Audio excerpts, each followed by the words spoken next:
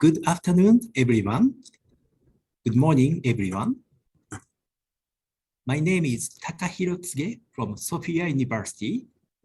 I will serve as the MC today. Thank you very much for participating in this symposium. We are very happy to see so many of you participating in this symposium.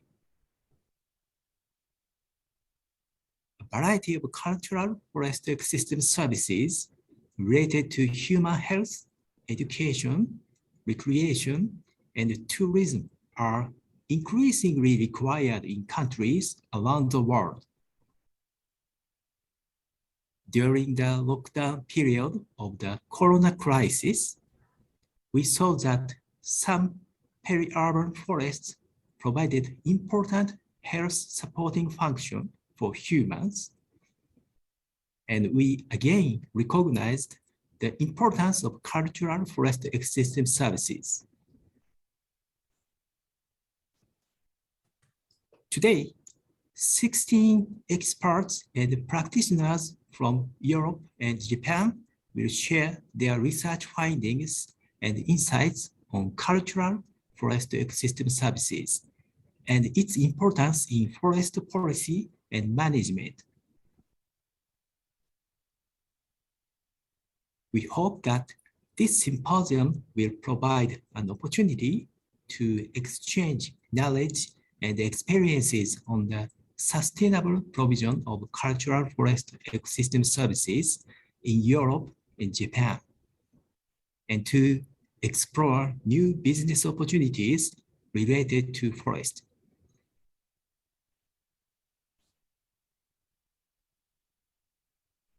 To begin the symposium, Professor Yoshiaki Terumichi, President of Sophia University, will deliver the welcome address. Professor Terumichi, please. Greetings, everyone. I'm Yoshiaki Terumichi, President of Sophia University. Welcome to the online symposium exploring the importance of cultural forest ecosystem services in an international perspective. And thank you for your joining.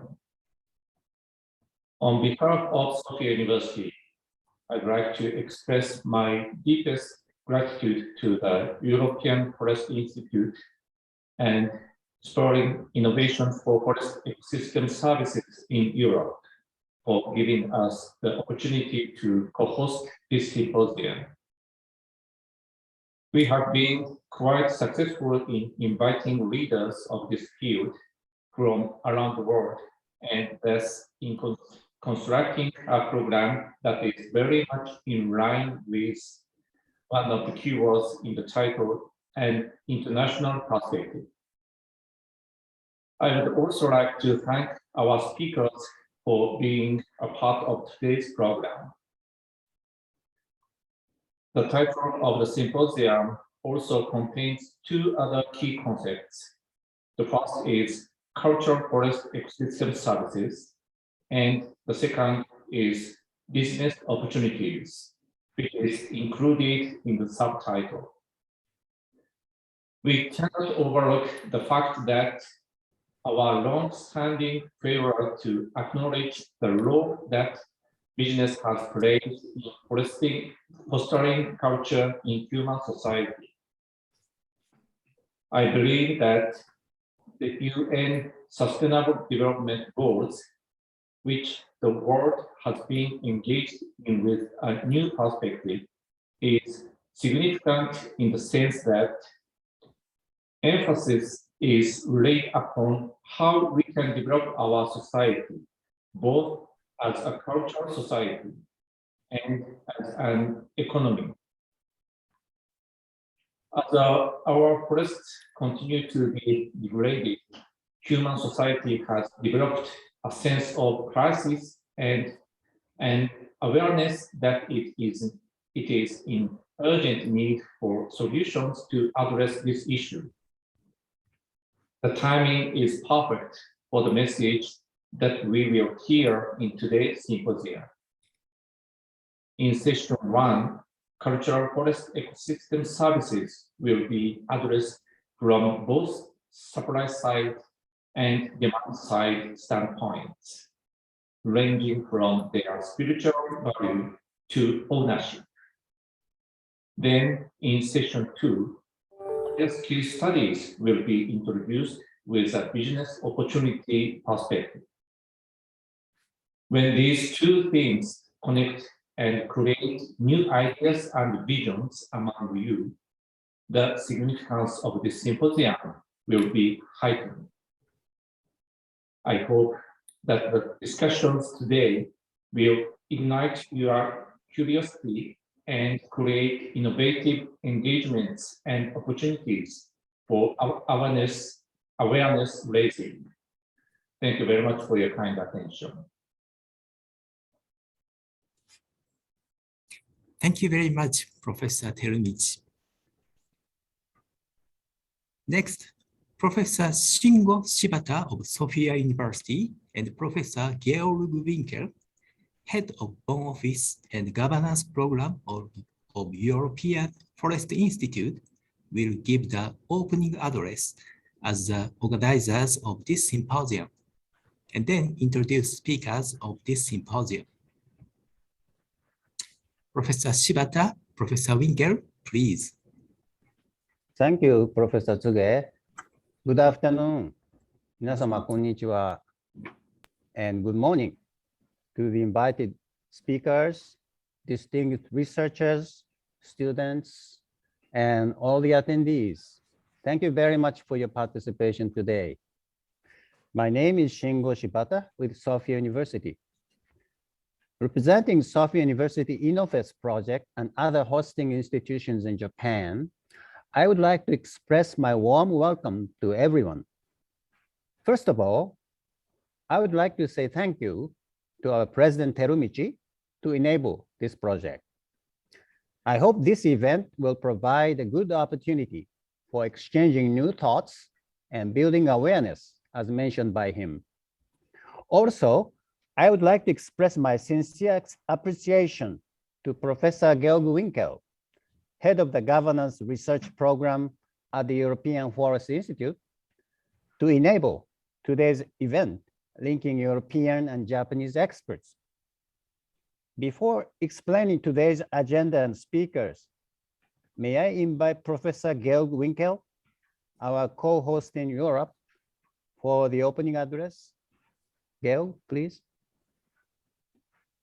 Yeah, good afternoon and good morning, dear President Terumichi, dear Shingo, dear Takahiro, distinguished professors, researchers, and colleagues from Japanese and European universities, and dear forest lovers and experts.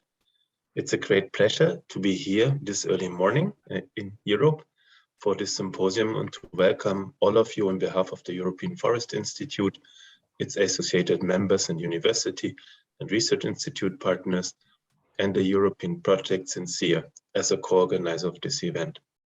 From a European perspective, Japan is one of the hotspots of cultural forest ecosystem services and well known globally for innovative ways of how to use them. And concepts such as Shinrin Yoku, which you probably pronounce very different, forest bathing, are exemplary for that. The symposium is a great opportunity to engage in a dialogue on cultural forest ecosystem services in a broader perspectives with many, many interesting contributions. And in that sense, we look really very much forward to learning a lot today. And I wish us a really inspiring morning and evening, depending on where you are on this planet. Thank you. Thank you very much. Now I would like to briefly explain today's agenda and participants. We have two sessions. First session is supply, demand, and politics of cultural affairs. We have 7 speakers in the first session. Keynote speaker is Professor Tobias Plienger, University of Kassel and University of Göttingen. Other speakers are Ms. Jean Lazarou, Dr. Yuichiro Hirano, myself, Professor Takuya Takahashi, and Professor Takahiro Tsuge. And the second session is new business opportunities and case studies. We have 9 speakers in the second session. Keynote speaker is Professor Davide Pettinella, University of Padua. Other speakers are Dr. Gregory Valatin, Professor Lisa Tilvenen, Dr. Andreas Bernasconi, Mr. Enrico Vitale, Mr. Yoshio Fujioka, Ms. Mihoko Kasuga, Mr. Kosuke Ono, and Mr. Kan Hashimoto. Particularly, I'm very pleased to see familiar faces of European collaborators and very much looking forward to many interesting lectures today. Thank you very much for your kind attention and see you later.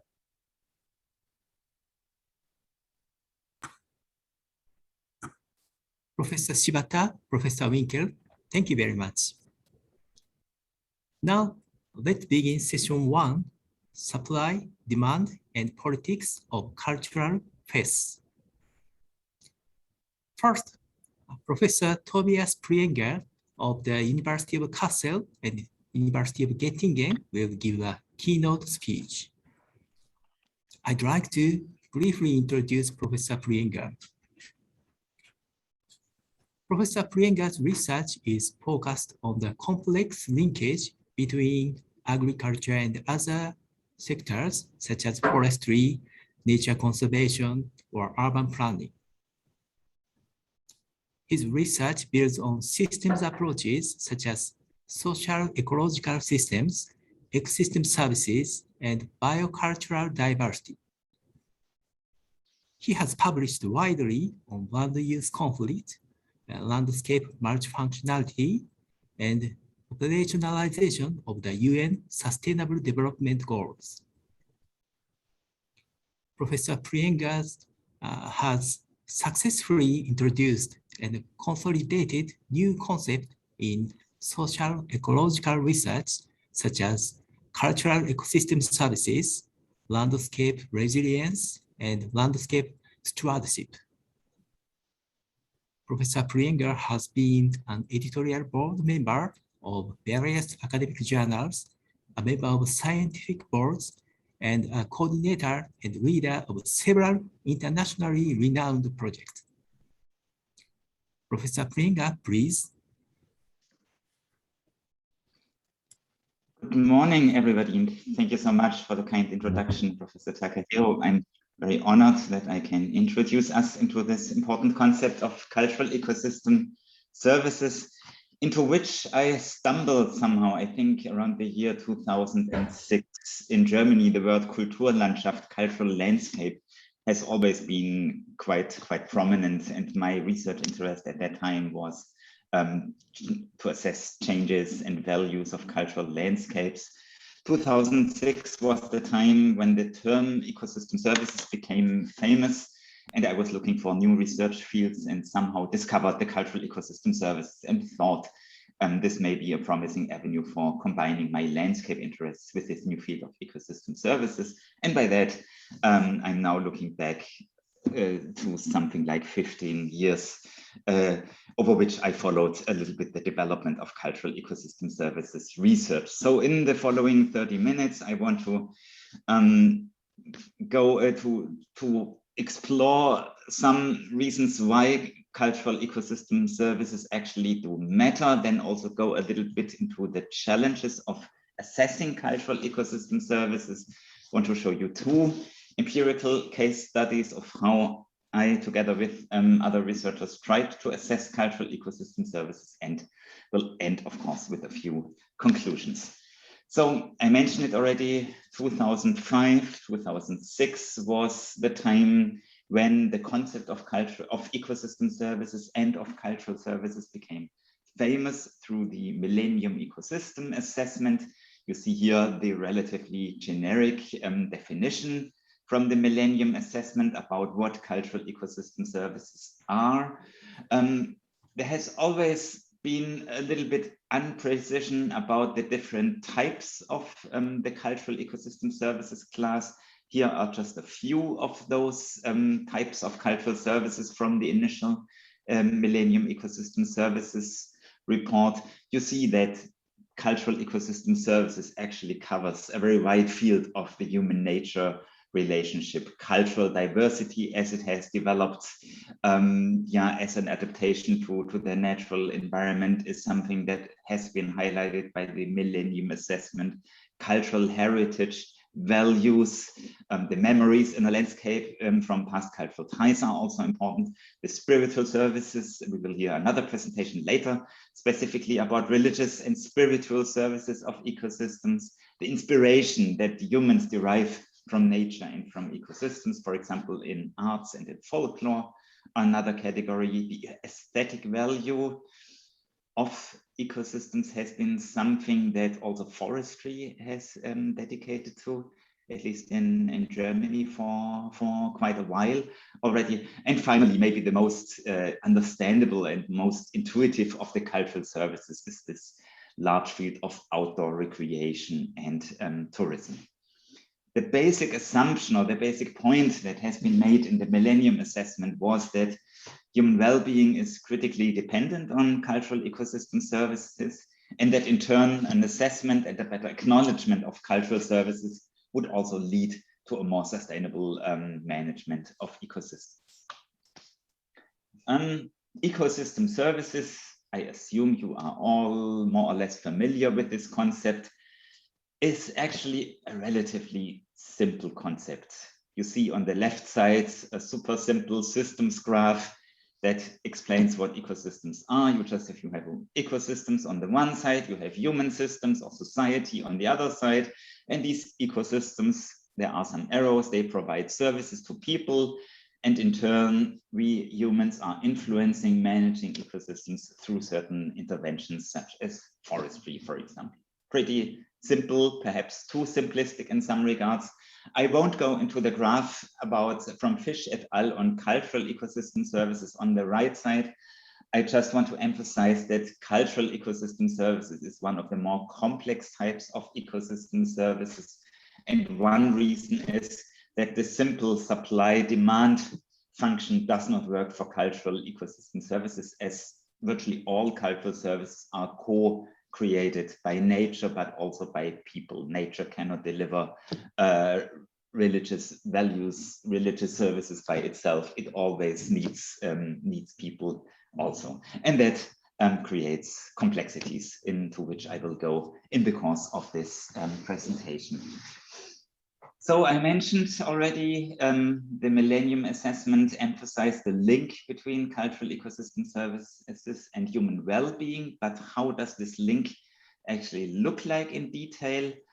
The Millennium Assessment went a lot into detail, and here are just a few of the Millennium Assessment points. The strength of the contribution of different ecosystem services to human well-being is indicated by the volume of the arrows.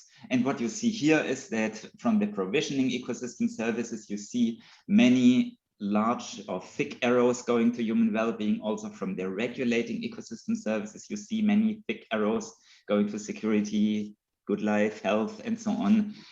Whereas for the cultural ecosystem services, the arrows are relatively thin.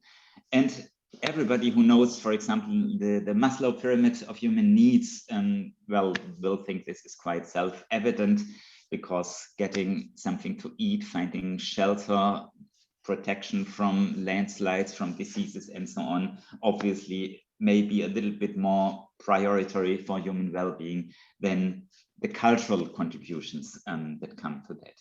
But, and here's the next graph from the Millennium Assessment, the picture changes a little bit if you look at what the Millennium Assessment called the potential for mediation by socioeconomic factors. A bit of complicated technical expression. What they meant is the replaceability or substitutability of ecosystem services. And here the picture changes.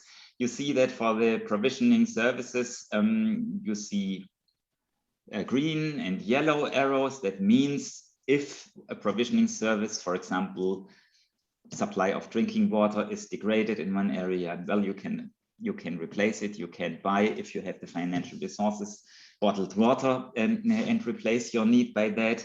To some degree already weaker, but still in yellow largely is the substitutability of regulating ecosystem services. And then with the cultural ecosystem services, you see many red arrows, which means perhaps cultural services are not at the top as the fundament of human well-being, but they are critical as they cannot be substituted. And that is also pretty self-evident, I think, as you cannot replace the spiritual value of a forest, for example, by any other technical or financial substitute. Also some empirical evidence that we did with a research group from Vienna a few years ago, where we asked people with open questions in different study areas of Central Western Europe about how they relate their subjective well-being to ecosystems and landscapes. And our finding, I will not go into many details here, but a central finding was that if you ask people openly, cultural ecosystem services are of utmost importance, especially when compared to the other ecosystem services categories. More than 80% of what people responded as being important in terms of ecosystem services referred to cultural ecosystem services, whereas very little people would give some answers in terms that would be interpreted as a regulating ecosystem service, for example. And that relates both to certain practices, like what you see on this image on the left side, especially recreational or sports practices, but also to other experiences of nature. So our point from that study was also, yeah, that fostering cultural ecosystem services in landscapes needs consideration of the material qualities of ecosystems, but also supporting more active engagement of people, the people side, with these ecosystems. Coming a bit more closely perhaps to the field of forestry or natural resource management, that is from a study that we published a few years ago, where we synthesized the literature on cultural ecosystem services in relation to land management. We concluded that there are basically three avenues of how cultural ecosystem services shape the management, conservation, and planning of land and landscapes. At the level of the individual landowners or land managers, we found a lot of empirical evidence from Europe, from North America, also from other parts of the world, that cultural ecosystem services are motivators of owning land, of managing land, that owners who are motivated by cultural ecosystem services are typically interested in a more multifunctional land management, which on the other side means often also that they are more passive in their land management. If they are interested, people who are interested in the aesthetic values or the biodiversity values of forests often manage these forests more passively than the classical forest owners. We also found that these new motivations, these cultural motivations, come with new challenges for our forestry or agricultural extension services that are often not prepared for these kind of people and their motivations. At the level of communities, we also found a lot of studies who gave evidence how cultural services motivate engagement, collective engagement for ecosystems and landscapes, which finds expression, for example, in certain forms of outdoor recreation and tourism, but also in self-organized cultural practices, harvesting of mushrooms, berries, of urban gathering in city parks, new forms of stewardship of the landscape, and so on. And finally, cultural services are, of course, also an important informant for landscape planning, which may help to better elicit the societal values of landscapes and also to determine the synergies and the trade-offs of cultural services with other ecosystem services categories. Now I mention all the time the outstanding importance of cultural ecosystem services, but actually at the beginning of ecosystem services research, this importance was quite in contrast to the situation of the field, of the research field. This is again a table from the initial Millennium Ecosystem Assessment, What you found in this thick assessment, where they in detail really over years had explored all the literature on ecosystem services, was that, and they quantified and had a lot of impressive numbers on the state and the development trends of provisioning services, of regulating ecosystem services, of supporting services. Whereas here in this table on cultural services, you see it's dominated by NA, not available or not applicable, that for 75% of the cultural services, the Millennium Assessment just didn't have any information. And for these three categories, the spiritual values, the aesthetic values, and recreation and ecotourism, the assessment actually was also very shallow, based on very specific expressions of these values and very little empirical studies and data. That was also contrasted by that time in many other studies, also in review papers, that compared to provisioning and regulating services, cultural services were always kind of the Cinderella service that had been very much neglected by research.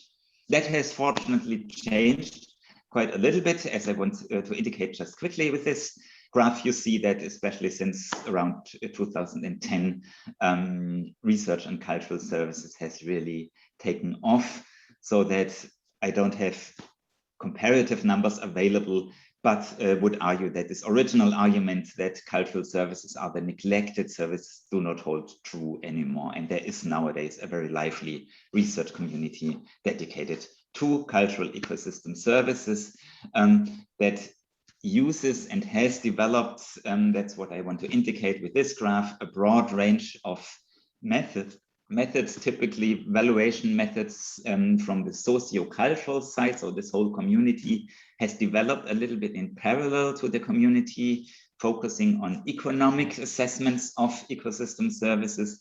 These socio-cultural valuation assessments partly refer or act at the individual level, partly more at the social level. For both, you find different methods, more individual, more group-based deliberative assessments. Some are more quantitative in nature, others more qualitative in nature, some more oriented to people itself, some more oriented to values that people assign to other people or society at large.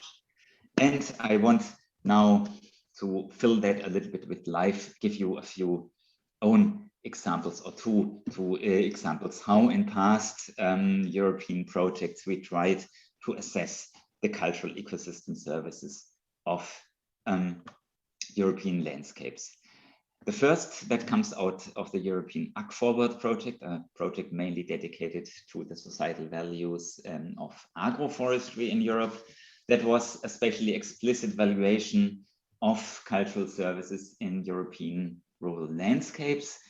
A valuation exercise that was carried out in 13 different rural landscapes, as you see on this map, in all the biogeographic zones of Europe. Our interest was to find out how people perceive multiple ecosystem services, not only cultural services, also a few other ecosystem services in rural landscapes, what differences we would find between different respondents, but also how the perception of these ecosystem services would be related to certain characteristics of the landscape. We used a method that has actually become over the years almost the standard method of assessing cultural ecosystem services. The method is called PPGIS, Public Participation Geographic Information Systems Approaches, which, to put it simple, can be understood as a combination of a classical quantitative social survey with a spatially explicit component. There are some handy online tools that you can use. And you see here the example from one of our survey campaigns in Spain, where we went out into public sites and asked people about their perceptions of different ecosystem services, and they would give their responses in the form of mapping certain points in the landscape. That looks on the right side, you see some example that gives a very fancy and intensive maps. we also asked people typically for some explanations. So you see on the figure on the lower right indicated a few examples. For example, which type of cultural services people would mention and map in the landscapes, places that people appreciate for relaxation, for the cultural heritage, archaeological remains, for example, for the beauty of the landscape, for memories from childhood, and so on. So that was a large exercise carried out by many different teams, as it is usually done in European project. Just a few key insights from the European level, and I have to say that ecosystem services and especially cultural services are really place-based, and quite often the local analysis of the ecosystem services is a little bit more instructive maybe than this kind of meta perspective from the European level, but still I will focus on the European level insights here right now.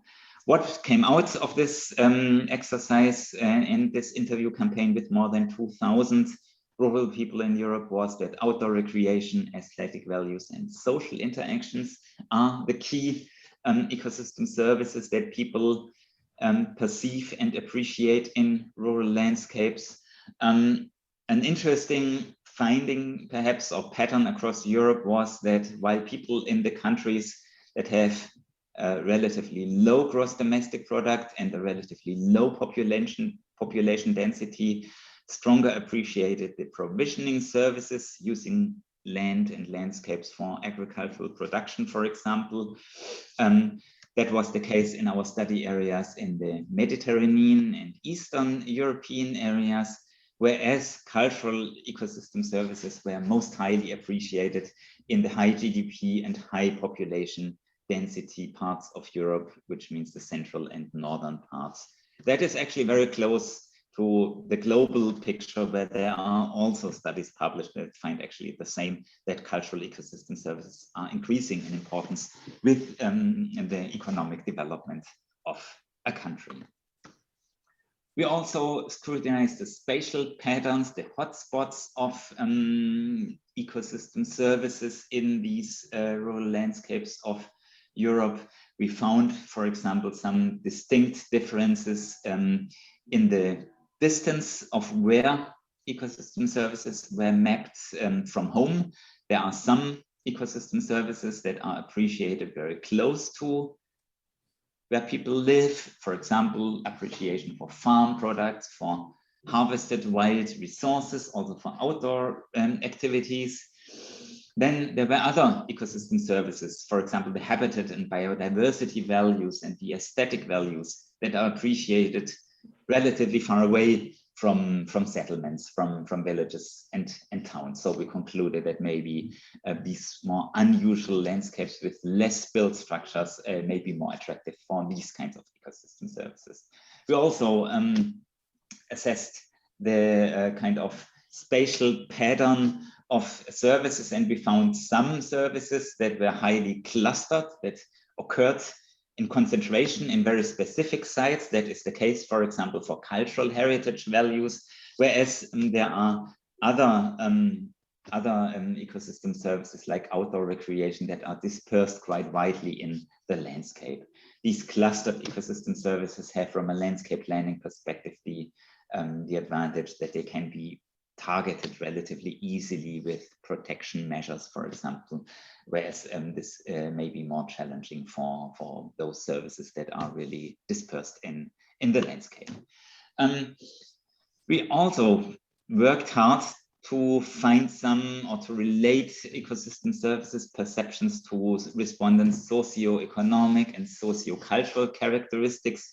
However, we found very little hard differences between factors like gender, age, educational level, household income, and so on. So you could say that ecosystem services are perceived actually quite similarly across these social groups.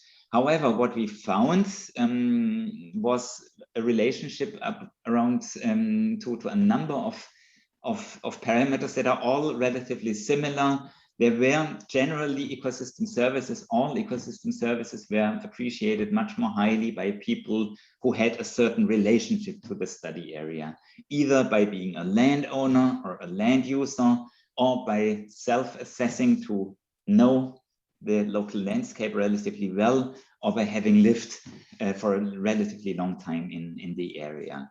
So that seems to be much more important for perceiving and developing an awareness for ecosystem services compared to the classical social or socioeconomic parameters.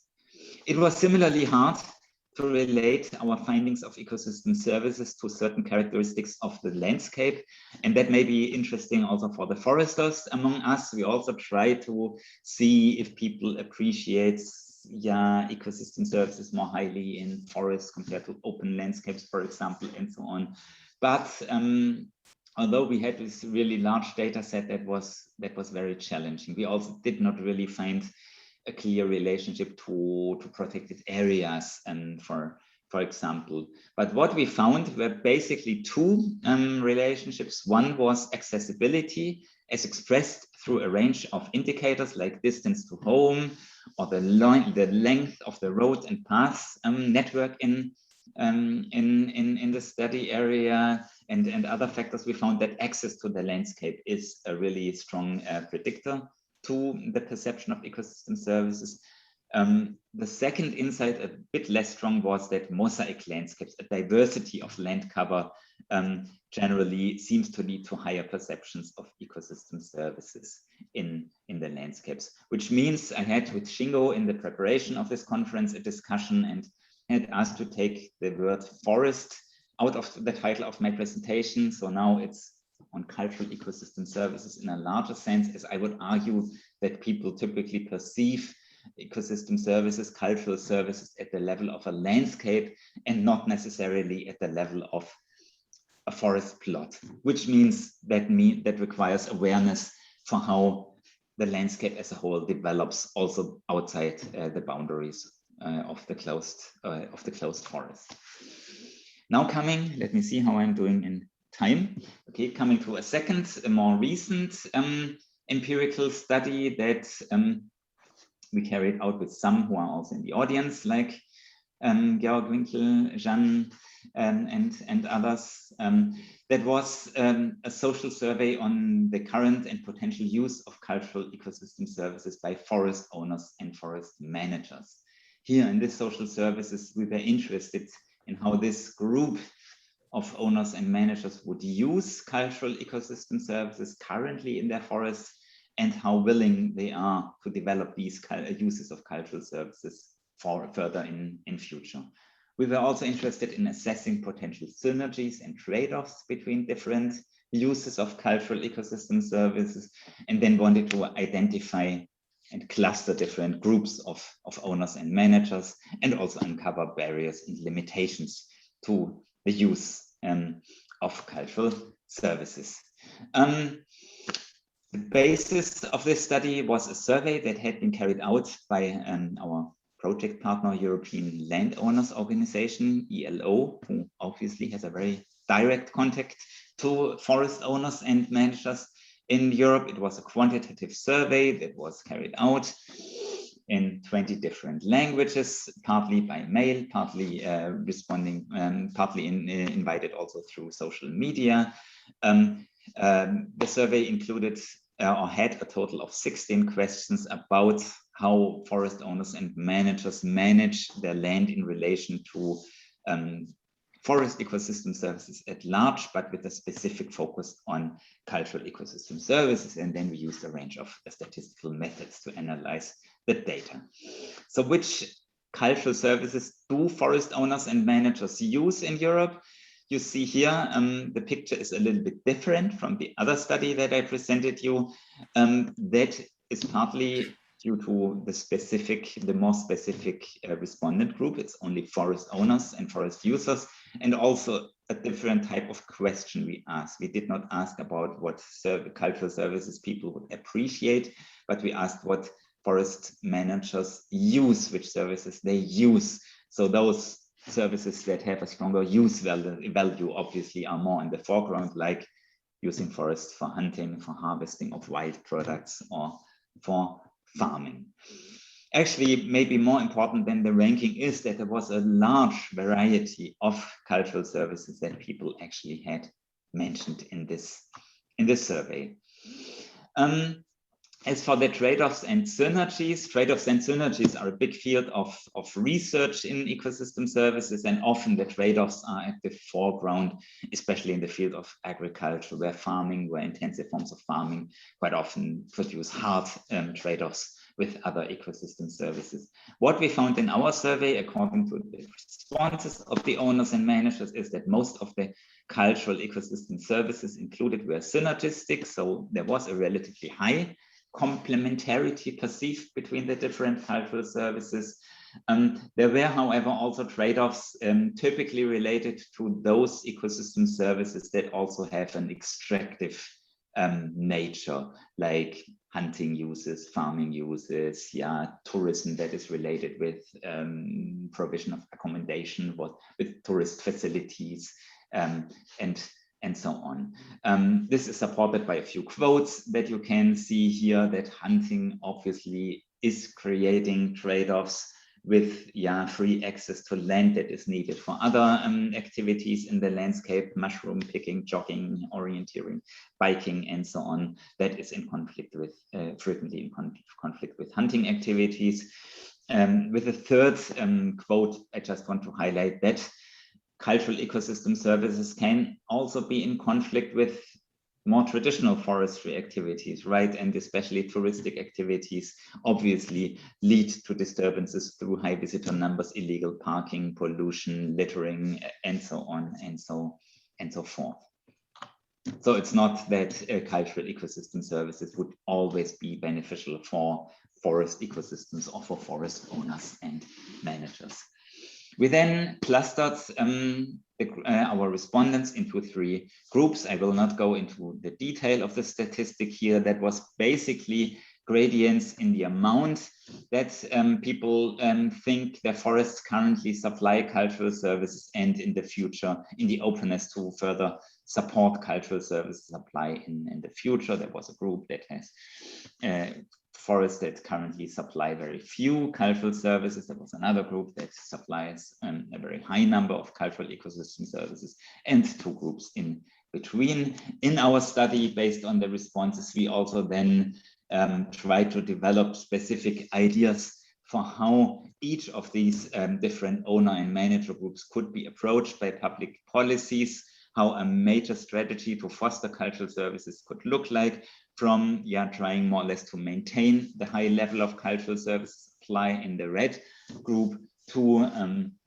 trying just to stimulate a basic understanding, developing basic incentives for fostering cultural services in the red group. That was the group with the lowest current cultural services supply. On the right side, you see a few examples for how public policy measures could look like, dedicated to different groups. From, again, the strongest group that supports cultural services already, that may not need too many financial incentives, but more kind of public political support and societal recognition of what they are doing already more. Whereas for this green group, result-based economic incentives, we concluded may be a good idea to develop. I'm now coming to the final part of my presentation, and my time is almost up anyway. So just to conclude perhaps, and give you a few answers from my experiences in this field, why we actually would want to integrate cultural services in ecosystem services assessments. First, not new, but still valid argument is that we need to include cultural services to avoid biases with other ecosystem services, and thus to avoid unwanted trade-offs in land management. If you do not assess or measure certain ecosystem services, you necessarily will probably neglect them in assessments. Cultural services can also contribute to a more precise understanding of how ecosystem services differ in relevance for multiple groups of users. Cultural services, as I made the point, may improve our understanding of the links between ecosystem services and human well-being.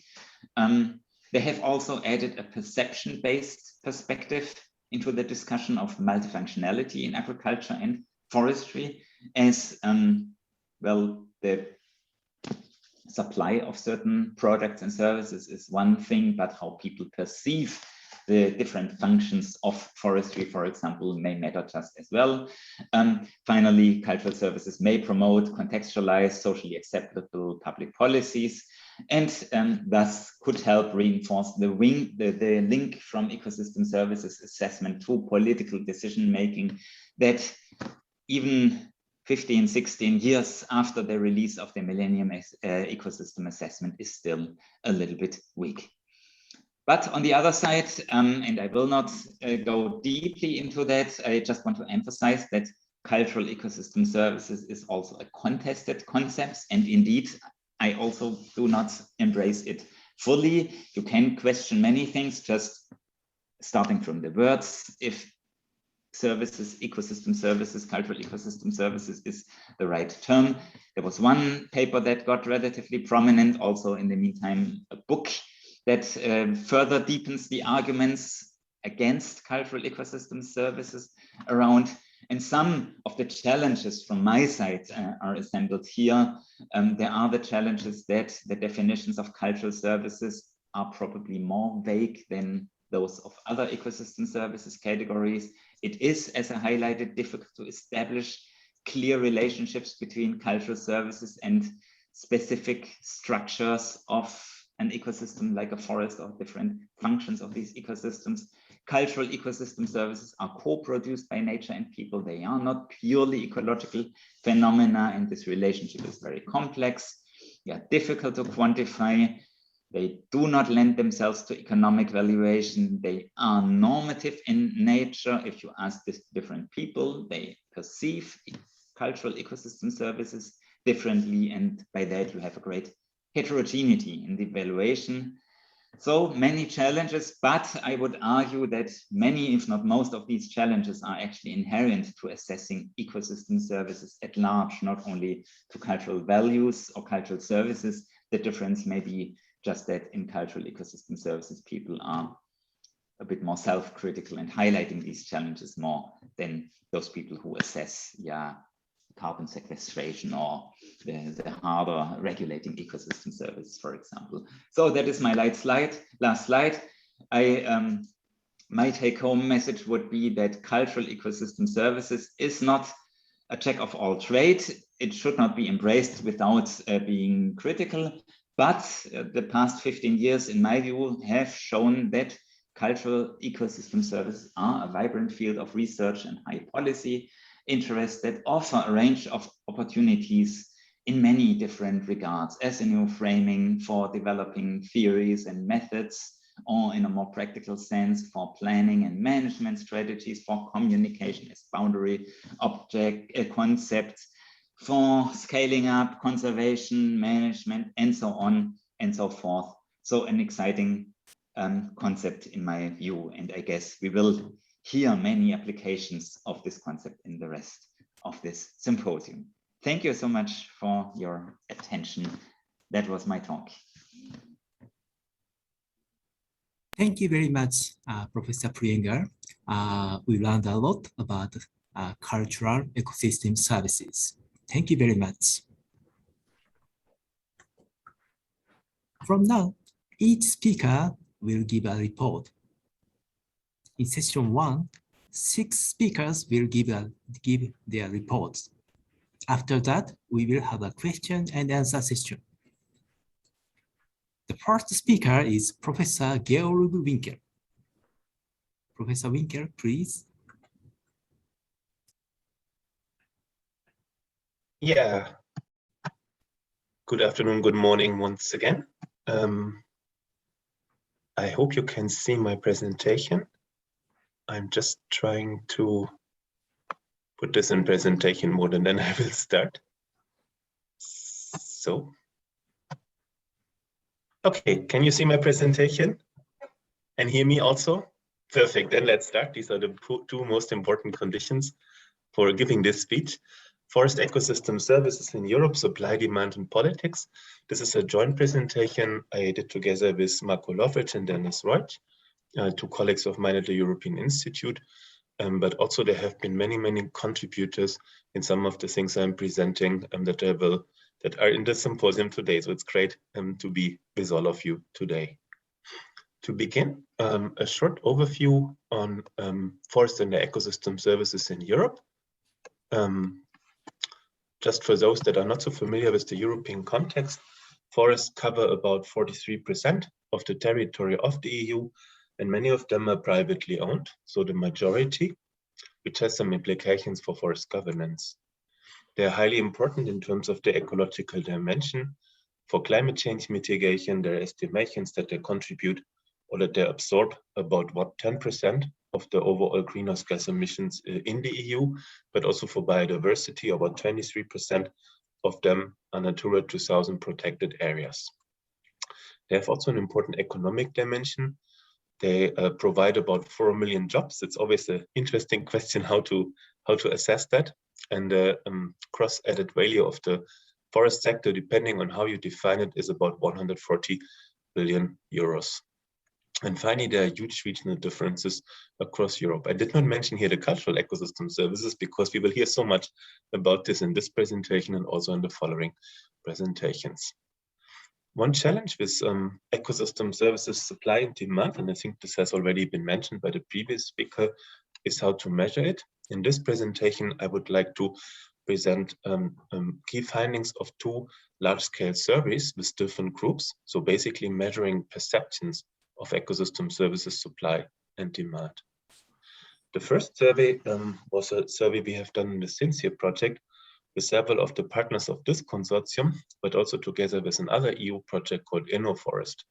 We surveyed forest owners and managers across Europe. It was distributed through forest owner organizations.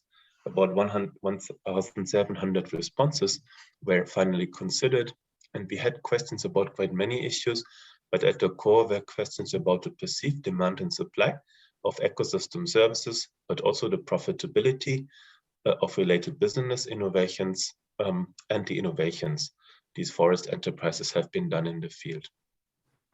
And we asked the respondents to make give spatially explicit information. So to define a forest on a map and then to respond for that forest, usually the forest they're managing or owning.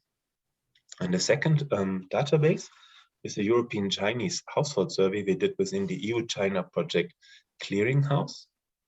There were about 7,379 responses in China. In Europe, we had about 13,000 household responses. We used a network of polling agencies for that in 33 countries. The main questions were again, perception and appreciation of different forest ecosystem services. But also we asked inter alia, because we asked quite many things in this large-scale survey, about the perception of different degrees of what you may call naturalness of forest. How do people perceive these more aesthetical aspects of forest in Europe and also China? We further processed the data, especially my colleague Marco Lovric is very intensively working with that through machine learning, try to also close with some algorithm data gaps. This refers mostly to the forest owner data. And I should also say that this is all work in progress. The previous speaker, Tobias, presented quite some interesting up-to-date papers. Here the papers are still upcoming. So hopefully in a few years or 1 year, you can read much more about this in terms of scientific publications. Let's start with the perception of the forest from the forest owners and managers survey. In this figure, we basically asked forest owners and managers in Europe how in their perception the overall demand towards provisioning, societal demand towards provisioning, regulating, and cultural ecosystem services has evolved in Europe. And what is interesting here is that most of them responded that they perceive an increasing demand towards all ecosystem services, so towards provisioning services, in many cases wood, but also non-wood forest products, towards regulating services, climate and mitigation aspects, but also towards cultural ecosystem services. If you look a bit closer at the very right part of the figure, you can see that especially the demand for regulating forest ecosystem services was perceived as rising strongly, mostly connected to biodiversity conservation and climate change mitigation aspects of forest. So keep in mind, in the perception of European forest owners and managers, there's a general perception of increasing demand for ecosystem service, especially for regulating and to some but also for cultural ones, and a bit less so for provisioning ones, mostly biomass and wood. What was then very interesting is that we asked a sample of European forest owners and forest managers also about to estimate the share of income that different forest ecosystem services have, again, the three groups, provisioning, regulating, and cultural, for their forestry enterprises in Europe. And here are the findings extrapolated through the machine learning process. What you can see here is that provisioning ecosystem services are still the most important source of income for forestry enterprises in Europe. They contribute in many regards to the entire or to a high share of the income from all ecosystem services. However, regulating and cultural ecosystem services, which you can also hear, they also contribute perhaps with a share of 20% or a bit lower, or again, here culminating at about 20% to the income of forestry companies. So to conclude on that, biomass provision in mostly wood production, of course, is the most important source of income for forest owners and managers in Europe, but other ecosystem services are also important. And also looking a bit deeper in the data, which we don't have time to do now, there is a clear diversity to be found also in this sample of enterprise, with some more looking into cultural and regulating ecosystem services for their income, while others more focusing nearly entirely on provisioning ecosystem service. I should also say that the sample may have a certain bias towards, let's say, productive and profitability oriented forest companies in Europe, because they were especially perhaps connected to the sampling strategy. However, let's continue to the other side of the spectrum. That was the perspective of European forest owners and managers, now on societal perceptions. This is the outcome of a part of the sample that was surveyed in the European part of the EU-China household survey. And for that survey, we specifically investigated the responses on rural forests. So on the classical forest outside of cities in the hinterland. And we asked the respondents here to identify which of the ecosystem services that you see in the table they evaluated as being most important. Let me highlight two main results that are also nicely, I think, corresponding to what the previous speaker has highlighted. Habitats for plant and animals, aesthetics, air quality, and human health scored very high in the survey. There was also, that you see here with the IQR, the responses were not very much distributed. So many people gave high emphasis to the importance of that group of ecosystem services, basically regulating / cultural in that large-scale survey. While on the other hand, what you may say, the classical forest related production provisioning service-oriented aspects, employment, fuel wood, wood for timber and hunting, they scored considerably lower on average. However, there's also a much bigger variation in the responses, which indicates that for some of the people, that was still a very important element of ecosystem services. Oops, now a second finding, and then we have to move on to the last part of my presentation already.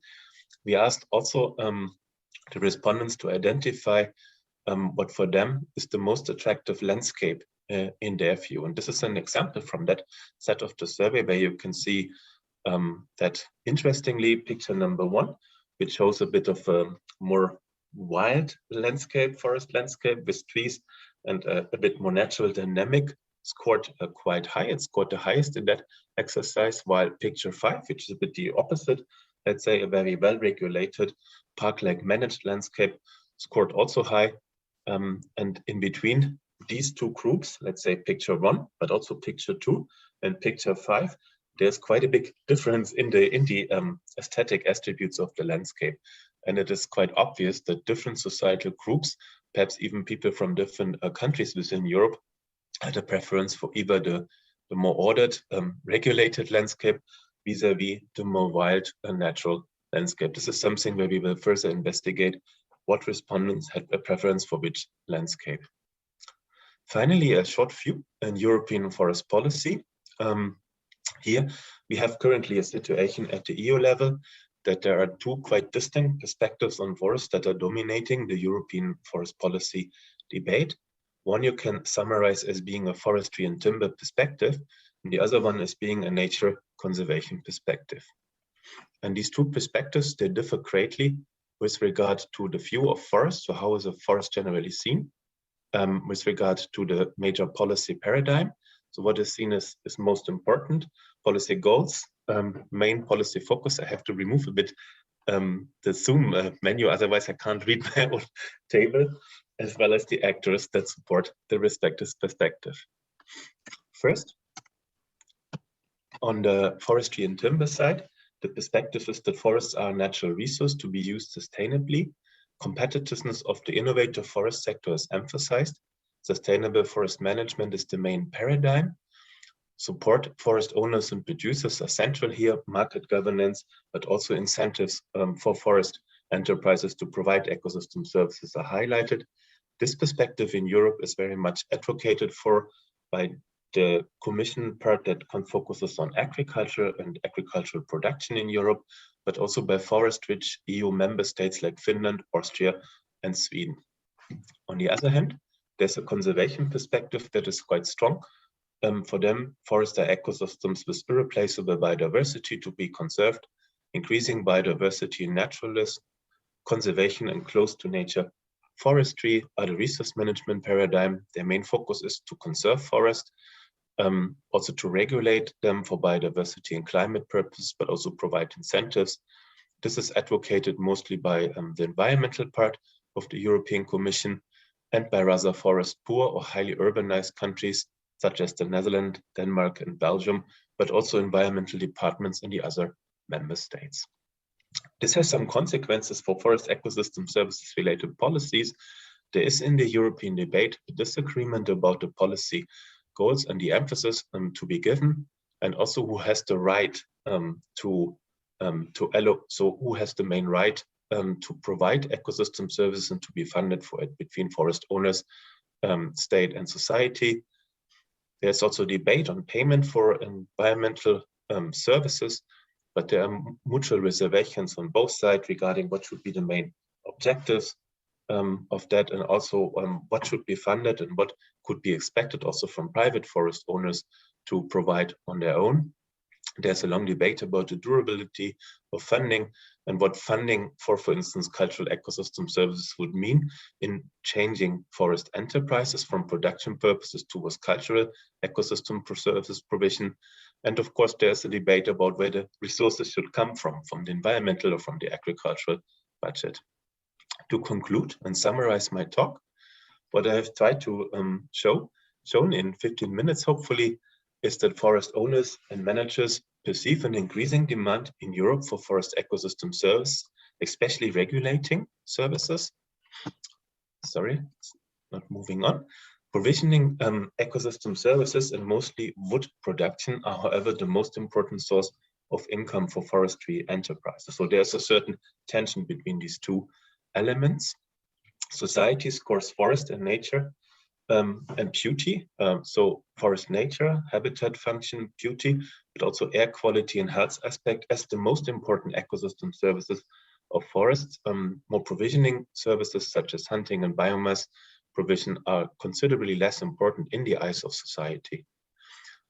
Trade-offs between these ecosystem services, however, I should mention, have not been assessed with both surveys I presented, neither the forest owners and manager one nor the societal one. European forest policy is currently characterized by a certain ideological dichotomy between a forest use perspective and a nature conservation perspective, and governance, and also the debate about the provision of forest ecosystem service, including cultural ones, is happening and has to be considered in the context of that background.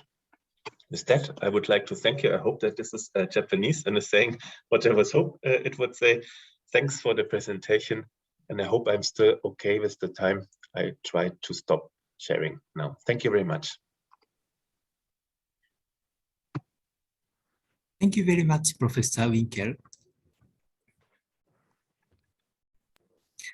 The next speaker is Ms. Jana Zulu, a researcher at the European Forest Institute. Good morning. Thank you. Ms. Zulu, please.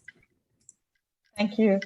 Let me share my screen and then also start the presentation. So you should be able to see my presentation now, I hope. So, yes, thank you very much for the opportunity to also present this work on exploring spiritual values of forests in Europe and Asia. And the work stems from a multi-author paper of which some of the authors are also presenting today and in the audience. So this is also part of the Sincere project, and I'm very happy to also announce that the paper has been submitted recently. The work started, it's an exploratory study involving 18 experts, interdisciplinary experts, and we looked at 13 countries, 3 in Asia, so Japan, India, and Iran, and then 10 countries over Europe. And the idea was to look at overarching trends in these countries related to spiritual values. It started with a workshop where we discussed the significance of the spiritual values in the different countries. And then later we followed an iterative approach where we went every time when we came up with a new idea or a hypothesis, we tested it with our co-authors again. So just to take a step back, why were we interested in these spiritual values of forests?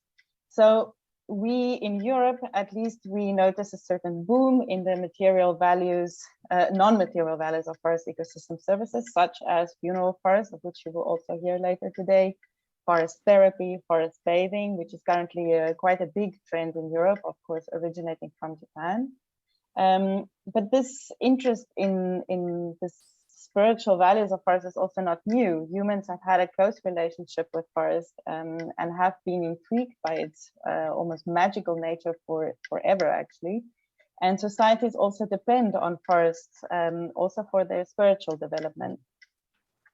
Manifestations of this include, for instance, nature worshipping, sacred groves, of which some remnants still exist today, or even intact sacred groves.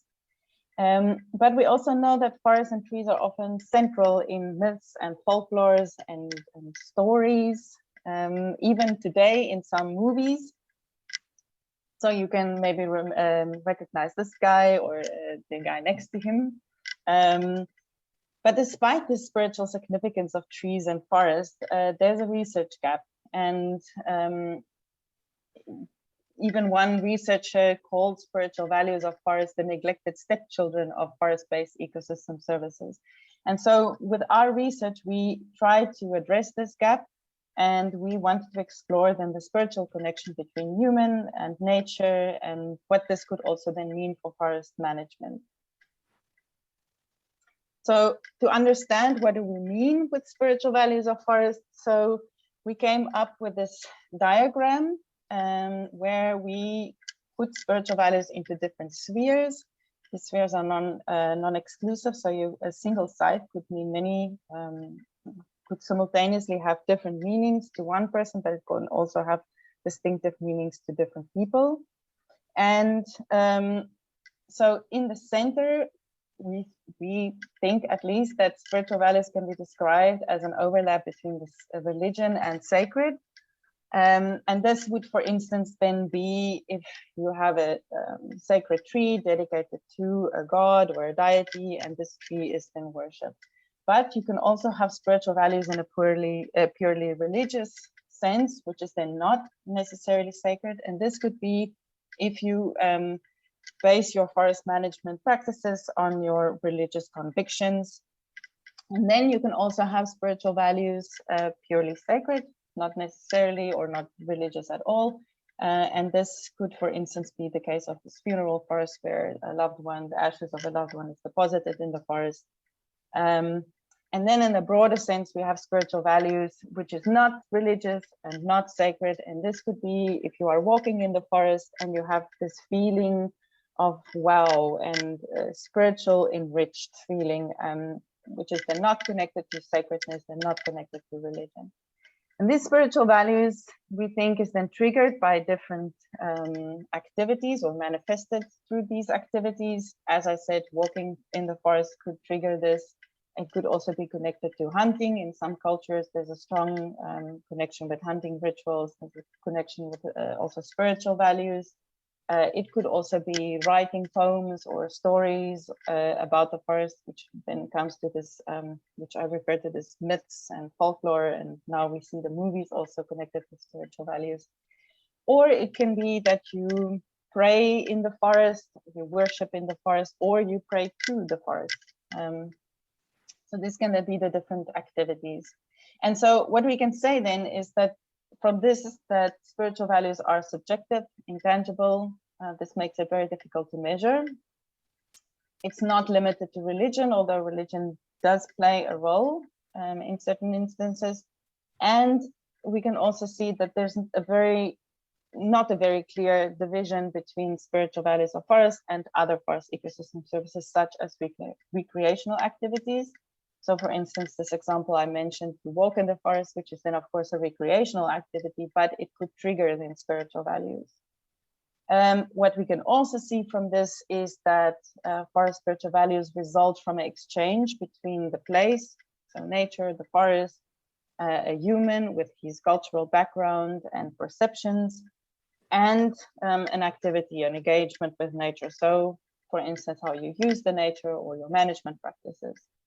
And so this environmental space, cultural practices, your perceptions we have of forest, this continually enable and shapes each other. To put it more simply, if you would change your perception of nature, this could then trigger a change in your actions or your management practices. This then could change the landscape, which could then change your perception again.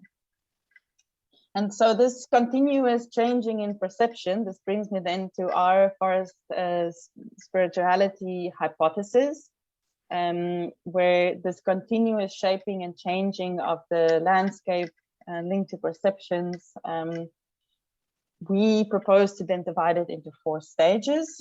We call this our forest spirituality transition hypothesis, and we think we can divide it into 4 stages, which is not done on a linear or a chronological based on time division, but rather we group common patterns in this perception of forest together. And so it's also not exclusive. So you could have that 2 stages or more than 2 stages happen at the same time in the same place. Maybe one is more prominent than the other. So just to give a quick run through the different stages. The first one we call nature is powerful. This is where forest spirituality is pretty obvious or high. And this could be then where nature worshipping is still done very prominently. So in Europe, if we think of the pagan times. But then the next stage, so we call it taming of nature. And this is where nature is being tamed by humans to serve humans and to serve God or a God or different gods. And this typically happens with the advent of major organized religions, and they then replace either nature worshipping, or they ban it, or they incorporate it into their religion. And so this also brings about a change in the landscape as societies use nature more exclusively, controlling nature more to satisfy their needs, or for timber, for fuel, for agroforestry. And often we also see that this management practices are based on religion, or actually rooted in religion. So we can take 2 examples, Christianity and Islam. Both have the idea that God put humans on earth to act as stewards and to use, and they have the right and the duty to care for nature, but also use nature. And this was often then used also as a justification then to manage land and to change the landscape. So we still see this forest spirituality, but in a bit of a different sense. And it also starts to decrease a bit. And then we get to the 3rd stage, which we call rational management of nature. And this is then where humans or society use science and technology to optimize nature's management for the benefit of society. It's often monofunctional forests, mainly for timber production.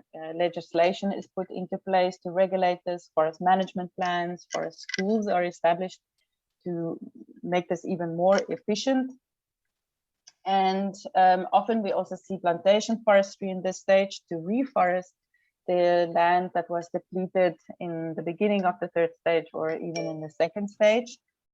And so we can here see that forest spirituality is actually at the lowest point, and you can almost even say that you have an economic religion which is preaching the gospel of efficiency, but there's really not much forest spirituality left here. And then we get to the fourth stage, where society reunites with nature, where there's a reconnection with nature, maybe even a re-spiritualization of the forest. And this can definitely be seen in Europe at the moment, and I think also in Japan.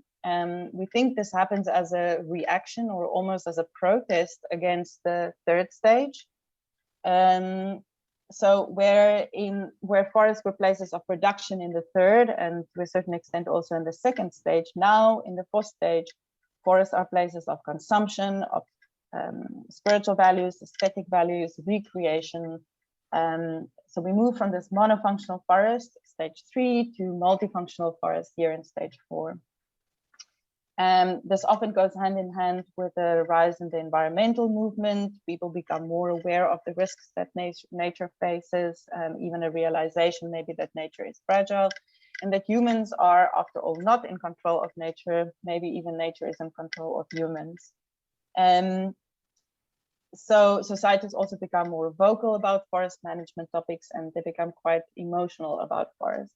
So examples of this could be, as I mentioned in the beginning, also this forest bathing trend, forest therapy, people visiting the forest more, experiencing spiritual enrichment to escape the urbanism. It can also be new sites that's being established.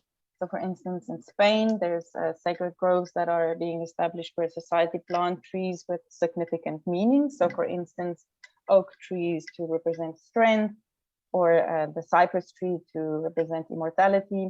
And these groves really then serve as a grateful tribute to nature, a place of seclusion where you can calm the mind and refresh the spirit.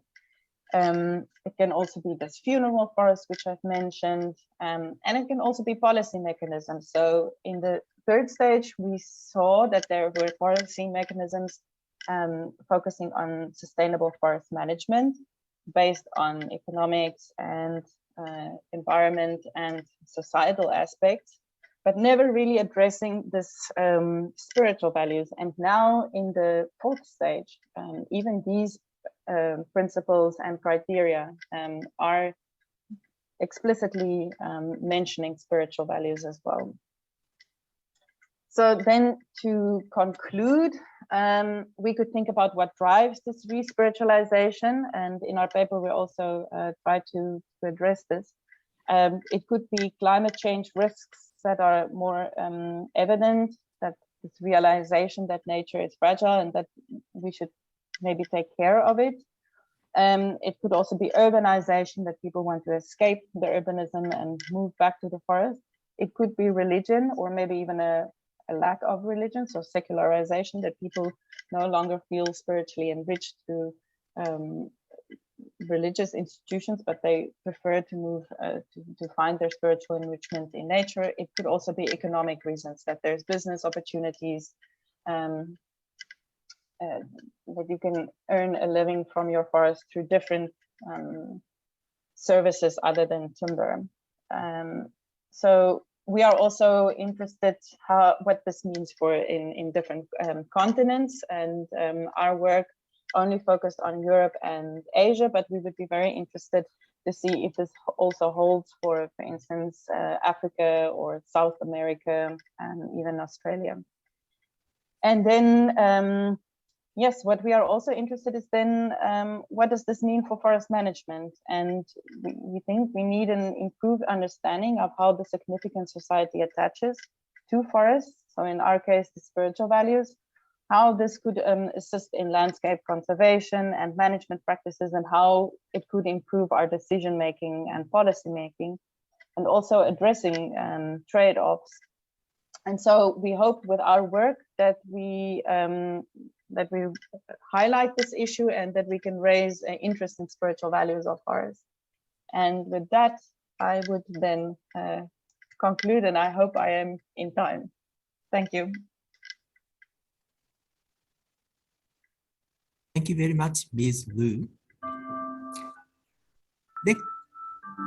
Next speaker is Dr. Yuichiro Hirano, a chief researcher at the Kansai branch of the Forestry and Forest Product Research Institute. Hirano, please. Thank you very much for introduction. This is Yuichiro Hirano at FFPRI Japan, and I hope everyone can see my slides right now. Okay, so I'm going to introduce cultural FES and emerging new forest utilization in Japan. FFPRI, Forestry and Forest Product Research Institute, now I'm working in, was originally the government research institute for forestry, but now actually privatized. The headquarters locates at Tsukuba, 60 kilometers away from the central city of Tokyo. And I'm now working at its Kansai Research Center, located at Kyoto, an old traditional capital of Japan. We have more than 400 researchers right now, and some of us are engaging in forestry researches with historical or cultural aspects, including myself.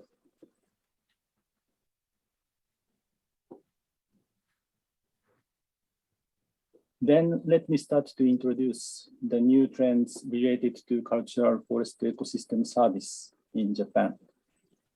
I understand that the range of cultural FES is very wide and might be very controversial. It may include spiritual, historical, and cultural values and benefits of all forest uses and activities. And the recreational uses of forests was also thrown into this category of ecosystem services in previous researches. If we take this standpoint, the remarkable recent trends here in Japan on cultural FES can be separated into two. The one is the diverse development of recreational forest uses, and the other is labeling several types of heritages as icons to take a close-up cultural values of traditional forest uses. Right now, we can see these recreational forest uses in Japan. The activities with black letters are traditionally observed, but those with green letters are newcomers, such as mountain biking, trail running, adventure parks, survival games, and forest bus and therapy. Trail running has been developing since the 2000s. I guess more than 300,000 people are now engaging running at trails in the forest right now. And hundreds of races are held especially in mountainous areas. Mountain biking was introduced a bit earlier to Japan, but since the 2000s, it has gradually developed as major recreational uses.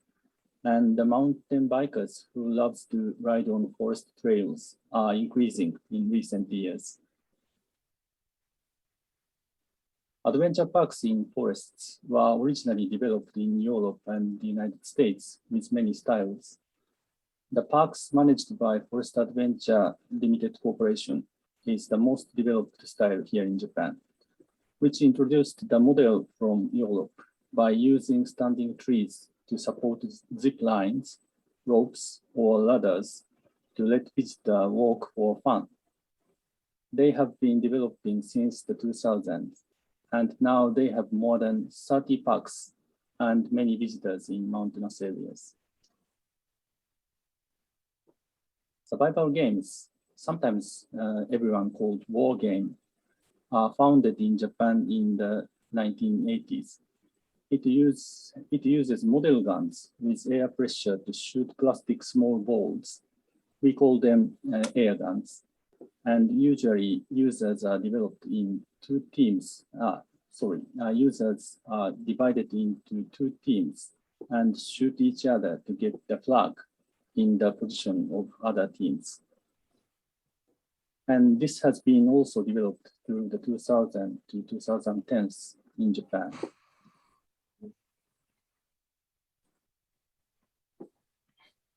The next trend I would like to introduce is labeling heritages to protect and utilize cultural values of forest uses and activities.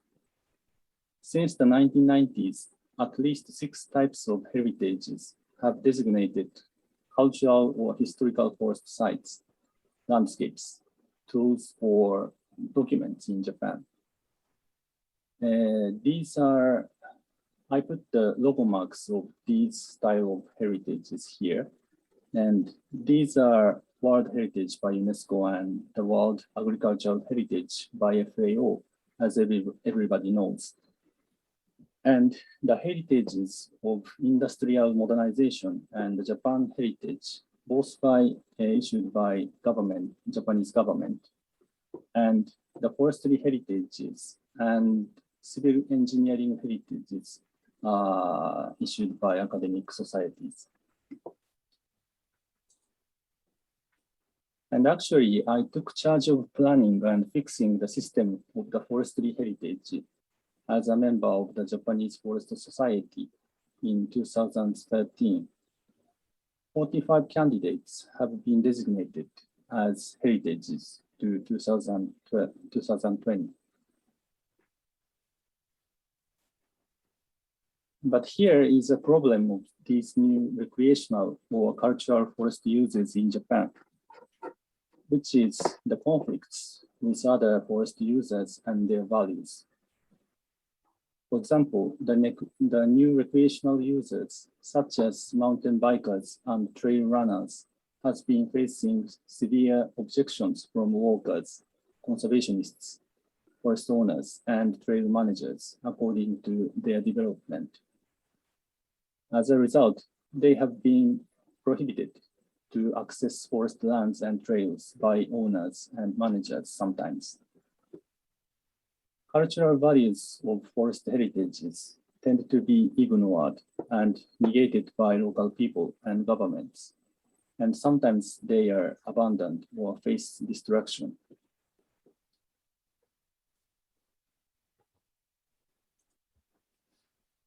I understand that this structure of the conflicts can be also observed for mountain bikers in Europe and the United States. But here we can see the same conflicts for trail runners, which might be a characteristics of the diverse development of recreational forest uses in Japan. But fortunately, one characteristic movement to resolve these conflicts has occurred in recent years, which is shifting stakeholders' eyes from the conflicts to collaboration for local revitalization. As Japan are facing severe population decrease in mountainous areas, their local communities need manpower and new industries to maintain their society. The leaders of mountain bikers and trail runners once realized these local needs. They started to contribution projects to local communities, shown in these pictures, such as clean up lands, helping forest management, maintenance of trail and roads, and moved and settling in to the mountainous areas to support and revitalize local communities. local people are very happy about that. So in return, mountain bikers and trail runners get the approval from the local society for biking or running in local forests and trails. And forestry heritages and adventure parks are also expected to attract people to mountainous areas. These can empower local people by developing new local industries such as ecotourism.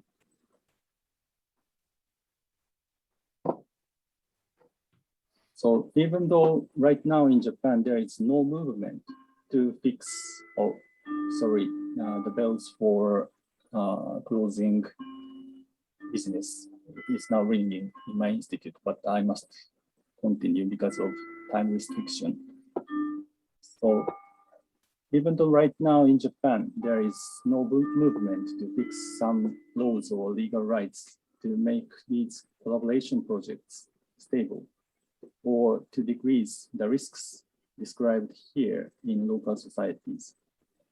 But connecting the values of cultural forest ecosystem services with the benefits and the sustainability of local communities must be a key to develop the new trends. And I recognize this is the biggest characteristic right now in Japan. So this is the end of my presentation. Thank you very much for listening. Thank you very much, Dr. Hirano. Next speaker is Professor Shingo Shibata from Sophia University. Professor Shibata, please.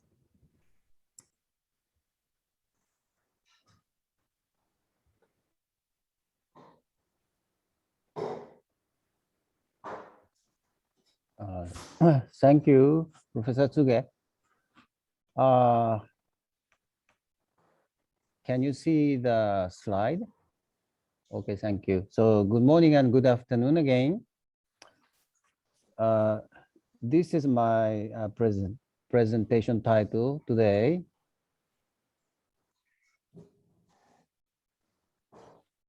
Last week, at the plenary of Society of American Foresters annual convention, CEO of Microsoft and Ecosystem Service Venture, Natural Capital Exchange, discussed the huge potential of forests beyond timber. In addition to cluster one of wooden products and timber, there is a vast frontier for holistic, broader forest ecosystem service businesses, namely cluster 2 of non-wood forest products, cluster 3 of recreation, tourism, health, education, which is included in cultural fests, and cluster 4 of regulatory services. Keeping this in mind and emphasizing cultural fests, I will introduce outcome of survey on forest owners' attitudes and activities related to the provision of fests in Japan. In our project, we conducted 4 activities as shown. Under the first and second activity, we conduct surveys on forest-related PES and service business and forest owners' willingness to provide ecosystem services. I will introduce the result of A, and B will be introduced by Professor Tsuge. Under activity 3, in order to identify relationship of activities to enjoy ecosystem services, objective indicators, and subjective happiness, we conduct survey targeting selected forestry towns and villages. This result C will be reported by Professor Takahashi. Under activity 4, we conduct some case studies, and 2 of them will be reported later today. These photos are case study sites. Left side, foresting base in Doshi, Yamanashi Prefecture to open abandoned for plantation area. Right side, pine mushroom restoration in Waizumi, Iwate Prefecture. Upper left, Seitaro's Forest, Akita Prefecture to provide private forest for outdoor nursery. Upper right, Nagahama Forest Matching Center, Shiga Prefecture to train forest guides and other activities. And lower half, Sophia Forest, Karuizawa, Nagano, to experiment IT guided trail walk. The questionnaire survey targeted forest owners and managers in Japan who are members of the two largest forest owner associations. We asked the questions related to the items shown. Regarding the size of forest area, average ownership area in Japan is very small, but majority of respondents of this survey are medium to large owners. Plantation rate is very high, as shown. Most people have many objectives.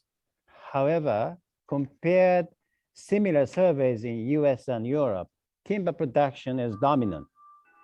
Other objectives such as conservation, nature, biodiversity, enjoy beauty, landscape, recreation are less. One reason for this, perhaps many of the survey respondents are relatively large owners and also serious timber managers. If we look at the management objectives by ownership size groups, we found majority of owners have multiple management objectives in addition to timber production. Very few large scale owners do not include timber production. Regarding the perception of comparatively important functions of the forest, soil conservation is the highest, followed by disaster prevention, water quality, timber, water quantity, clean air, carbon sequestration. Clean air, carbon sequestration, disaster prevention, soil conservation are not among the management objectives of previous figure 3, probably because they are considered as secondary objectives. Regarding adopted prescriptions for enhancing multiple functions, thinning and establishing forest rows are widely adopted, followed by longer rotations and conifer plantation. Creating mixed forests, multi-layered forests are not very common. Ecological forest management, such as retaining deadwood, stopping clear cutting, or adopting small area clear cutting, conserving wildlife habitat are not yet so common. Regarding payment for carbon, water, etc., responses are already conducting 40%, want to do in the future 15%, interested 46%, and this total is 75%. However, close assessment of these who replied yes found the actual situation is much fewer. Only a limited number of owners receive payment for carbon offset or water. Actually, all 7 owners who replied yes conduct carbon offset. Another 7 owners are interested in doing carbon offset in the future. Out of 4 owners who replied yes for payment for watershed conservation, 2 conduct watershed forest fund, 1 sells flowing water to a sake brewery, and 1 has agreement with a bottling company. 1 owner interested in selling water in the future. Regarding the revenue by their activity, watershed fund revenue, 1 owner more than 2 million yen, 2 owners between 100 to 500,000 yen. Carbon offset between 100,000 to 1 million yen. Regarding the payment for biodiversity conservation, responses are already conducting 10%, want to do in the future 10%, interested 43%, and these totals are 63%. However, close assessment of those who replied yes, it was found that actual such cases are none. 5 owners are doing wildlife-related activities without payment, such as creating wildlife-rich forests, creating habitat for insects, protection of rare species, protection agreement. Many owners' concerns are damages by wildlife, and 8 owners replied countermeasures for wildlife damage is a priority. Regarding forest product businesses other than timber, responses are already conducting 32%, want to do in the future 11%, interested 34%, and this total comes 77%. There are a variety of forest product business other than timber, a majority of owners interested. For the breakdown of non-wood forest products, 88 owners replied already conducted. Out of these, 45 replied conducting biomass power material. Activities such as medical herb, aroma oil, essential oil are becoming popular. The annual revenues by the activity. Biomass energy ranges from 100,000 to over 2 million yen. Mushroom production, wind power between 10,000 to 200,000 yen. Aroma oil, bamboo, fuel wood, wooden products are between 100,000 to 500,000 yen. Forest service industry is, according to Forestry Agency Japan, new services industry to utilize forest space for various human uses, such as human health, tourism, and education. Compared with timber and wood products, these service industries are much larger in monetary terms and expected to expand the pie of forest-related industry, as shown in the red circle in the figure. Regarding the expectation of forest service industry, responses are 15% very high expectation, 44% moderate expectation. These totals are 59%. So majority of owners have high to moderate expectation on this subject. 56 owners replied already conducting, 14 owners interested in doing in the future. Activities conducted include cottage and camping area, forestry experience observation, environmental education, forest kindergarten, bike trail, forest bathing road, etc. Interested activities include camping area and cottage, bike trail, therapy, etc. The annual revenue, there is one case, hydrangea garden in Japanese cedar plantation area, which has considerable revenue, but most cases revenues are less than 2 million yen. This is a hydrangea garden I mentioned. There is a dramatic increase of visitors after the TV broadcast a few years ago, and there is a slight decline by COVID in 2021. Next, perception on opening the forest for the public recreational purpose. I understand that in Germany, private forest owners are mandated to open their forests for the public access, similar to every man's right in Nordic countries. In Japan, this is not the case. And the replies are already make it open, 16%, no problem in opening, and no compensation needed, 15%. Consider opening if some compensation provided and responsibility of compensation accidents damages waived, 35%. Total of these positive total opening are 66%. Most of those who are opening do so free. Some fear of responsibility of compensation in case accidents occur if they charge entrance fee. Some are forced to open. Regarding conditions for opening, responses are will open without property tax exemption, 29%. Will open if 50% reduction of property tax, 15%. Will open if 100% reduction of property tax, 54%. Regarding received amount per hectare, willing to open the forest in case no property tax exemption, most common response is between 10,000 to 50,000 yen. So conclusion, according to the survey, private forest owners in Japan, including some companies and forest unions, are generally aware of multiple ecosystem services their forests provide. Many of them are interested in PS and forest service industry. A variety of non-traditional activities related to forest service industry, such as forest bathing, therapy, bike trail, etc., and non-wood forest products, aroma, oil, essential oil, and biomass energy use emerged. Also, some owners are involved in carbon offset, voluntary carbon credit system called J credit, and payment for watershed conservation. However, revenues of owners obtained from the above activities are generally very modest. And finally, majority of private forest owners in Japan are willing to open their forests for the public if suitable compensation scheme provided and their responsibility in case of accidents waived.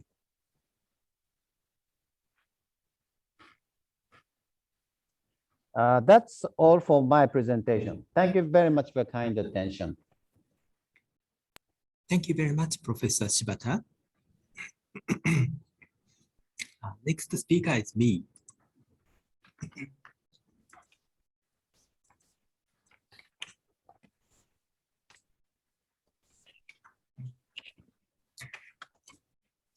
I'm Takahiro Tsuge from Sophia University.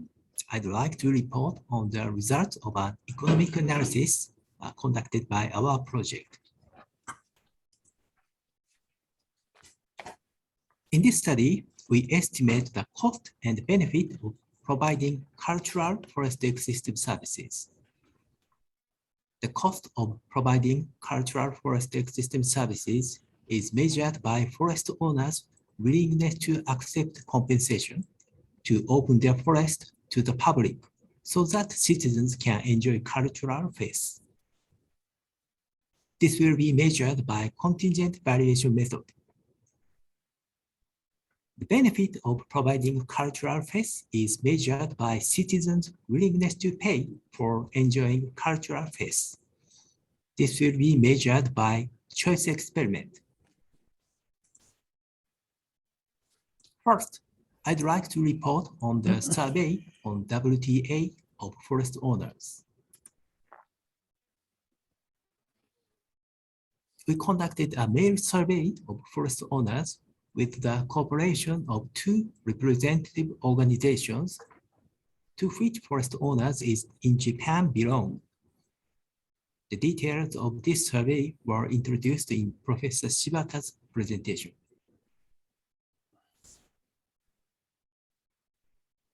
We used CBM to estimate the WTA.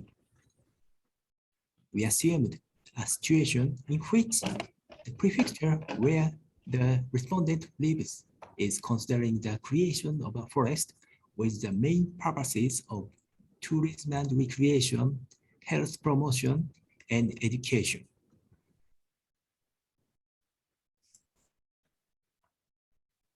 We explained that the activities described here could be carried out in each of the forests. We also assumed that the respondents were asked to open a part of their forest to the public. For this initiative, we assumed that the respondents who would cooperate with this request would be paid for their cooperation.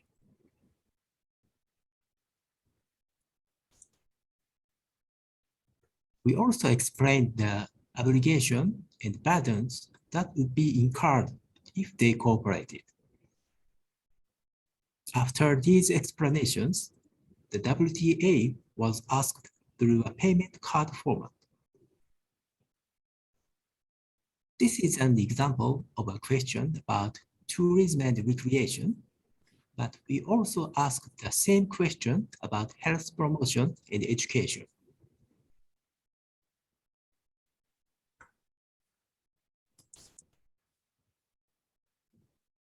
Here are the results of the WTA. In other words, the amount of compensation per hectare required by the owners. Respondents who answered that they would not cooperate in any amount, and those who answered that they didn't take the question seriously because it was unrealistic were excluded from the sample. This is the distribution of the WTA values for the final samples.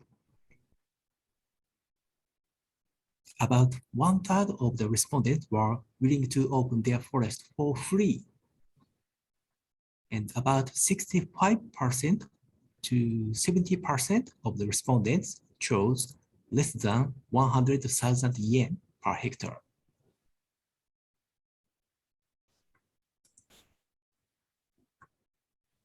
To investigate the factors that affect WTA, we conducted a regression analysis with WTA as the dependent variable and various characteristics of forest and forest owners as explanatory variable. it revealed the following. First, it was found that the WTA increases with the increase in the area owned or managed. Second, the WTA is smaller when the owner believes that his or her forest performs an important function as an educational site in the community. Thirdly, the WTA is larger when the owner expects the potential of the industry that use forest for purposes other than timber production. Furthermore, the results show that there is no statistically significant differences in WTA for tourism and recreation, health promotion, and education.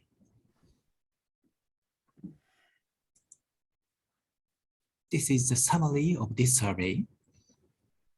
Of the owners who are willing to cooperate, about 30% are willing to open their forest to the public for free, and 65 to 70% have a WTA of less than 100,000 yen per hectare.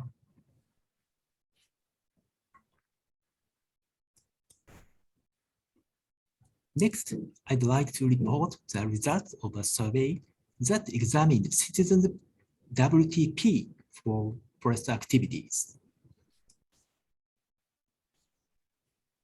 This year, we conducted a nationwide online survey of citizens and received responses from 1,084 people.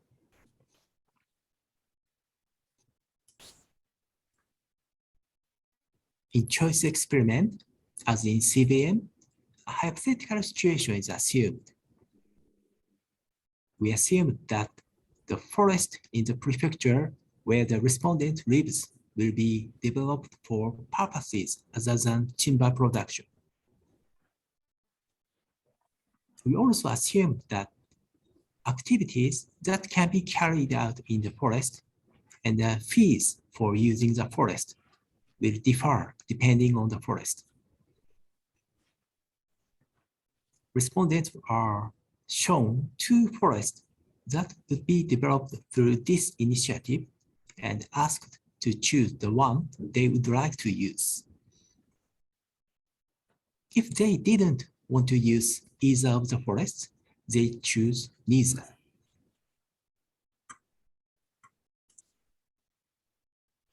In each forest, respondents were assumed to be able to do several of camping, glamping, athletics, picking wild vegetables and mushrooms, wildlife observation, forest bathing, and remote work.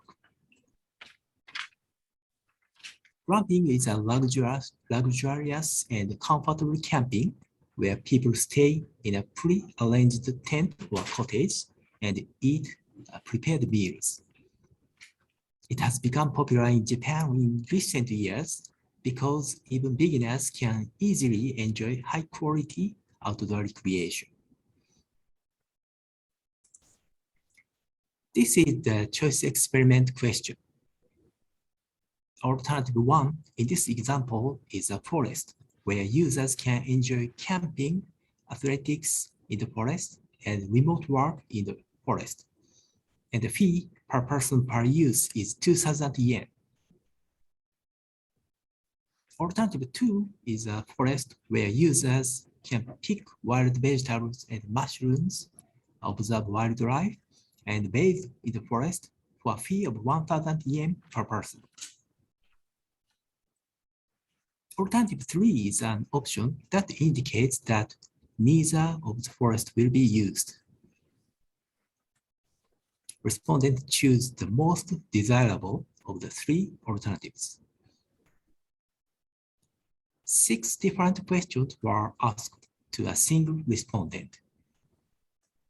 From the responses to the various patterns of questions, it is possible to infer which activities people prefer and how much they are willing to pay to enjoy each activity.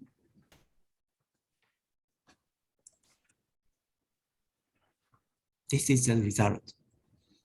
The WTP for glamping was the highest, followed by camping, forest bathing, and picking wild vegetables. A more detailed analysis revealed that respondents who have experienced an activity and respondents who would like to experience an activity in the future often have a higher WTP for that activity. It was also revealed that respondents who have never experienced any of the activities and those who have no desire to experience any of the activities in the future have lower WTP for each activity.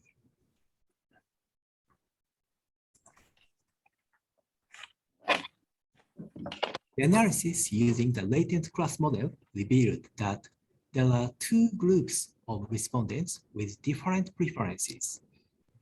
One group with low interest in forest activities and one group with high interest in forest activities. To better understand each group, we are conducting an analysis of the characteristics of the people in each group.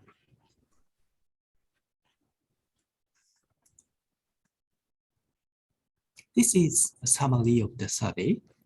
We found that the WTP for glamping was the highest, followed by camping, forest bathing, and picking wild vegetables.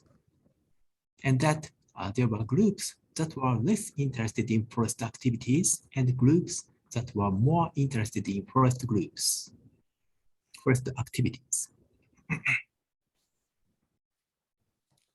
From the two surveys, we obtained useful results to examine the efforts to provide cultural face from the perspective of cost effectiveness. Using these results, we would like to conduct a cost-benefit analysis on the opening of specific forest to the public and propose forest where users can obtain a high level of satisfaction. These are our future research topics. Thank you very much for your attention.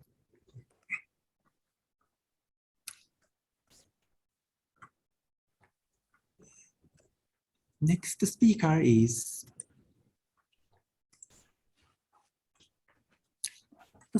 Professor Takuya Takahashi from the University of Shiga Prefecture. Professor Takahashi, please.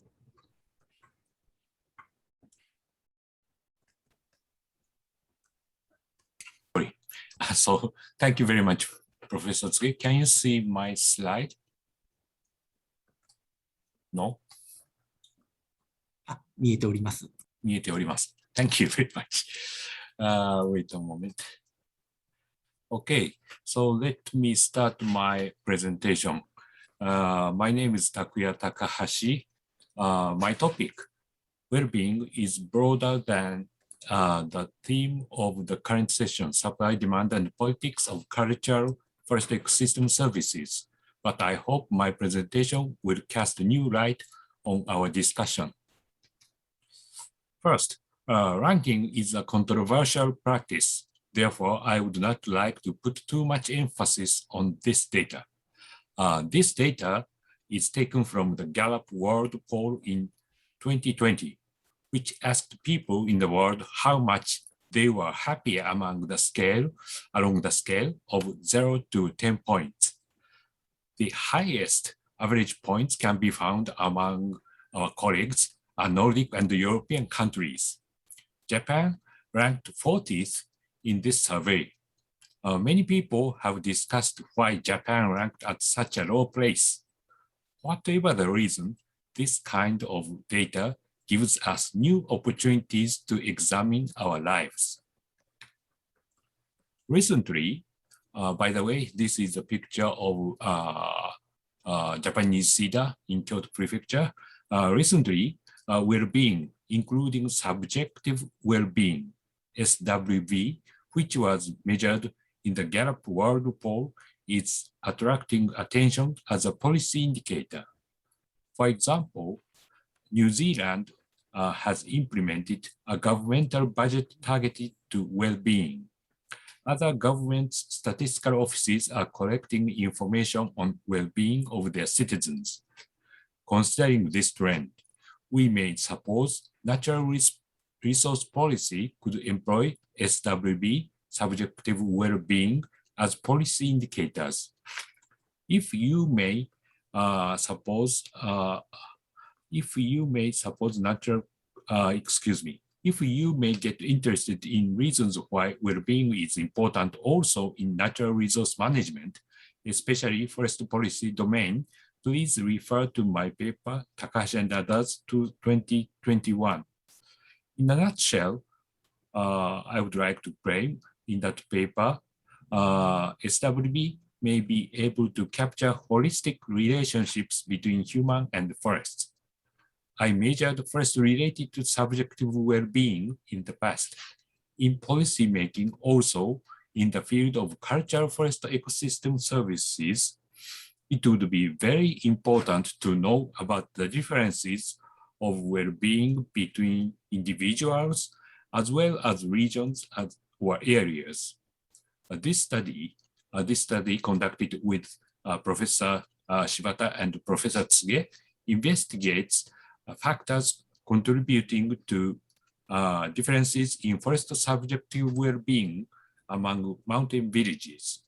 Because residents in forest mountain villages have close contact with forests, it would be useful to know how their well-being differ. We have several studies on the relationships between SWB and nature also in Japan. These studies identified interesting patterns between SWB and natural areas. In my previous study, I focused on SWB, especially related to forests. Forest SWB. In that study, I found positive correlation between forest SWB and forest recreation, management of owned forests, as well as negative correlation between forest SWB and forest ownership. You may wonder why forest ownership has negative correlation. I suppose this is because currently Japanese forest owners have difficulty with low asset values of their forests. In this study, we would like to investigate how forest SWB differ among mountain villages. We conducted questionnaire survey targeted to 4 mountain villages with many new residents. Here are questions on first SWB with regard to satisfaction. We asked, how much are you satisfied with your relationship with forests? With regard to fulfillment, we asked, how much are you fulfilled with your relationship with forests? With regard to positive and negative affect emotions or feelings, we presented respondents with words expressing feelings such as forward-looking, fun, or backward-looking and not fun, and asked them to rate the frequencies they experienced during their engagement with forests. We calculated indices from responses. We conducted multiple regressions to analyze the relationships between forest SWB and several factors, including engagement with forests, individual demographic and psychological characteristics of respondents, and regional dummy variables.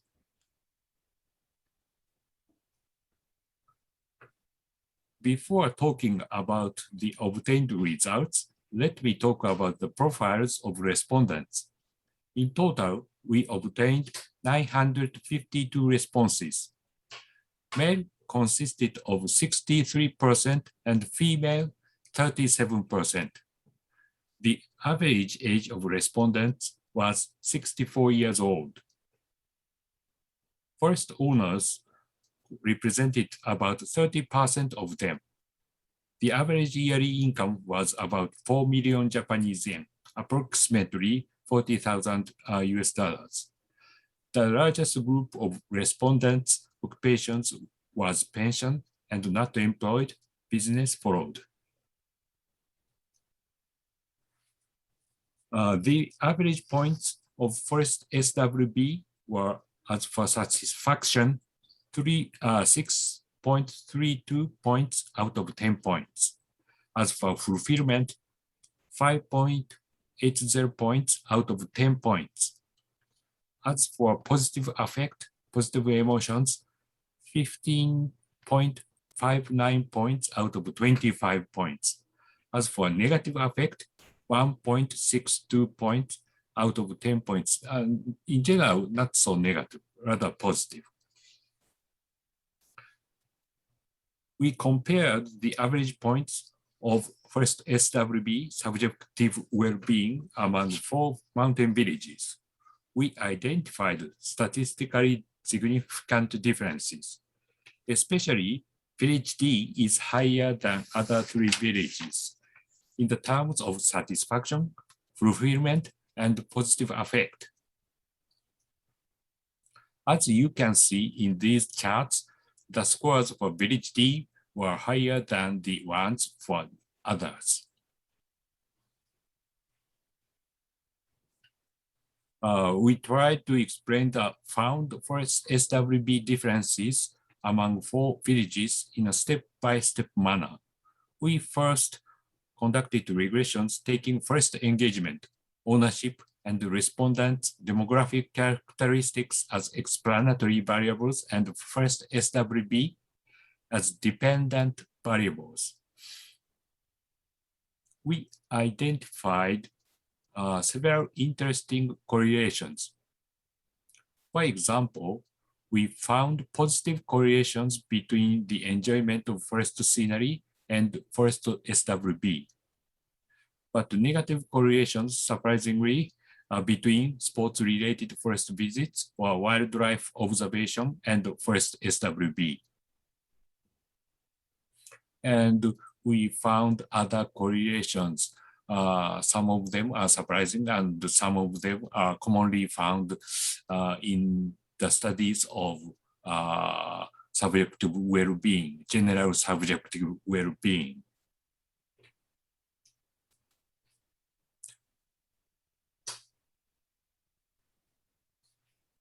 Even after explaining SWB differences with engagement with forests and individual demographic characteristics such as age, there still remain differences among villages. 50 to 90% of differences among villages were not still explained. Next, we added psychological characteristics. Expected regional psychological differences might cause regional SWB differences. However, there still remain 50 to 80% differences. This is a part of the table for the analysis. We included so-called big 5 psychological traits such as extroversion, agreeableness, conscientiousness, neuroticism, and openness to experience. However, again, regional dummy variables were still significant. Finally, we examined the differences of coefficients for different types of engagement with forest among 4 villages. Coefficients, difference of coefficients. We found statistical differences among 4 villages. This finding indicates certain forest management with forests, such as management of owned forests, may have different influences on forest subjective well-being. This may have caused regional differences of forest SWB among 4 villages.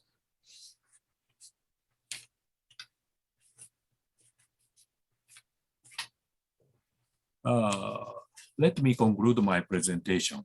We have identified regional differences in forest subjective well-being among these 4 villages.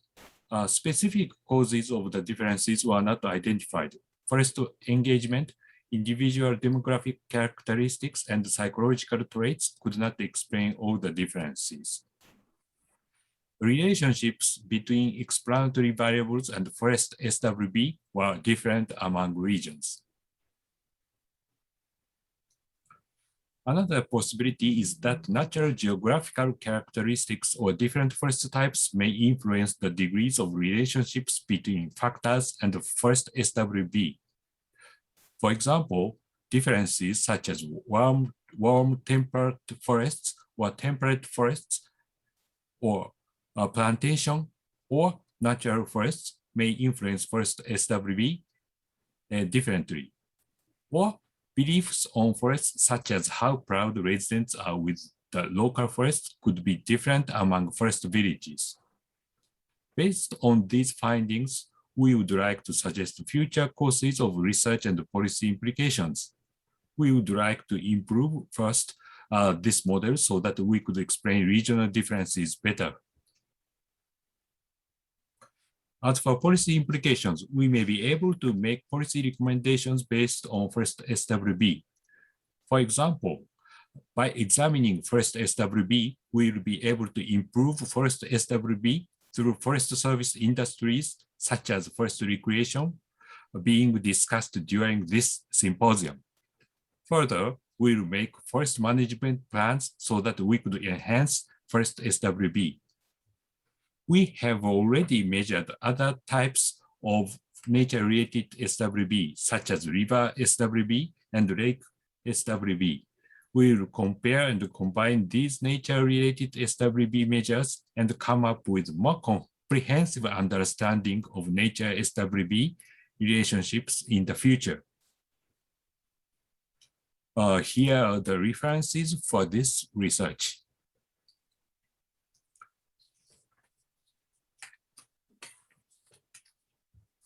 So last but not the least, I would like to acknowledge and thank for the support by Sophia University to this project, InnoFace project. Thank you for listening. Thank you very much, Professor Takahashi. We will now have a question and answer session for session 1. The moderator is Professor Georg Winkel. Professor Winkel, please.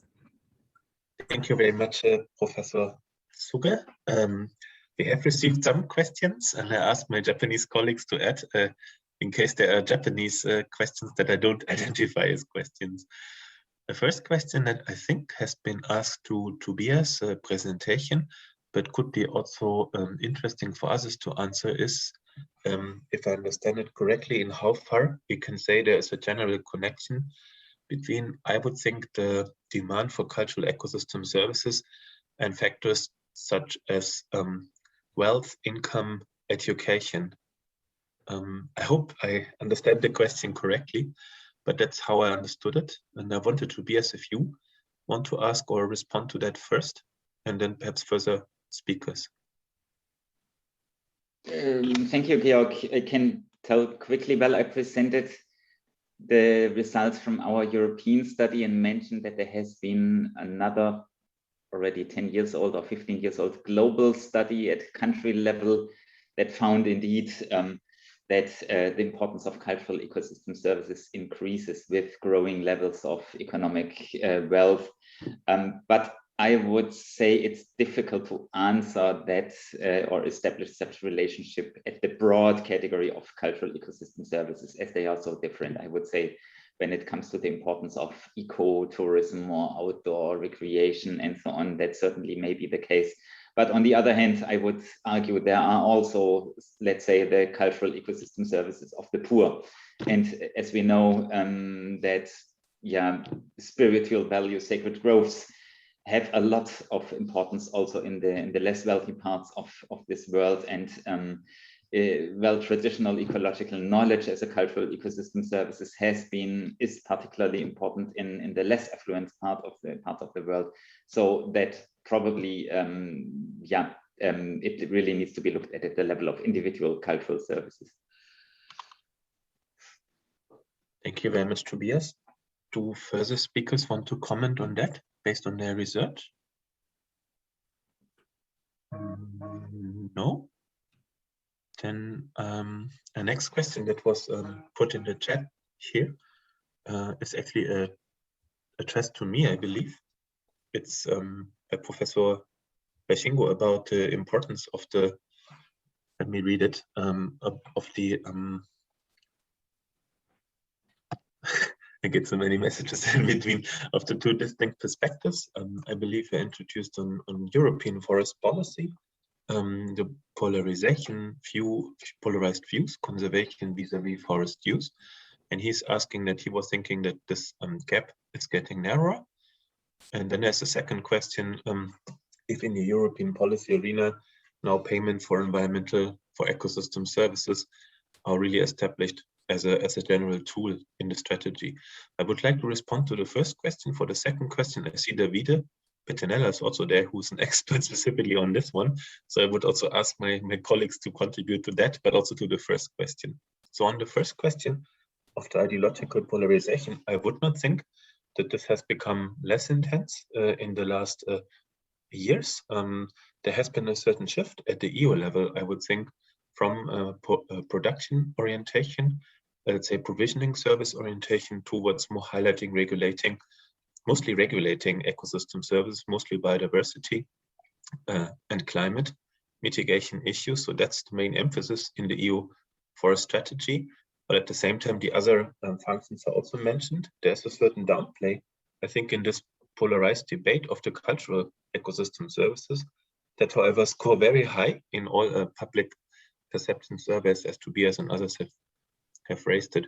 So we have a situation, I think, in Europe that we have a quite polarized debate, if you want, between the provisioning services advocates and the regulating services advocate, with a certain disregard for the cultural ecosystem services. While, however, I would also argue that the cultures behind the paradigms behind are very cultural. So one group wants to really protect and conserve forest, and the other perspective really wants to use them sustainably for mostly biomass production. Of course, I should also say Europe is quite big and quite diverse, and in different regions, this polarization looks quite differently. There are other issues that are then very prominent. So basic answer, yes, I don't think it has been decreased. The polarization at the moment, there has been a certain shift from provisioning towards regulating ecosystem services in EU policies. Let's see what this means in terms of implementation later. For the second question, I would say that yes, the principle has been stated and emphasized of payment for environmental services in Europe, but it's a long way from that to implementation of a system. There are many questions related to who would pay, for what should be paid. It makes a big difference if it is for climate mitigation, where you can easily connect it perhaps to forest production, or if it would be for biodiversity purposes. And again, in reality, I think there are more initiatives at the level of different member states. For instance, in Germany, there's a huge debate now to take this really serious and to come up with a payment system for forest owners. For that, I would really like to pass over to Davide, because I think he has more knowledge on that debate at the EU level. I stop here. Davide, colleagues, do you want to add? Yes, thanks. Thanks, Georg. To answer the question by Professor Shigo Shibata, 2 points. In the forest strategy approved in July by the European Union, there is a general statement. It's interesting, but it's very general. That is, in the European Union, we need to implement the principle who use is paying, literally. And this may be understood in many different ways, but the main sense is that we have to create a system of compensation for forest owner and forest manager who are providing non-market ecosystem services. But as I said, is a very general statement. Then, this is the second point, there is a very clear operative decision, that is that at the end of next year to implement the carbon farming system. And in the carbon farming system, forest activity are included. This means that carbon credits deriving from well-managed forest could be put in the European trading scheme market. That is a very important decision, because now in the future we will work on credit generation by the forest, not only for the voluntary market, but for the so-called institutional market. And this means creating a new source of income for forest owners and forest manager. Of course, as always, the devil is hidden in the details, in the sense that we have to see which will be the standard for defining one credit, one carbon credit, and how the topic, the issue of additionality, permanency, leakage will be solved. But this is an interesting new opening. Thanks a lot. Davide, there's a follow-up question. Perhaps it's also best for you to answer, or for others. Is the EU also planning or subsidizing cultural ecosystem services provision? Well, my answer is a repetition of what I already said. There is this political willingness, but as a matter of fact, the only very concrete decision taken by the European Union is connected with those services that are connected with carbon credit generation. By the way, it's interesting to note that this decision was an anticipation of the outcomes of the COP26 in Glasgow. You know that in the COP26, they have decided in the final declaration, especially in relation to Article 6, that an international market will be created for carbon credits. And forest activities, and not only REDD+ activities, but credit generated by any forest in any country should be part of this international carbon credit market. Thank you very much, Davide. I think Noriko Kato, I saw your hand a few minutes ago. Now it has disappeared. Do you still want to put a comment or question, or do you want to respond to a comment or question?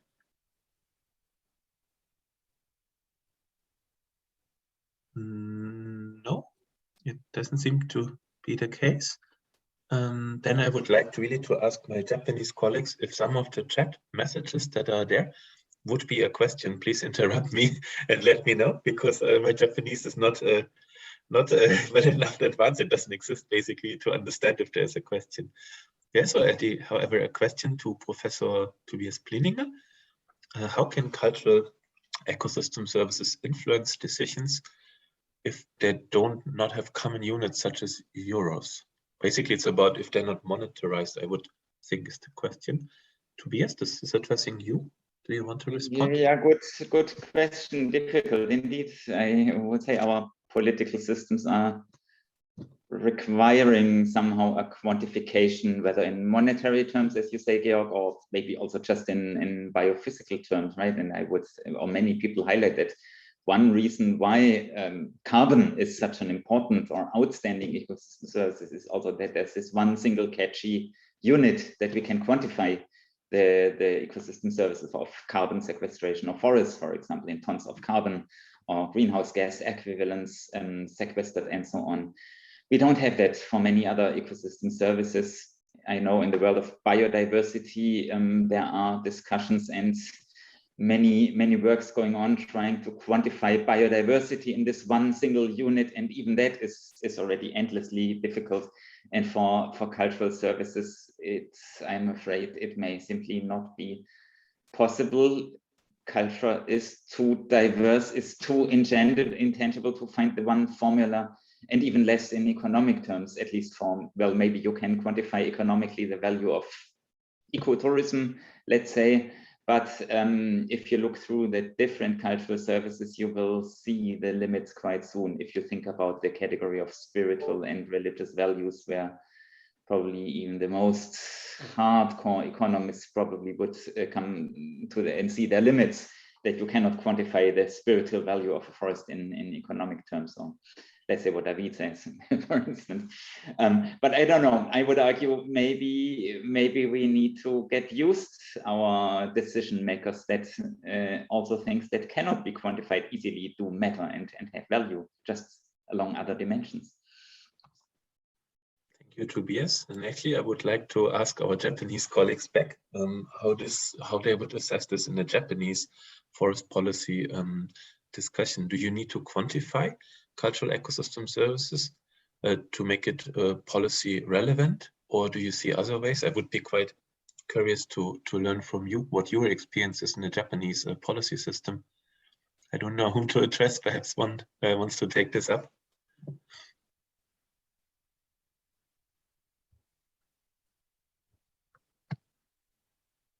Well, it seems also there, this is a difficult question. Okay, so let me start. Yeah, I was let me start, just start. So if, as Dr. Hirano said, if a certain site is designated as heritage site, that has some political traction or some kind of, that can be some kind of drivers. So maybe in Japan, at least, cultural ecosystem services has certain power on real decision making. I don't know about different types of heritage sites, but maybe Dr. Hirano has some answer about real power of cultural ecosystem services in Japan. Do we need to quantify CS or not? Yeah.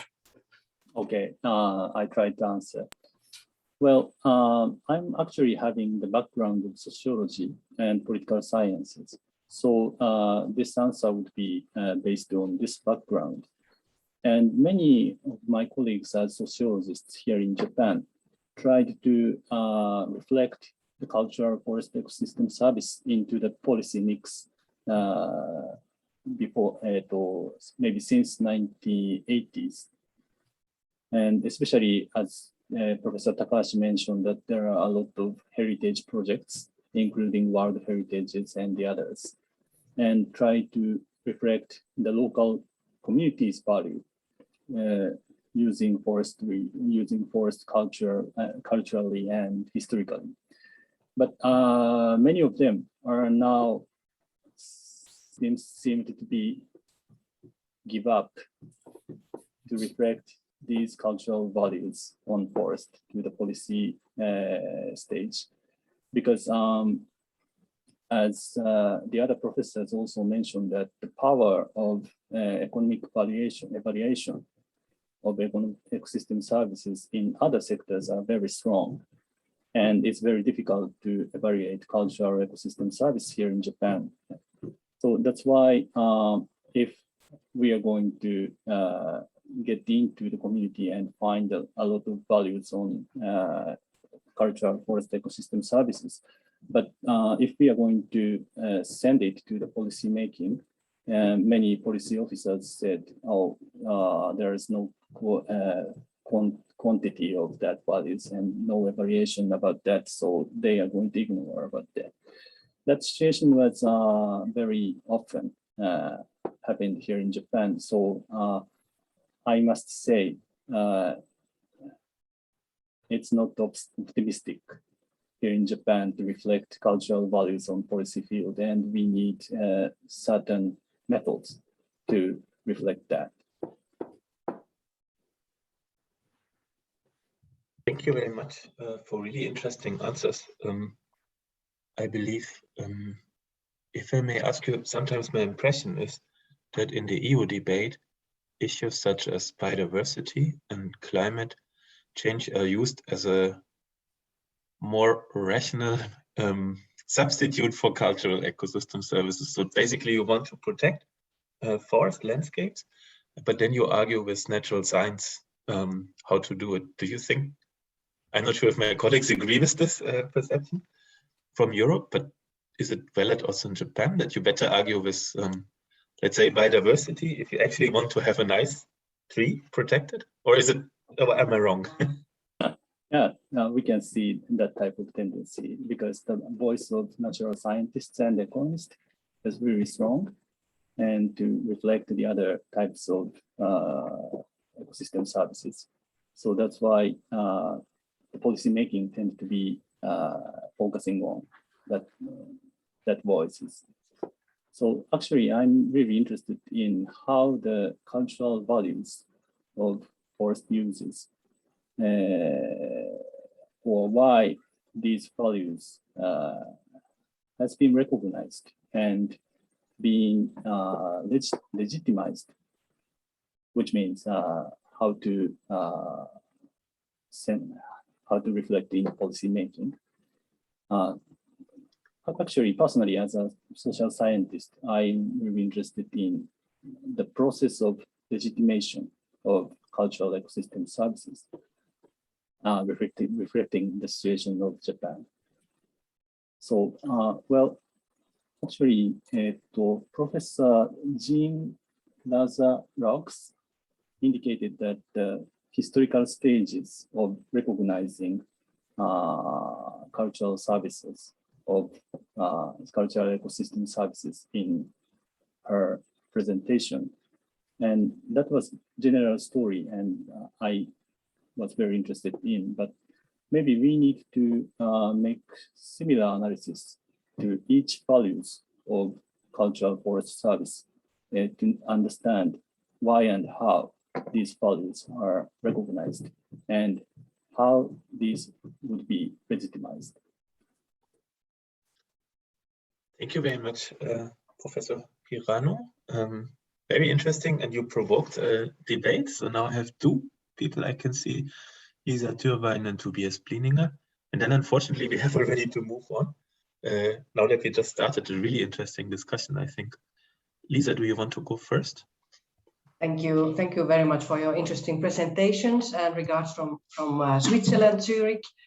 I'm here still 1 week, but to the topic that what role the cultural ecosystem services play in Finland, for example, I would say that the general public has been very active in bringing these values to the decision making, because it's exactly the similar situation that, well, we have very strong timber production oriented culture in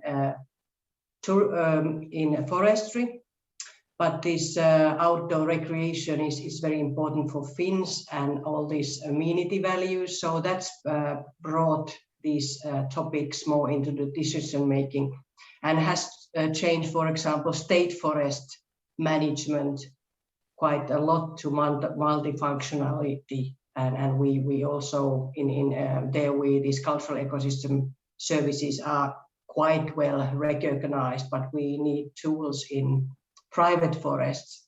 So it's very much dependent of the ownership motives and values of the private forest owners, how they want to pursue their management.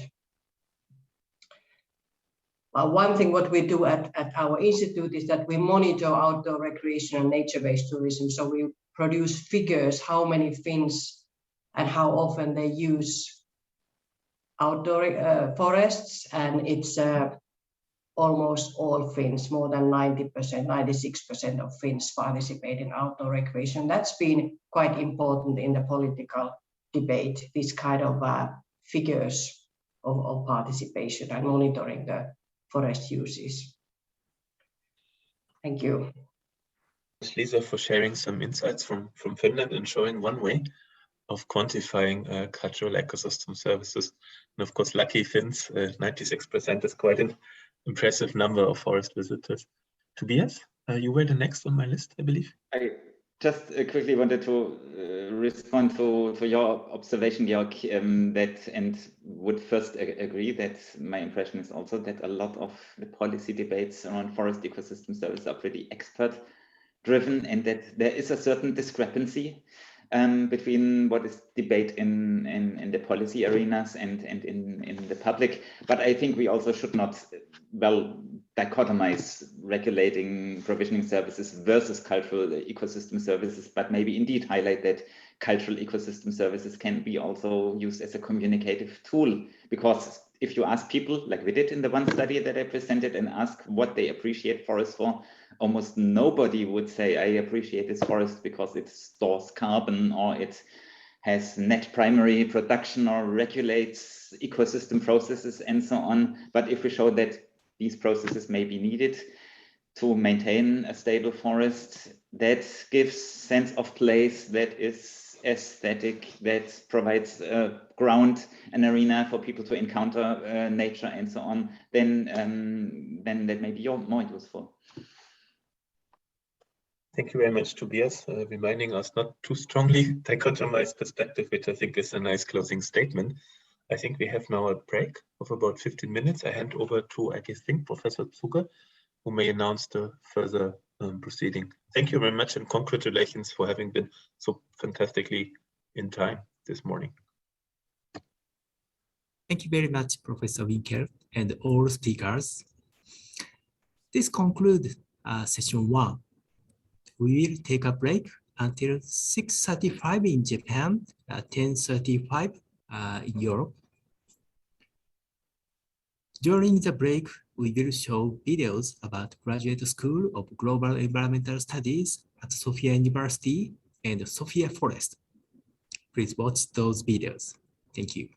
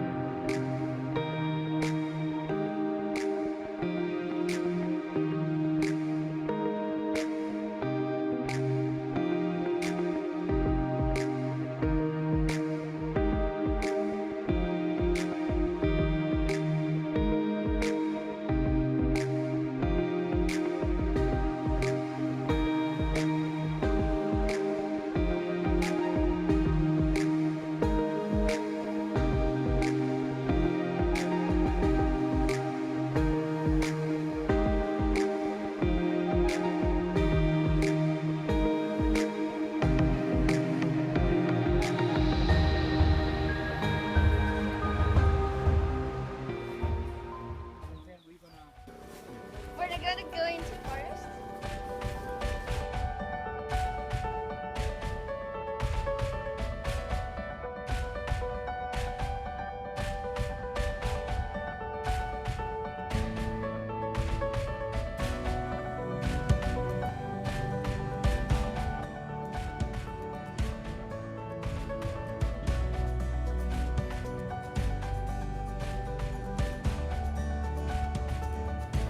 We've been constructing a trail by putting these wood blocks towards the side where the river, of course, comes from.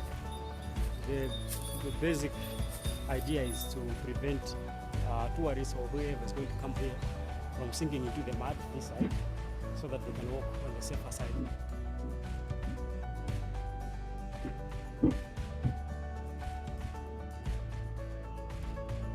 We were actually putting logs along this pathway and creating this pathway, and it's so tiring. 今ソフィアの森の遊歩道を作ってます。人がここに来て自然観察をしたりしてレクレーションを楽しむためです。大変ですか？とても大変です。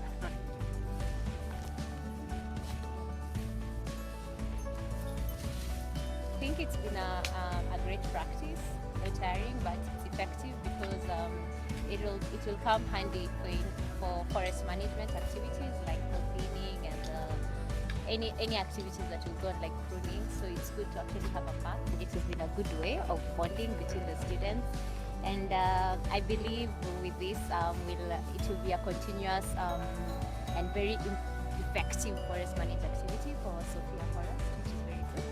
So this should be encouraged more, and we should be doing this often. Hi, we just finished our work today. Everyone's tired, but I think everyone did a pretty good job. We could build a trail, a beautiful trail.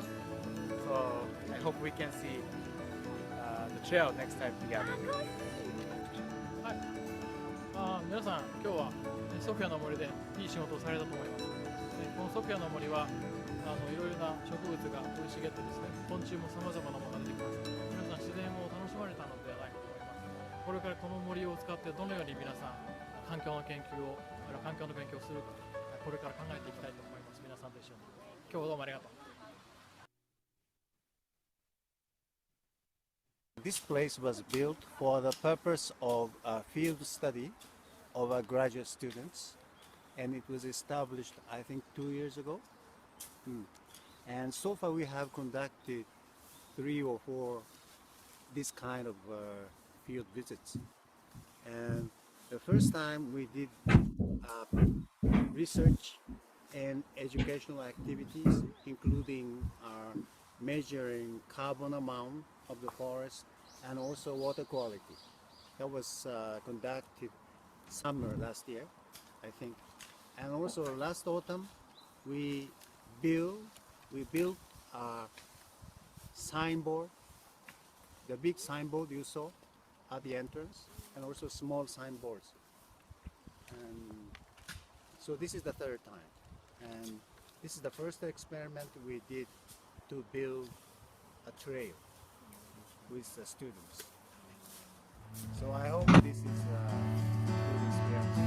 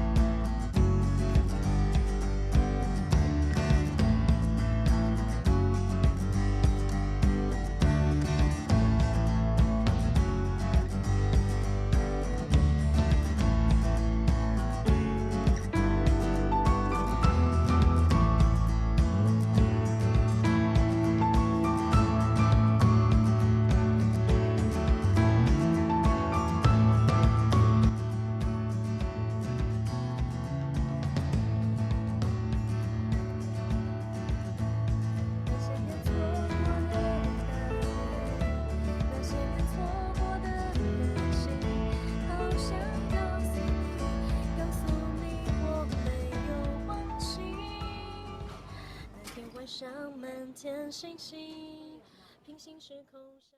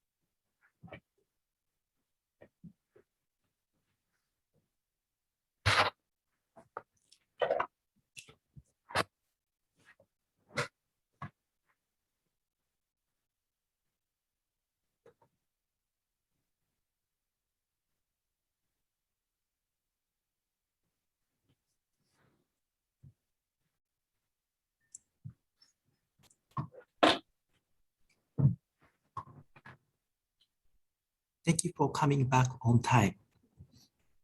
Session 2, New Business Opportunities and Case Studies will now begin.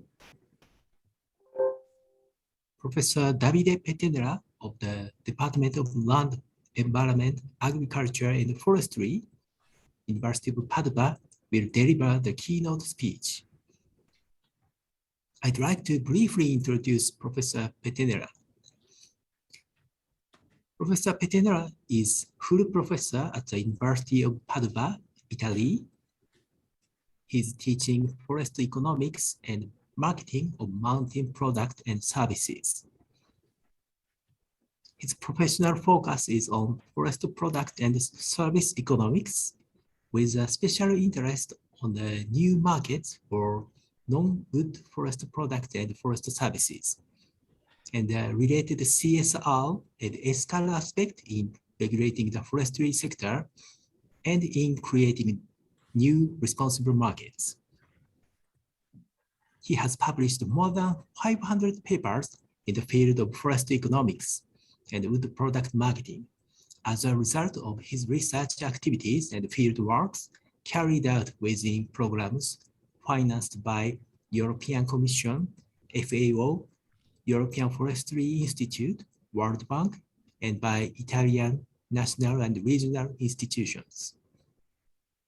Professor Petenera has been an editorial board member of various academic journals and a member of scientific boards. Professor Petenera, please. Thanks a lot. Thanks, Professor Chuja Takahiro. Thanks to the organizer of this workshop for the invitation to prepare this keynote speech. I will share my screen.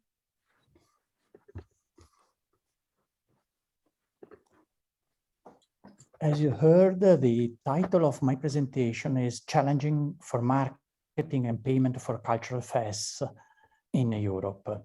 And I have organized my presentation in 3 points, starting with asking us, are there any economic spatial characteristics of socio-cultural ecosystem services, which is a policy framework that is in some way influencing marketing potential for these products. Then I will present some concrete examples of marketing innovative initiative to promote fast provision, and at the end, a concluding remark. Let's start with a bit of general consideration. And as my colleague Tobias Planninger, that is an interesting coincidence, I will start with a very well-known general framework developed by the Millennium Ecosystem Assessment, where cultural ecosystem services are identified as one of the 3 large categories of ecosystem services that are able to provide positive influence to the condition of well-being. here I wanted to stress 2 points that are of some interest for our discourse on marketing and payments. The first one is that a special relation that is rather unique between this group of services with health and social conditions, social factors. And the second element is, as already mentioned by Tobias, the low potential for mediation by economic factors that are connecting cultural services with the state of well-being of humans. Two important aspects that have to be considered also in marketing and payment.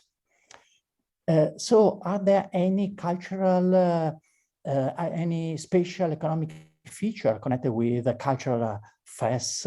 My answer is yes, and I will try to show you the reason. First of all, anyway, I have mainly from an European perspective to make not a definition, but a classification of these services. We have cultural services, we have educational and pedagogical services, sports services, spiritual and religious services, tourism and recreation. We have services for social inclusion and services for the wellness and therapeutic treatments. This ranking follow a criteria. The criteria is that one of considering the role of different services in relation to what we call green care or forest care. What do we mean for green care or forest care? And I think these two concepts are quite new concept and of growing interest and importance, at least in Europe. First of all, these two concepts are part of what we call social forestry. Means those activity connected with training, creation of job opportunities for fragile person, unemployed people at high risk of social exclusion, like immigrants, people with addiction of mental disorders, but also normal people that are enjoying forest for improving their wellness and health conditions. And for green care, we mean specifically a concept referring to the range of activities that promotes physical and mental health and well-being through contact with nature. I would like to make a very simplified view of the role of these services in the forest economy. If you look at the nature, the economic nature of the goods in relation to the criteria well known of excludability and rivalry, we can note that the provisioning service are mainly or quasi exclusively private goods, like wood products. The regulating services are mainly public good, like biodiversity, without a market. Even if new artificial market are going to be created for these services. Sociocultural services are mix of public and private goods. Think to the case of non-wood forest products, to forest bathing, that are both, in some cases, private goods and public one. It depends on the local socio-economic context and the problem of scarcity. And if we look at the drivers, main drivers, supporting the development of this market, well, in the case of provisioning services, of course, normal market forces, the relationship between demand and supply, the equilibrium prices are the main drivers. In the case of the regulating services, the state, through its regulation and system of incentives, is playing a very major role. In the case of sociocultural services, these are many cases connected with bottom-up initiative by local communities, local groups, NGOs, and so on. So, as I already mentioned, when we are looking at the socio-cultural services, those tools that are relevant importance for improving the provision of the services are technical assistance, people engagement, local authorities animation, entrepreneurial support, public-private partnership, and so on. Finally, if we may refer to the more theoretical instruments that can support our work in dealing with these three categories of products, we can mention that neoclassical economics is of fundamental importance for understanding and studying provisional services. Environmental economics, neo-institutional economics are useful as a theoretical background for dealing with regulating services. While social economics and experience economics are very useful branch of economics for analyzing socio-cultural services. What we mean for social economics, that is a special field of the economic science, I think of relevance important at least in the European context, is a branch of economics and social science that focuses on the relationship between social behavior and economics, covering such issues as social capital, social innovation, gender issues, ethics in economic activity, and philanthropic behavior.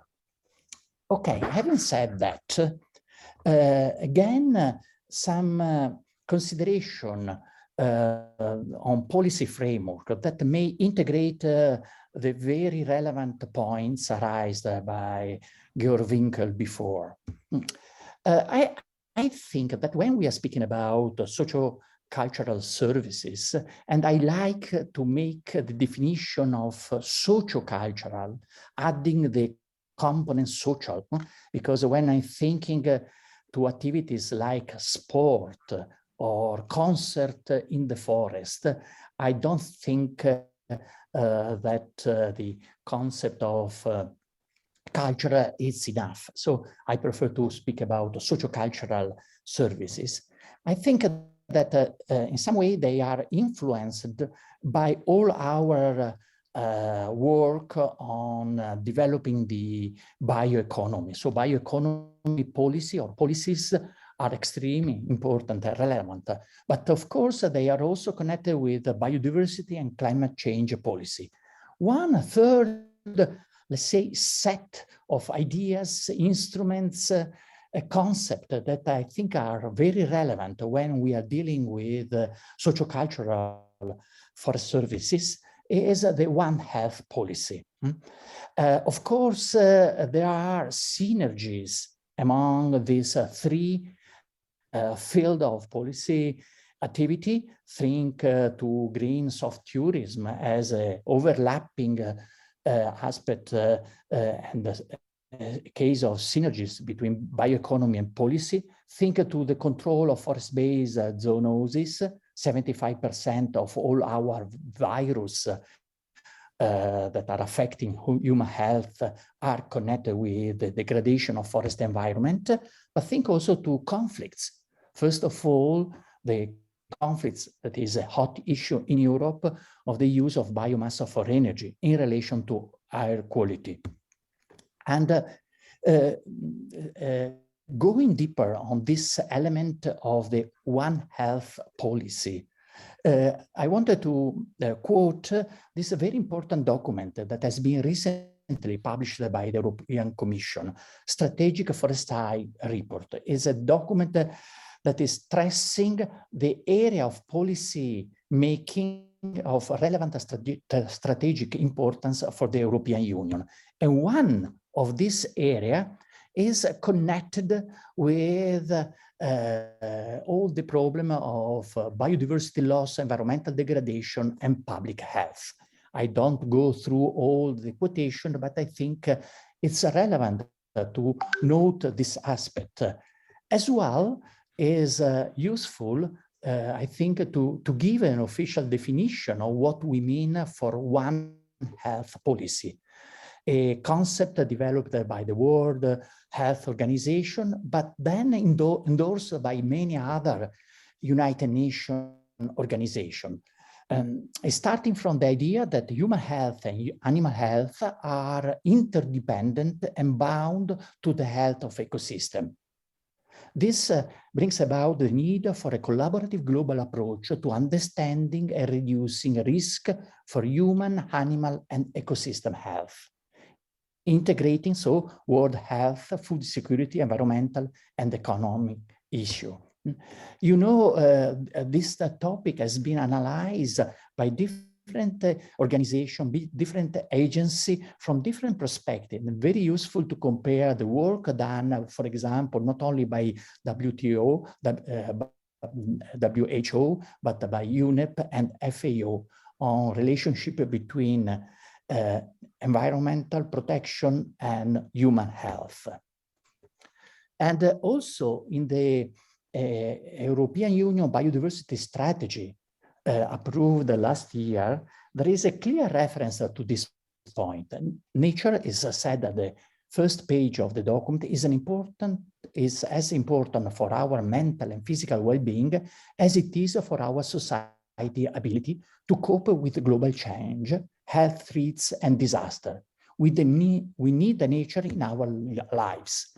And also in the recently approved the European Union Forest Strategy, there is a similar statement that you can see here.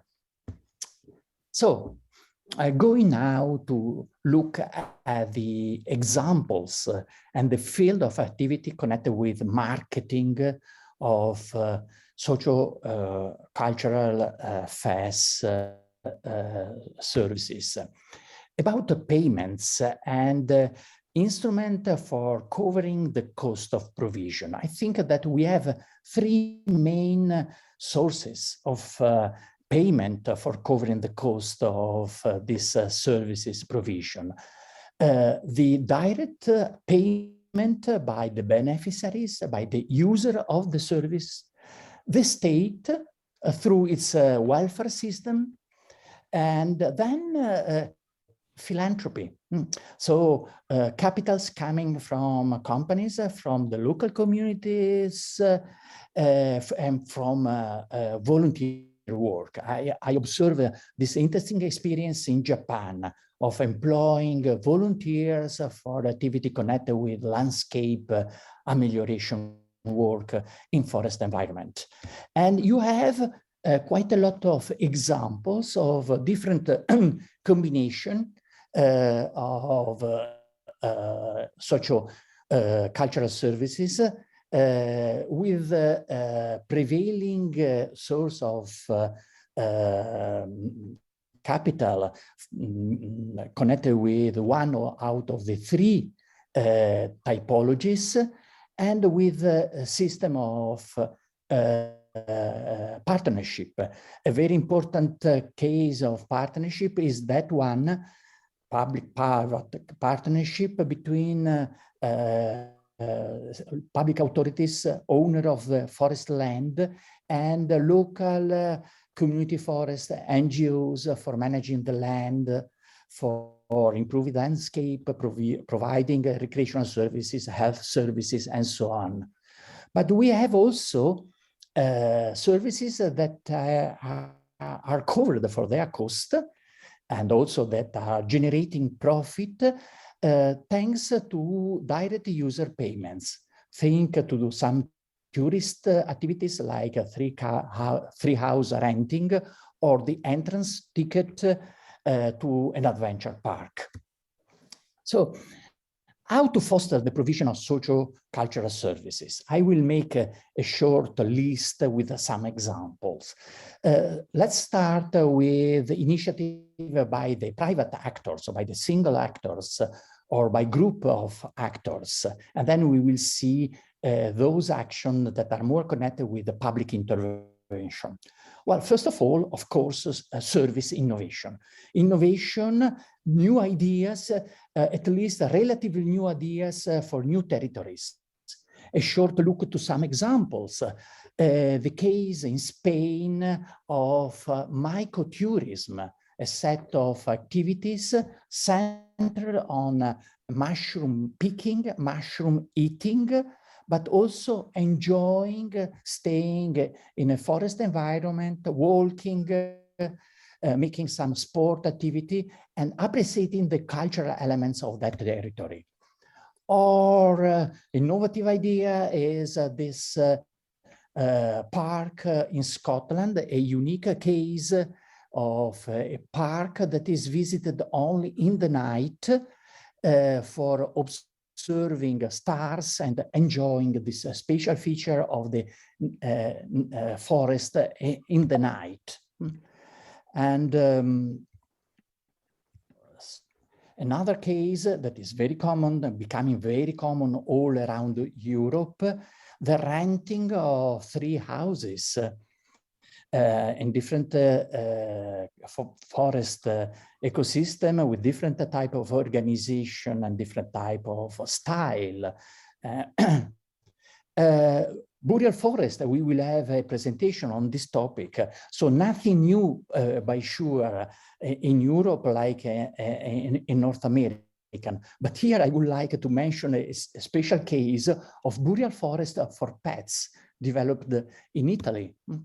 The service innovation connected with new amusement park. Here, the case of a wood park in Austria, where people, mainly young people, they enjoy and they learn how to use wooden toys and how to work wood material. Service innovation connected with sport activity, in this case for picking wild mushroom.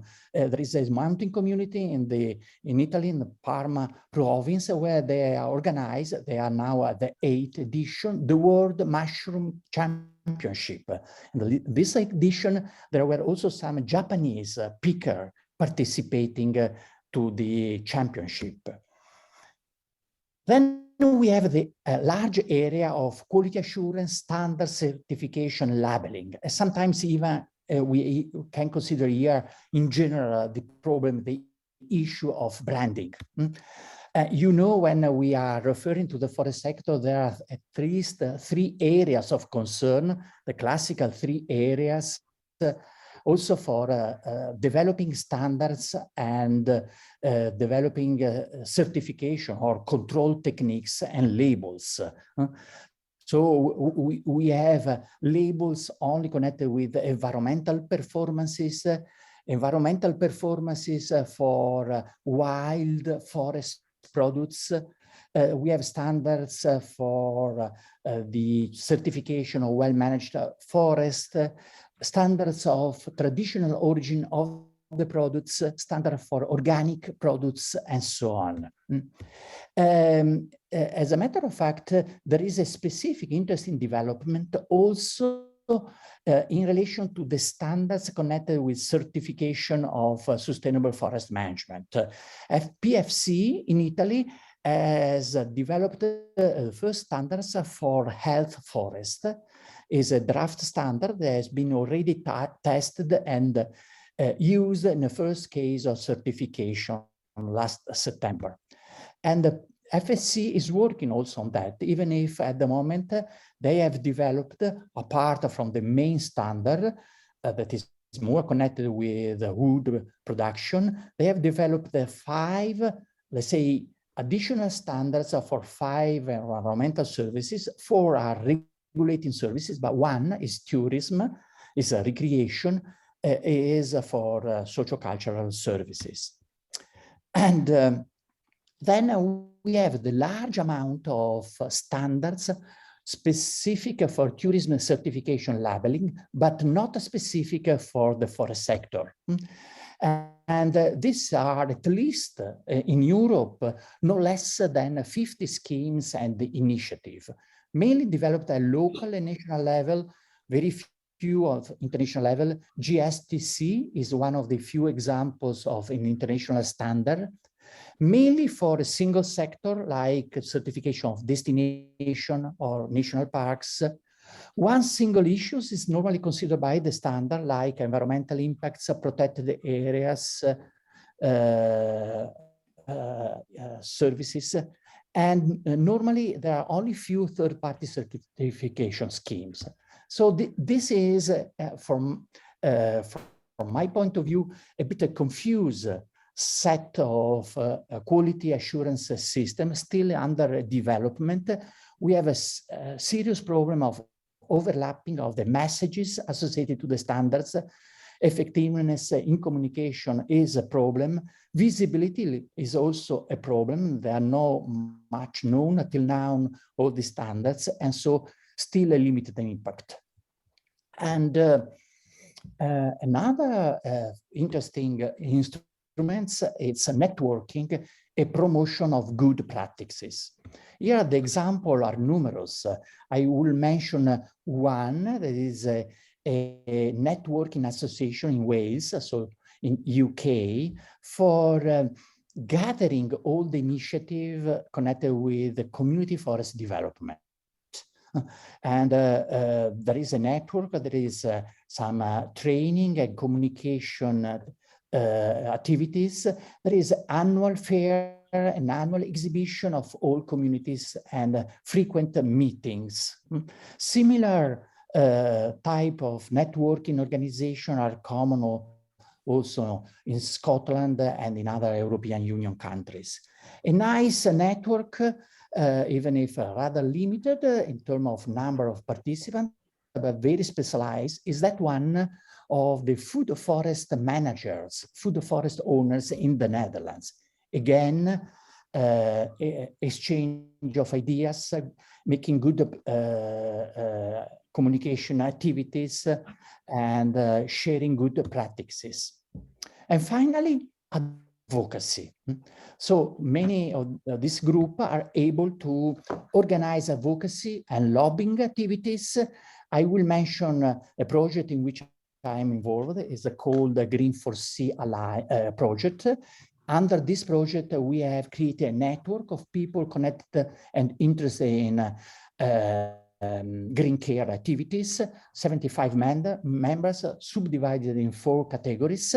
And under this project, we have developed a document that is presented to the European Commission. Is a blueprint on green care, where we made a recommendation for policymakers, for research and academic community, and for founders and supporters. So ideas to stimulate a more active role in developing this sector.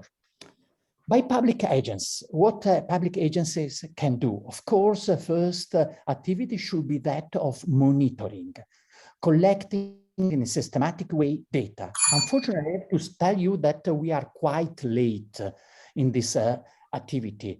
If you look at the Forest Information System for Europe, a nice website that is presenting a lot of good data and information, qualitative information about Europe, while as you see here from the homepage, no reference to socioeconomic services.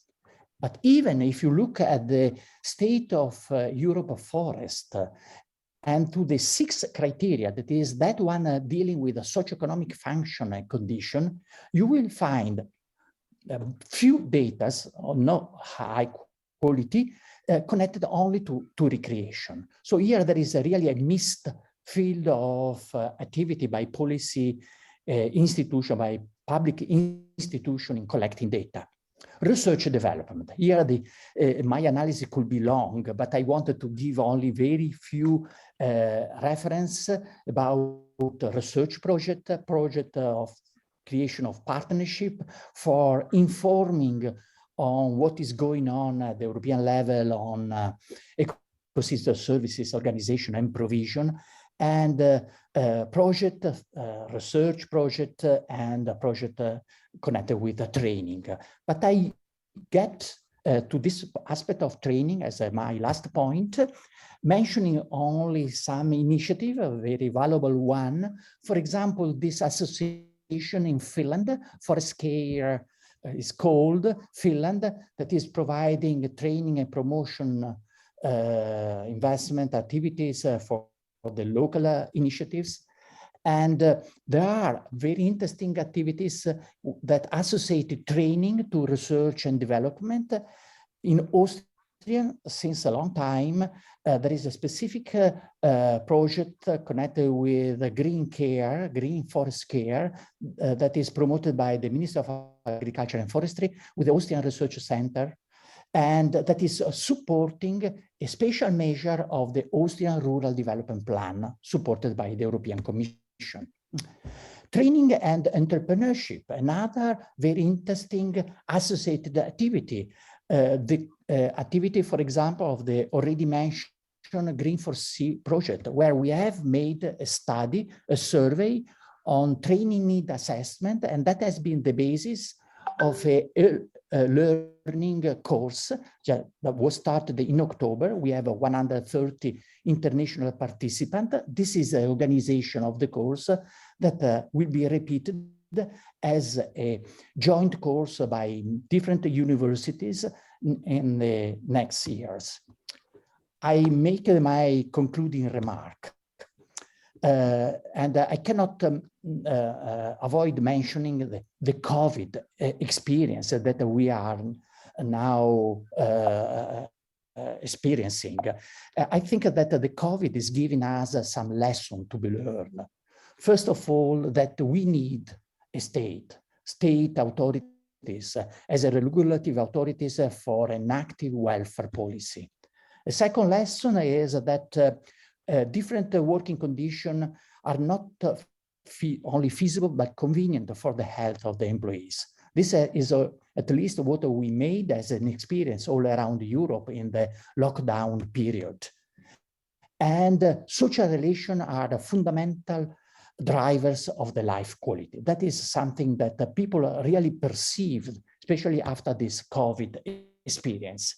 Well, all these three new evidence are supporting investment in socio-cultural affairs, because these solutions are relatively low-cost solution. If you compare a treatment of mental disease in a hospital and in the forest, you will realize why I say so. They are based on natural resources that, with an increasing use, become more recognized in the value of the services they are able to provide. And so, being used in an active way, they become even more protected. And another aspect is that sociocultural services are labor-intensive solution in a context where we are facing problem of unemployment and especially problem of social inequality. I always stress at this point. The COVID is making our world more unfair, more unjust. That is a case when you see all the indicators of this condition of gap between the very poor and the very rich. This is a graph presenting the number of billionaires growing in the last couple of years. I end here with a statement. I think that socio-cultural affairs are a useful tool for building the ecological transition, taking into consideration that most of our problems are mainly due to a problem of misallocation and unfair distribution, more than to the problem of excess of resources. Thanks a lot. Thanks for your attention. I will be pleased to answer your questions. Thank you very much, Professor Petinella, for your inspiring lecture. We learned a lot about socio-cultural affairs. Thank you very much. We will now begin the report from each speaker. In session 2, 8 speakers will give their reports. This will be followed by a question and answer session. The first speaker is Dr. Gregory Baratin, Senior Economist at UK Forest Research. Dr. Baratin, please. Thanks very much. I hope you can see my slides okay.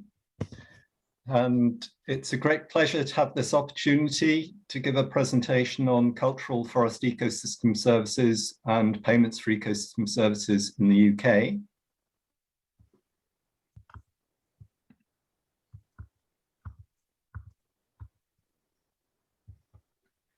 And before considering PES schemes in the UK and links to cultural ecosystem services, I'll provide some background on UK forestry and the policy context. I'll adopt a broad definition of payments for ecosystem services, encompassing a range of mechanisms, both public and private payment schemes. But I'd just like to very briefly introduce Forest Research, which is the research agency of government forestry departments in Great Britain, which has offices in England, Scotland, and Wales. So, though forests provide a wide range of cultural and other ecosystem services, many of these are not currently accounted for in land use decisions, with associated market failures underlying policy interests in potential for developing payments for ecosystem services schemes. While definitions of cultural ecosystem services vary, for the purposes of this presentation, I'll consider a broad definition encompassing direct benefits of habitat, species, and biodiversity contributing to human well-being. And while woodlands are sometimes considered relatively small compared with forests, I use these terms interchangeably in line with the approach in UK government forestry statistics.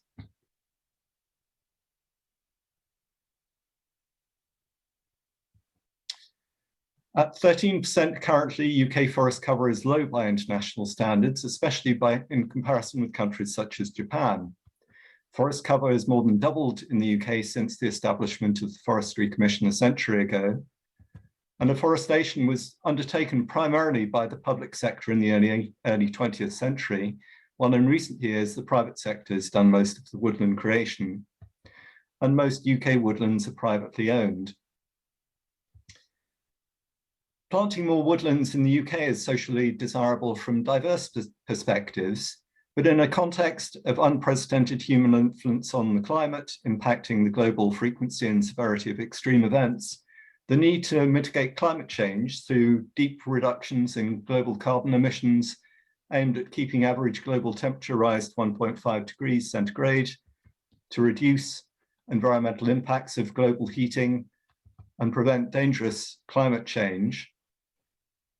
Climate change mitigation is a primary driver behind the adoption of net carbon zero objectives and government interest in woodland creation initiatives to help meet these.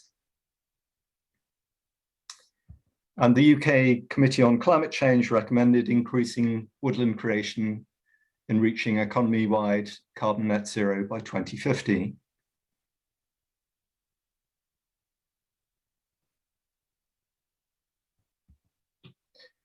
Tackling biodiversity loss is a further priority that led the UK government to adopt a target of increasing woodland creation to 30,000 hectares a year by 2024, with much of a new 640 million Nature for Climate Fund in England devoted to supporting this ambition, providing wider benefits for people too, including public access in the case of tree planting in urban and peri-urban areas, and in funding planting non-woodland trees by local authorities. The England Woodland Creation Offer, launched by the Forestry Commission this year, offers a contribution towards infrastructure costs for public recreational access, with the Woodland Investment Grant in Wales also providing payments in part to increase public access.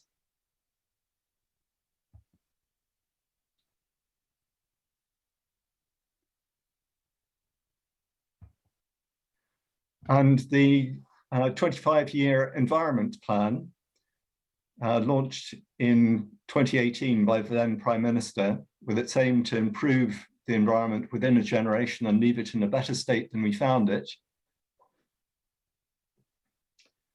Also focusing in part on improving cultural ecosystem services. And the new agricultural subsidy support scheme under development in England, placing a greater emphasis on public money being used for the provision of public goods. Pilots of a sustainable farming incentive include payments targeted partly at habitat benefits of additional woodland management,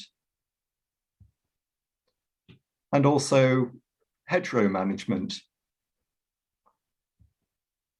with pilots of local nature recovery grants and of landscape recovery grants due to start next year. An initial test prior to implementing the new environment land management scheme, trialing approaches to blending public and private finance and highlighting the importance of getting the level of incentives right.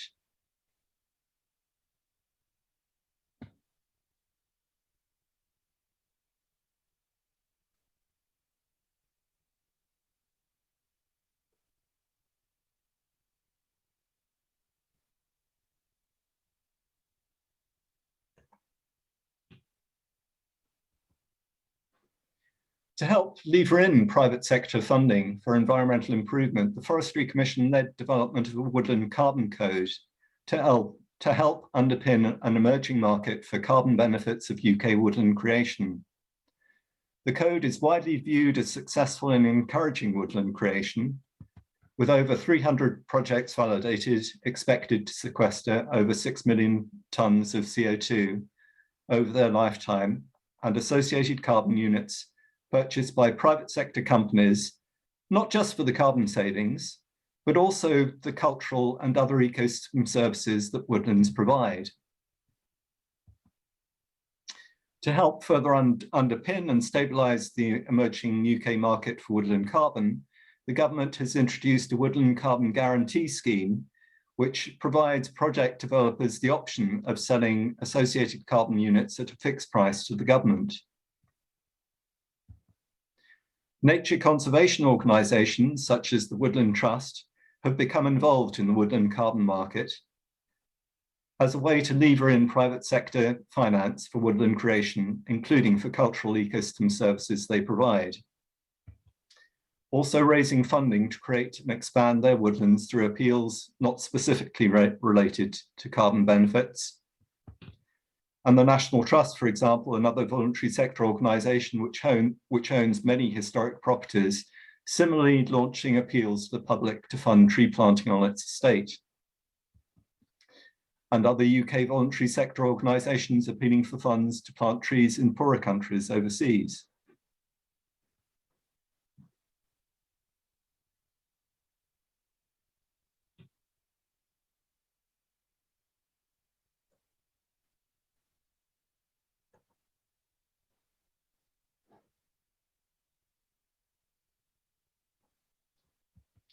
The government is encouraging innovation in developing PES schemes through a new Natural Environment Investment Readiness Fund, with some projects it's supporting focused on woodland creation, such as one led by Warwickshire Council, on basing this on regulatory consenting as the driver,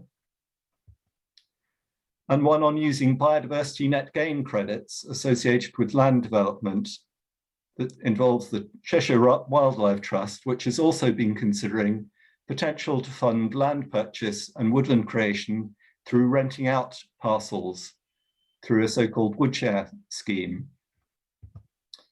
Recent work in relation to the Woodland Carbon Code has been considering potential to extend this to cover the carbon benefits of harvested wood products, with work also ongoing on scoping development of a potential woodland water code, possibly along similar lines to the Woodland Carbon Code, and building upon the work of the PES for W cost action. A recent study explored willingness to pay for additional tree planting in the city of Southampton, including businesses' perceptions and their motivations for paying for tree planting, and the different types of ecosystem services they were most interested in paying for.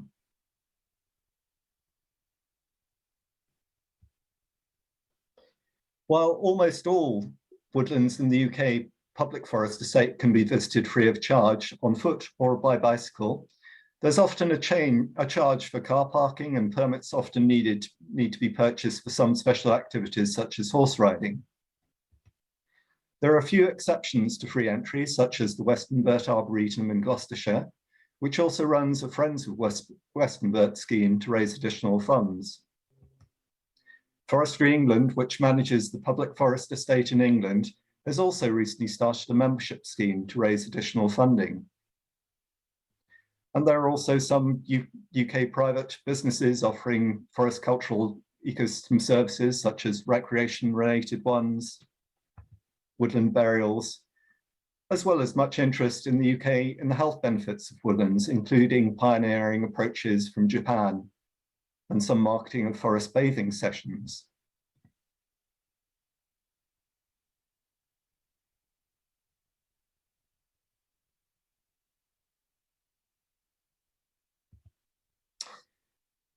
In summary, forests provide a wide range of cultural and other ecosystem services, with climate change mitigation to help meet carbon net zero targets and halting and reversing biodiversity loss, primary drivers of government woodland creation initiatives in the UK at present.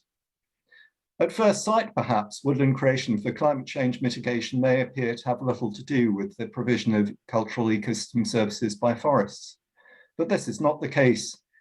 The woodland creation, even though primarily for climate change mitigation or halting biodiversity loss, leads to provision of cultural ecosystem services as part of the bundle of services that forests provide.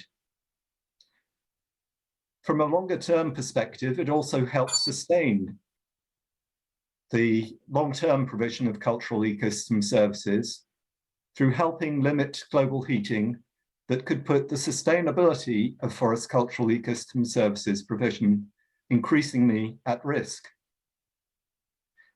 There's currently a rapid development of forest-related payments for ecosystem services in the UK. This includes schemes that focus partly on the provision of cultural ecosystem services, and government funding is an important driver at present, though with strong policy interests in levering more and greater private sector involvement and investments to help upscale forest-related payments for ecosystem services schemes. Finally, I'd just like to express my thanks again for the invitation to speak at this conference. The pity not to be able to interact in person, I'm glad to have had the opportunity to join in a low carbon way. And I'd also like to acknowledge and thank the Cost Association and European Union for financial support, and a couple of colleagues, and my former PhD student, Helen Davis, for a couple of slides. So thank you very much. I'll stop sharing at this point. There are lots of things I could add. I was thinking when we were talking about the physical and mental health benefits, I could also mention a study currently just about to be published by Forest Research, looking at the value of mental health benefits provided by UK forests, that will be coming out in a couple of weeks' time. So very much an active area of interest in the UK and at Forest Research at the moment. Thank you very much, Dr. Bharati. Next speaker is Professor Liisa Tivinen, from Natural Resources Institute, Finland. Professor Tivinen, please. Thank you very much, and good morning, everyone, dear colleagues. Let me share my screen. I just go to the first. I hope you can see it okay.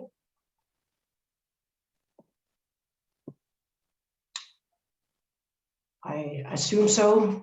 So I'm going to explain you and tell you briefly about our experiment in Finland about how in private forest, how we could enhance landscape and recreation values in forest through voluntary donations in private markets. And I work as a research professor at Helsinki in Natural Resources Institute, Finland.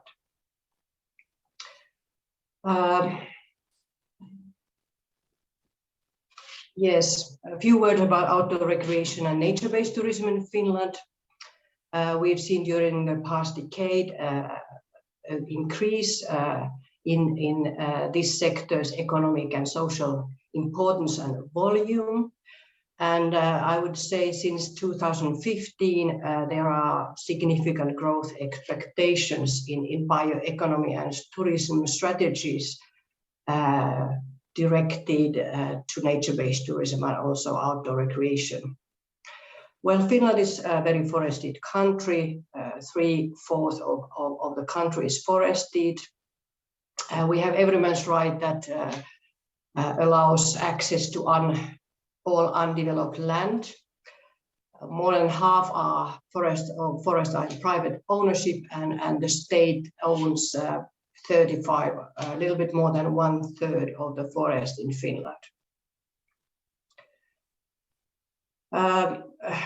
Then something about outdoor recreation and nature-based tourism. I mentioned earlier that most Finns participate in outdoor recreation, and the typical amount is 2 to 3 times per week, often in urban and peri-urban areas. And we've seen a diversification of the services in this sector. Health and well-being is very important for visitors, and it has grown as a motive. Of course, during pandemic we saw that but also in urban and peri-urban areas, it's one of the most important motives. But also in national parks we see it as an important motive. And we have a quite intensive debate at the moment of the forest management practices, how we should manage a more multifunctional management is asked, but in Finland this timber production is still the dominant function of forest. Just a picture of Finland to show that we have 40 national parks. Most state forests are located in the north. 1/3 or even more of the land is protected there. In South Finland we have less protected areas, and we have this special program, conservation program, targeted for old growth forest in South Finland.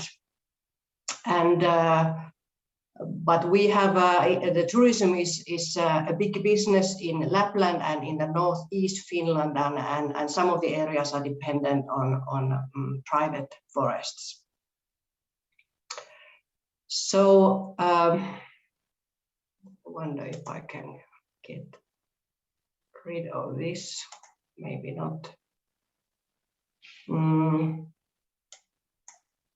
So forestry and tourism are important in very many rural areas, and attractive forest landscape and environment is a key value for tourism business.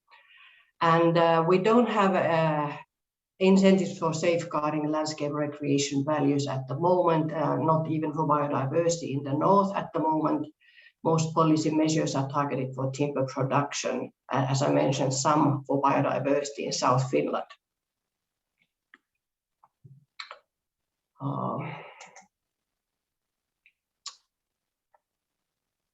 So we have conducted the piloting study in Kuusamo as a part of EU-funded Sincere project, where there are 11 case studies, and we conducted this project in northeast Finland in Kuusamo.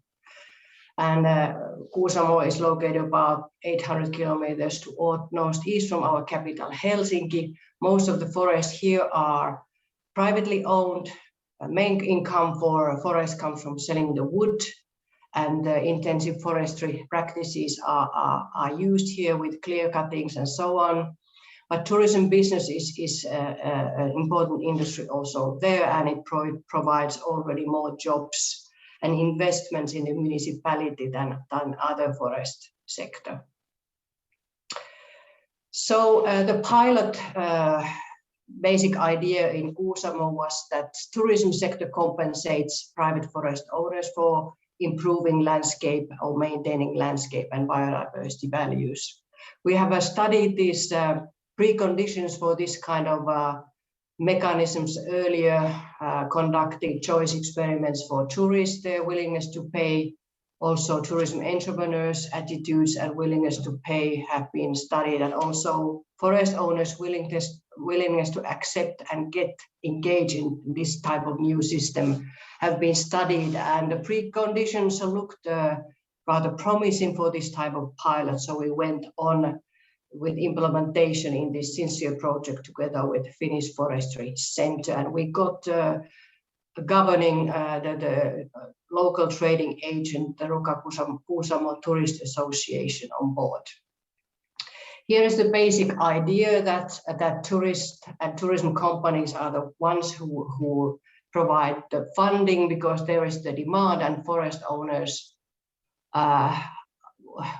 organize or give their own areas voluntarily against payment, and then we need somebody, a trading agent here to run the model.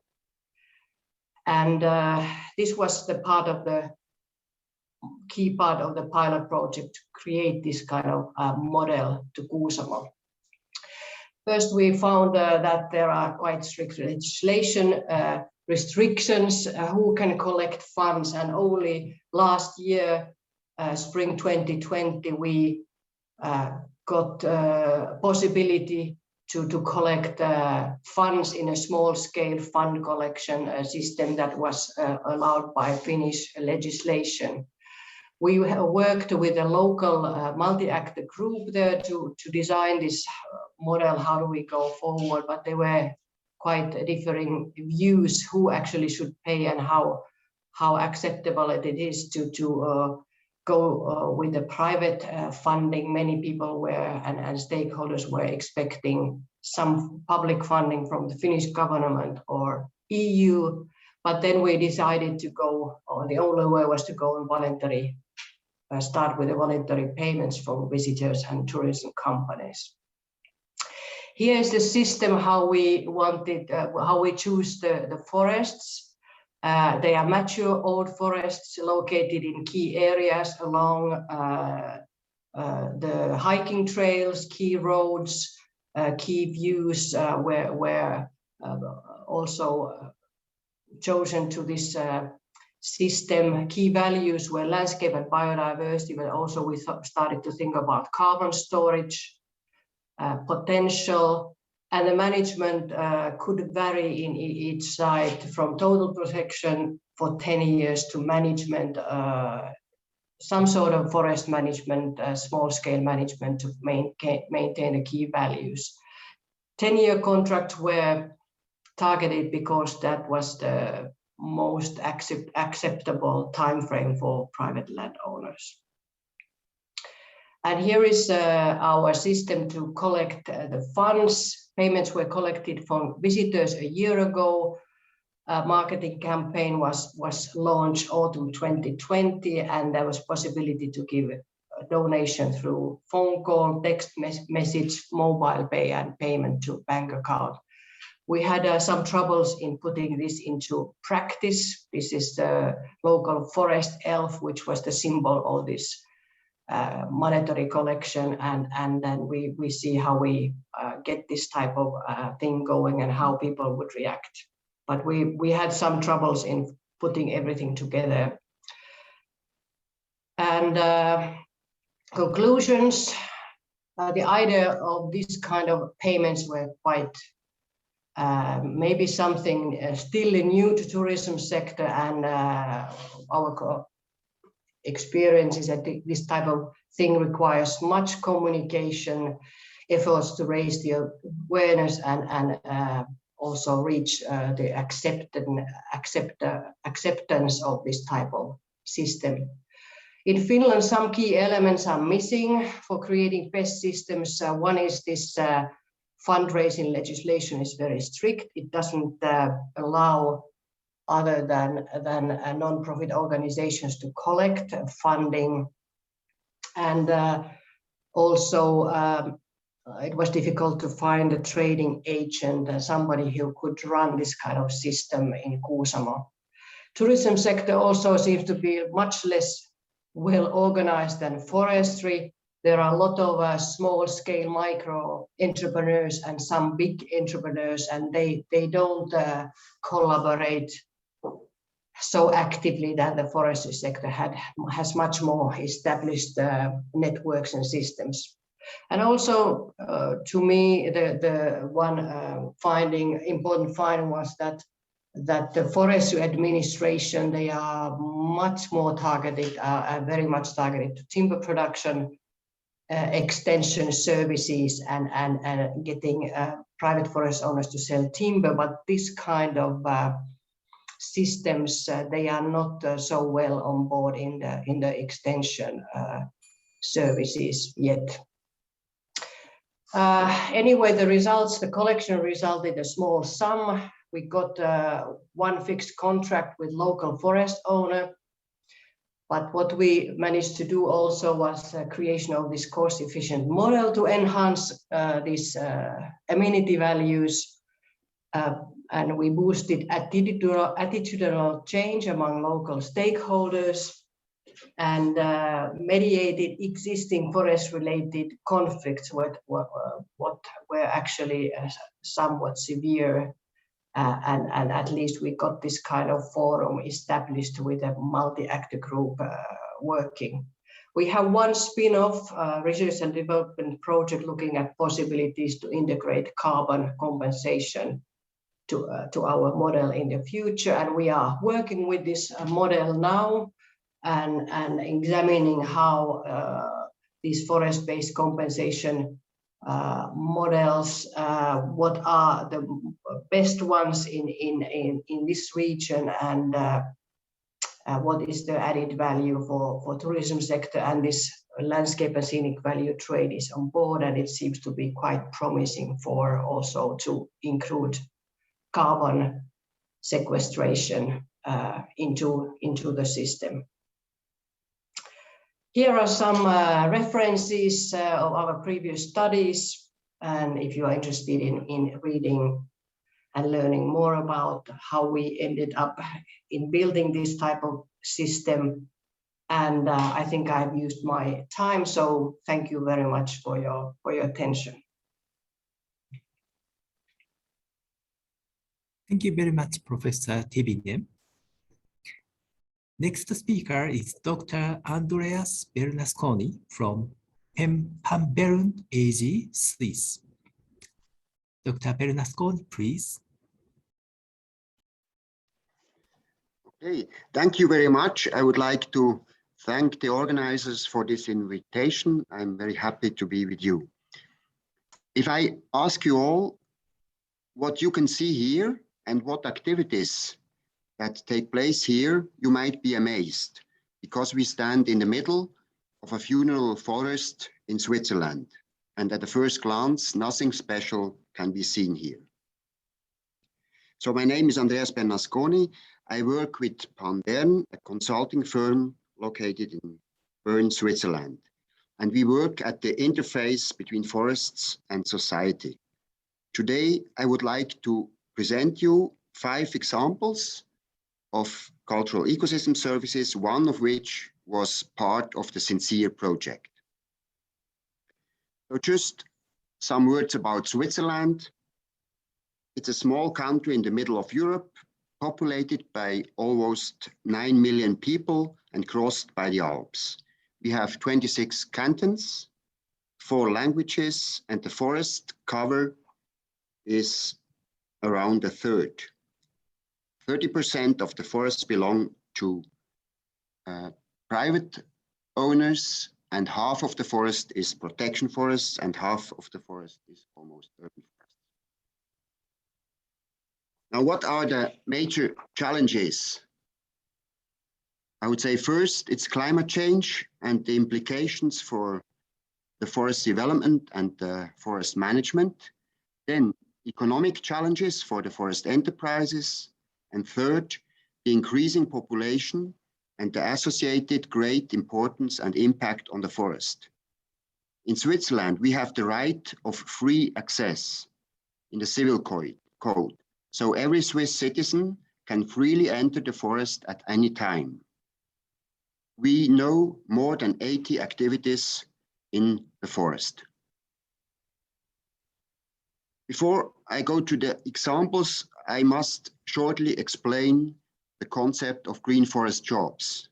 The basis for this is this report you can see here, who was elaborated in 2018. And here you see the link for this report, who was established by the team of specialists on green jobs in the forest sector. What is a green forest job? So the definition for a green job was given by ILO, and this definition is combined of sustainability and decency. The team of specialists, based on this criteria, developed the definition for a green forest job, which you can see here. There are three elements. The first one is green job in the sense of ILO. The second one is compatible with sustainable forest management.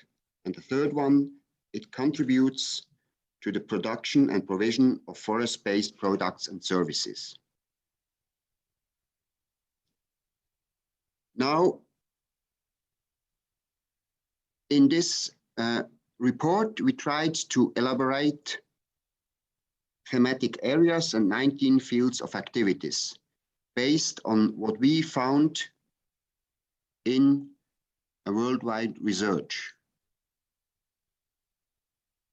We found many examples, and we had these 7 fields that you can see here. There are traditional green forest jobs as forest workers. There are new established jobs like forest kindergartens or future green forest jobs, which are not yet known. The other element I would like to explain is the difficulty with marketability. Many of forest ecosystem-based products and services are not or only to a little extent marketable. In literature, we find 2 dimensions.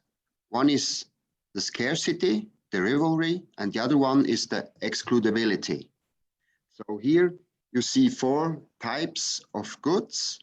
The red one, the upper right, is a pure public good, such as cooling effect of the forest or fresh air. On the left above, you have a public good with limited usability, the common goods, like collecting or picking mushrooms, for example. On the right below, the green one is the club good. For example, territory hunting or forest kindergartens, because you need to be part of the organizing unity. And the complete private good are, for example, funeral forests or adventure parks.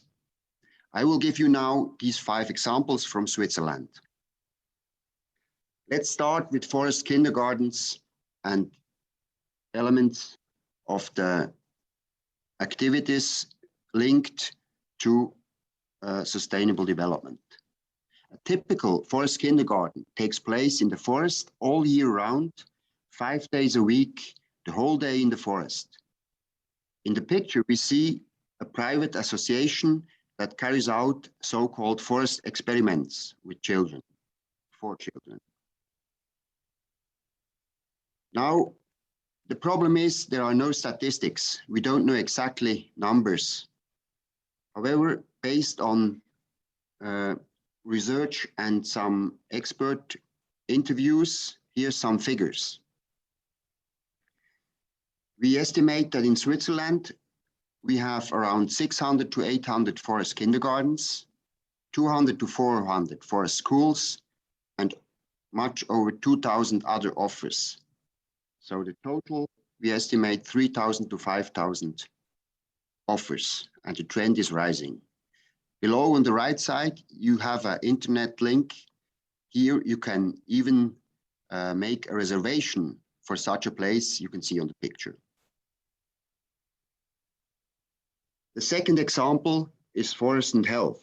Of course, also in Switzerland, this topic is booming.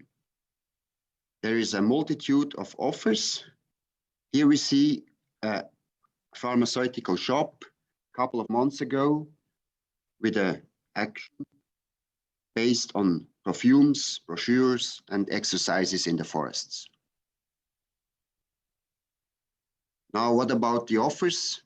We estimate that we have forest bathing about 100 to 180 offers, forest therapy between 50 and 70, and other health-oriented offers between 200 and 250.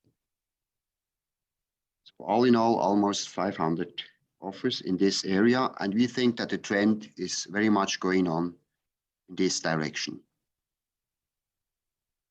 The third example is the work as an adventure park.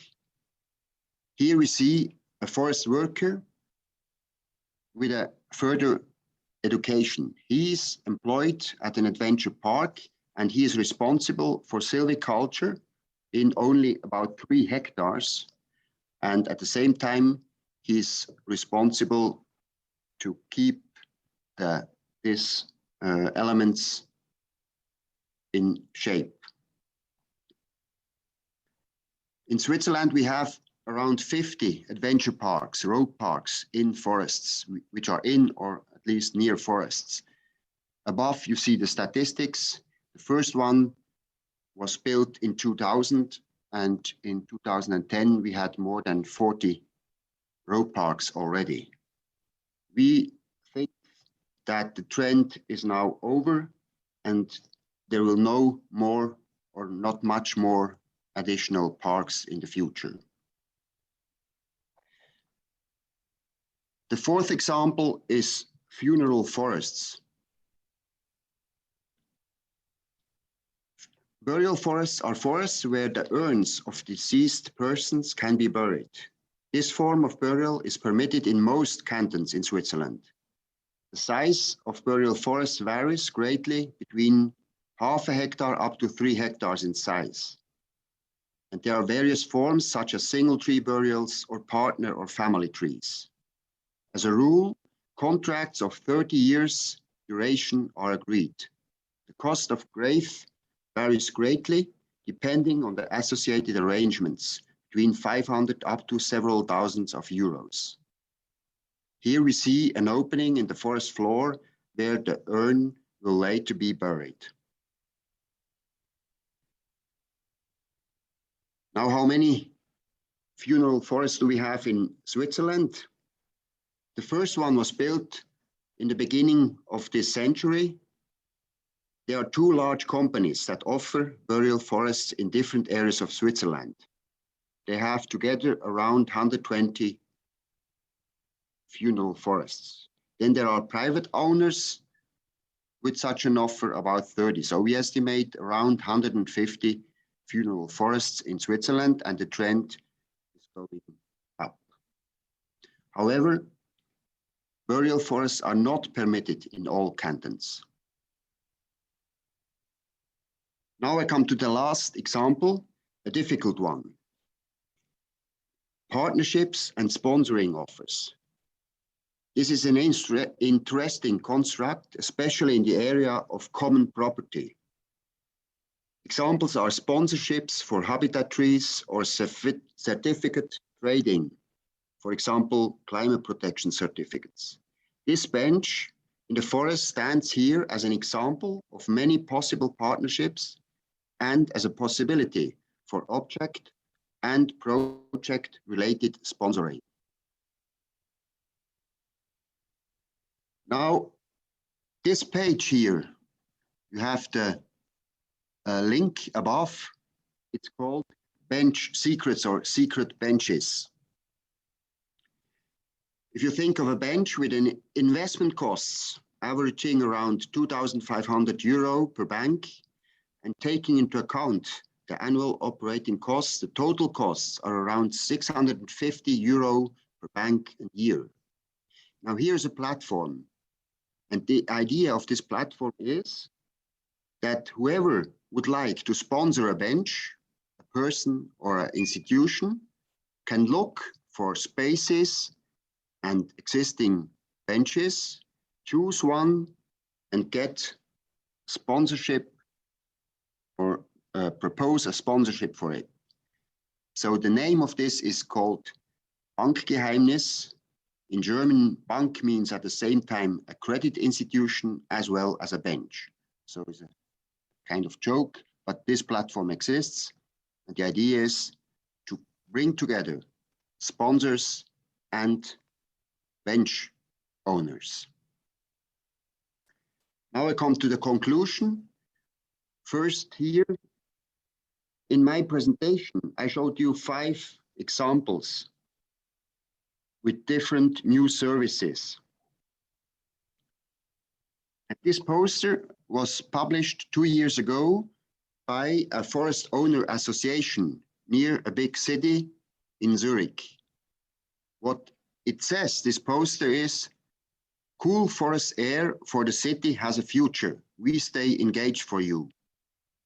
So this is a good example to me that the forest is a source of many services, such as cooling the air for the city, and becoming also important for this. I have 3 conclusions. The first one, the 5 examples have shown that there is a significant number of offers and related green forest jobs.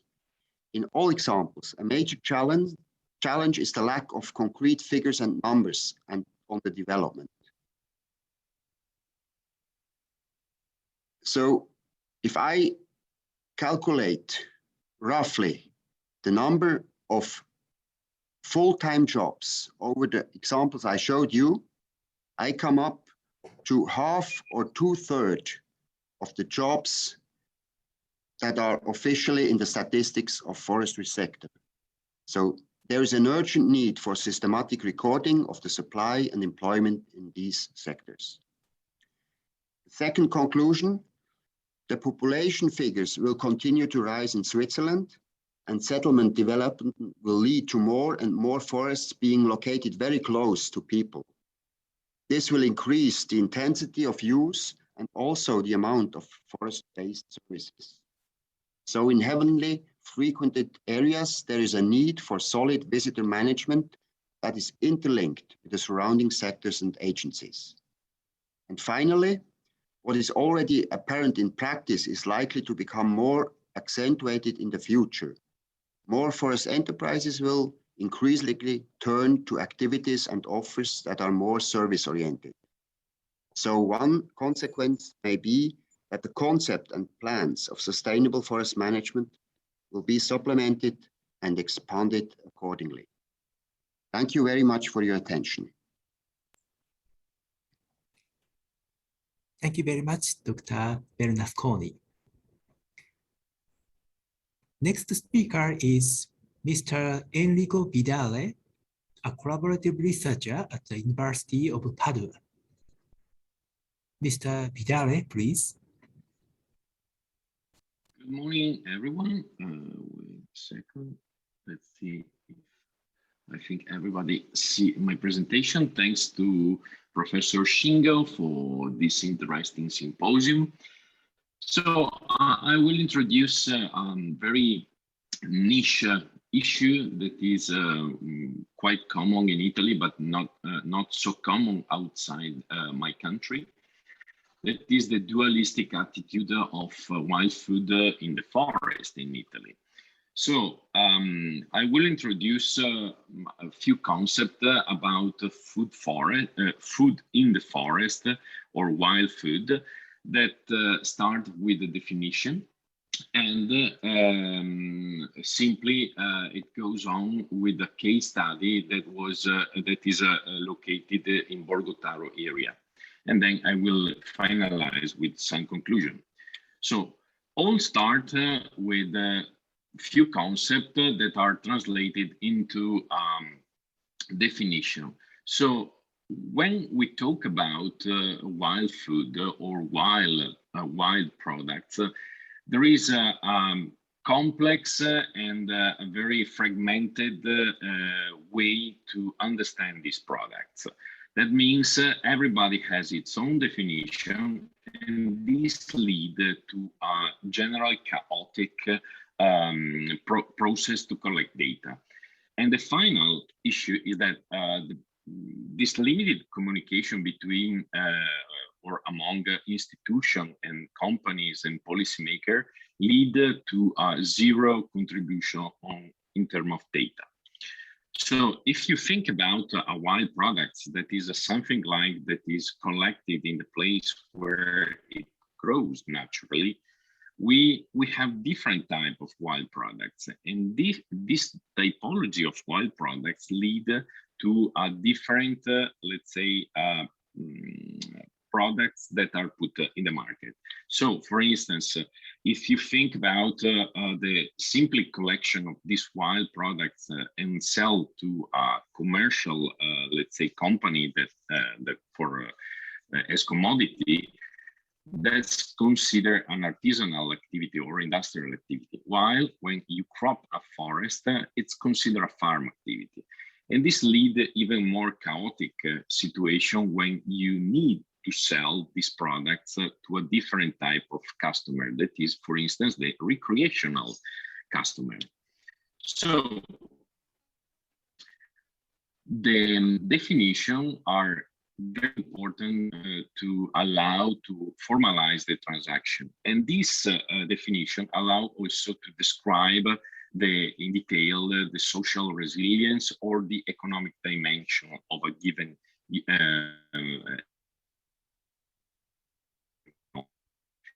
well, the use concrete policy or solution for forest owner or forest manager. And moreover, if you think that wild gathering, the collection of wild food is one of the most ancient activity of human being, it's quite immediate to understand that is quite common all over the world. But the way that that is applied in forest and the way this activity contribute to the forest owner, it's very, very different. Just to give you an example, so we are, this is truffle, okay? Example, on the left-hand side, you have a cropped oak that is producing truffle, while on the right side, you have truffle pickers that is in the forest to collect the truffle. So these two typology of production are located in two different typology of activity. One is farm and one is a commercial activity. And the way that truffle is sold in the market, or in this case, mushroom are sold in the market, is based on, let's say, institutions that are very, very different. So for instance, in farm activity, you sell mushroom with invoice, but when you are dealing with mushroom collected in the forest, is not anymore an invoice. It's something different, and even different when you sell ticket for collecting mushroom in forest. So the meaning of definition is translated directly into the way you sell and the way you produce that service of our products. To be more concrete. Excuse me, Mr. Vidale. Yeah. Could you use slideshow, please? Sorry, probably is the. I need to oh my God. So let's try again. Okay. Sure. Do you see now? Do you see now? No. No? Oh my God. You don't see. Sorry. I will share once again. Do you see now? I can see your screen, but this is not slideshow. Oh my God. Wait a second. Let's try like this. Now, do you see? No? We can see next slide and maybe script. Wait a second. I don't know how it works. It worked very good on the trial, but wait a second. So now, do you see it? Do you see the presentation? Do you see the presentation? Yes, yes. Thank you very much. Okay. And I'm sorry for this technical issue. So just going back to the typology of transactions. So when we have a certain well-defined institution, you can easily sell your products or service. When you do not have this formalized definition, it's very difficult to sell or provide this service in the formal economy. So going in a practical example, we are in Borgotaro. You can see it's located nearby Genova in the Apennines. And in this area, they provide, let's say, two typology of products. So on my left-hand side, recreational activity based on mushroom, and on the other side, the commercialization of wild mushroom. So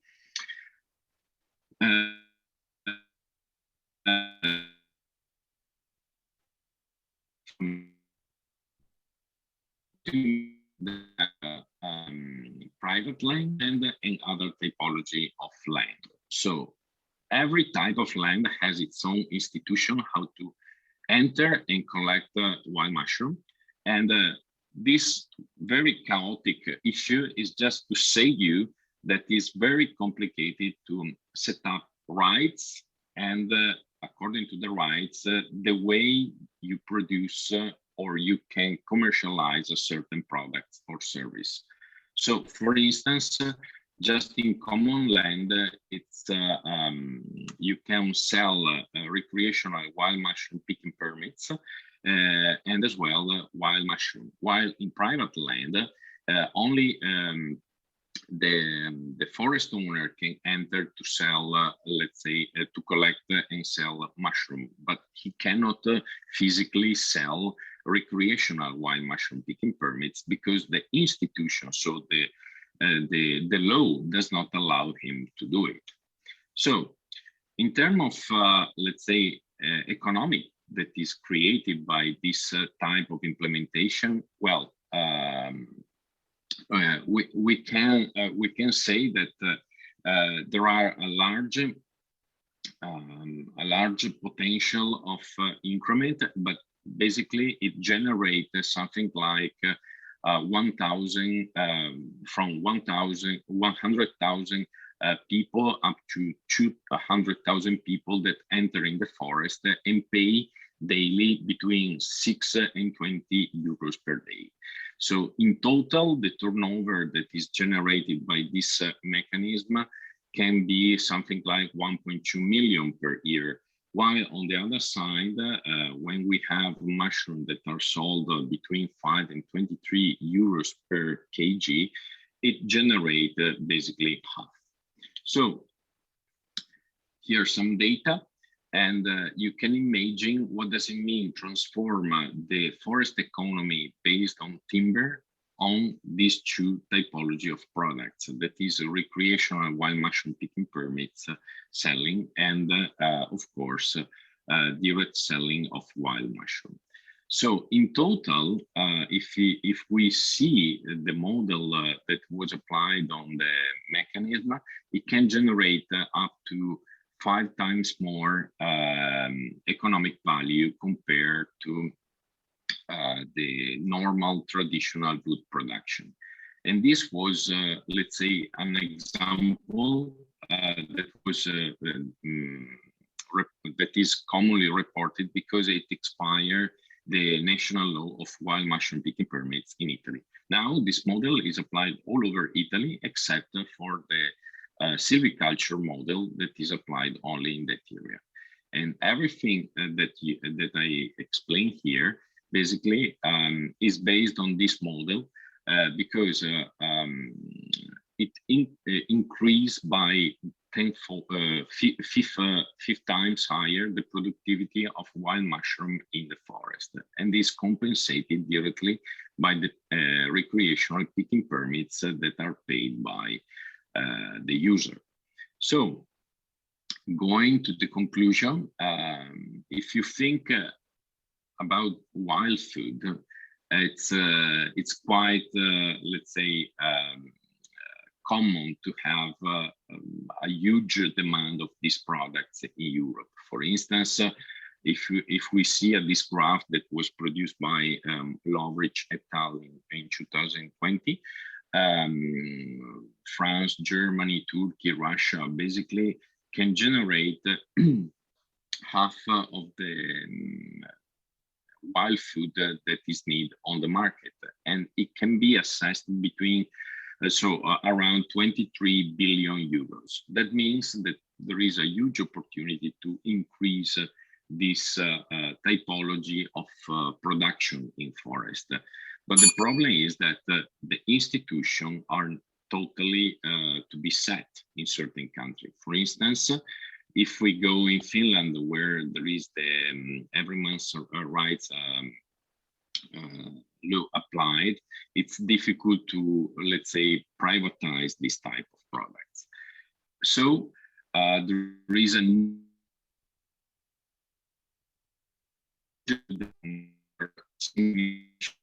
food in European or a global scale, because without the definition, we cannot formalize the transaction between the parties, so the producer and the buyer. It's everything, let's say, started with any type of innovation start from a good idea, but then when you need to transform into a business activity, you need to formalize and put inside the real economy. So institutional setup is a crucial point to start any kind of innovation in forest. And of course, if you link with silviculture and you provide additionality to your economic or to the mechanism, the economic mechanism that you implement, of course, you create the better solution, the best solution for your forest owner or manager. Thanks a lot. And I think I'm on time. Thank you very much, Mr. Vidale. Next speaker is Mr. Yoshio Fujioka, Deputy Director of the Mountain Village Promotion Office, Forestry Agency, Japan. 藤岡さん、よろしくお願いいたします。聞こえますか？林野庁の藤岡です。今日は発表をいただき、機会をいただきましてどうもありがとうございました。これからちょっと説明をする森林サービス産業はですね、健康観光教育というさまざまな分野でですね、その森林空間を活用して、体験プログラムなんかを提供していく、サービス業を、新しくですね、作っていこうというような動きでございます。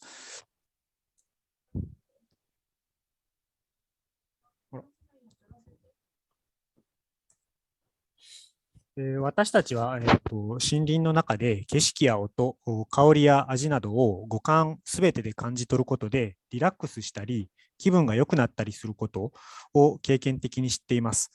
また我が国ではこのような人の健康に対する効果を科学的に明らかにしようとする取り組みも行われてきました。このように森林空間利用による健康への効果がよく知られていることからすると、多くの日本人は森林空間を活用していても不思議ではありません。しかしながら現状はそのようになっていません。2016年に行われたアンケートの調査結果によれば、1年間に1回も森林に遊びに行っていない人が6割を超えていました。しかもですね、残りの4割弱の人たちの多くも3回以下という状況で、定期的に森林に遊びに行っている人たちはごくごくわずかな状況です。また、森林に遊びに行っている人たちの目的を見ても、森林浴やハイキング、写真撮影など、個人やグループで楽しめるものがほとんどで、ガイドなどのサービスを必要としないものが大半を占めています。さらに別のアンケートでは、休日に1泊2日で非日常を楽しむ旅行が多いことも示唆されており、宿泊、飲食などのサービスを提供する山村地域の事業者にとっては、忙しい時期と暇な時期の差が大きくなるといった課題があります。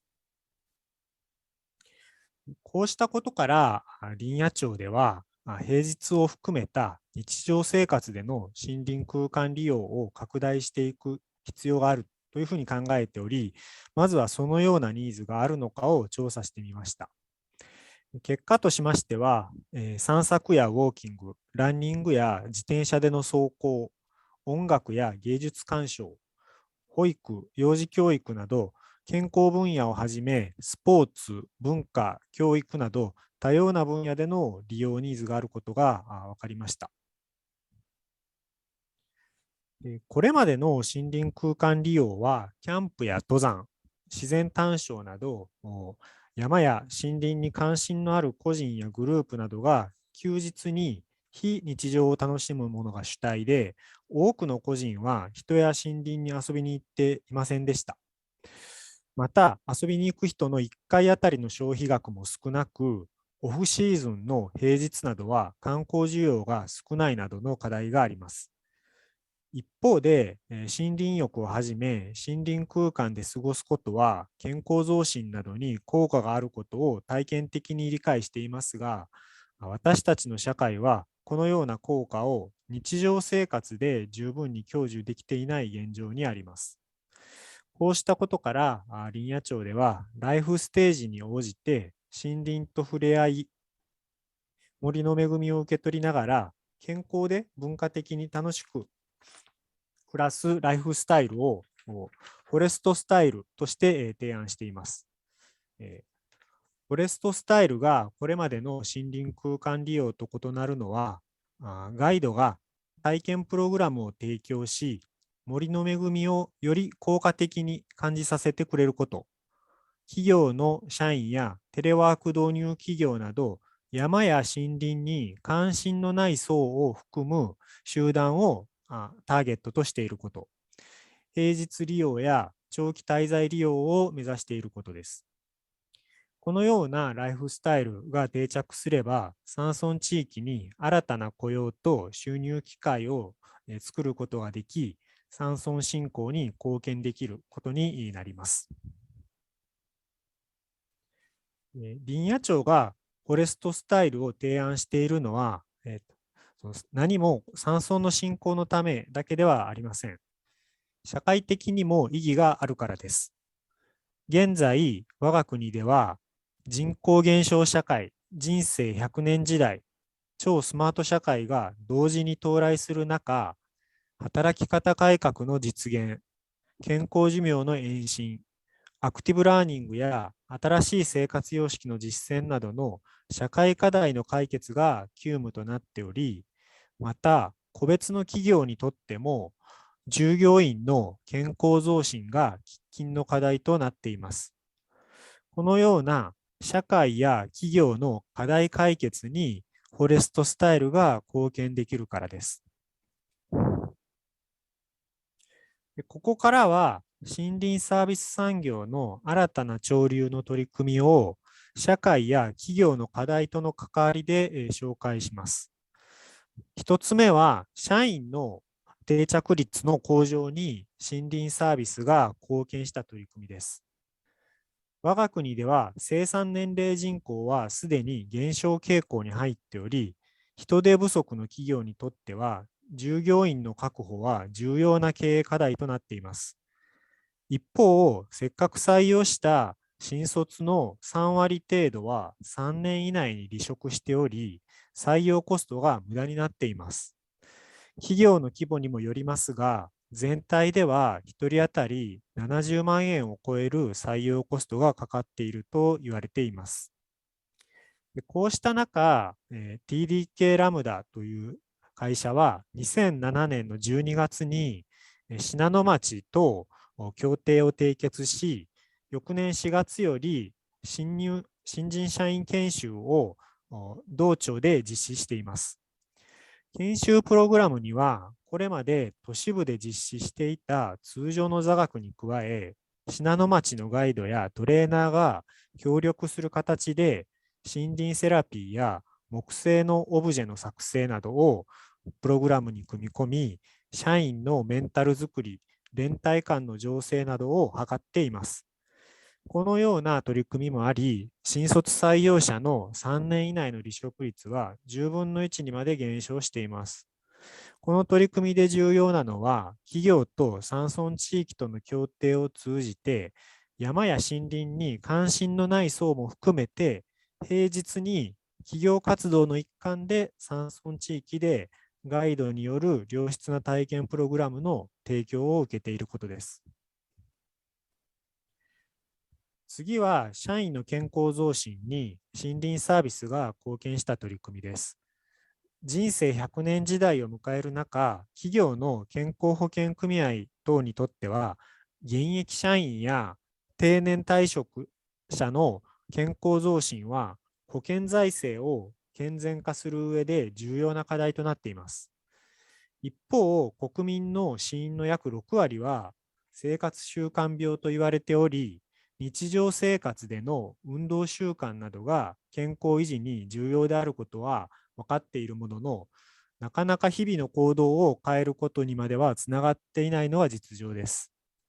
こうした中、太陽生命保険は2016年10月にクアウルト健康ウォーキングに取り組む上山市と連携協定を締結し、生活習慣病リスクの高い従業員に対して宿泊型新保険指導を同市で実施しました。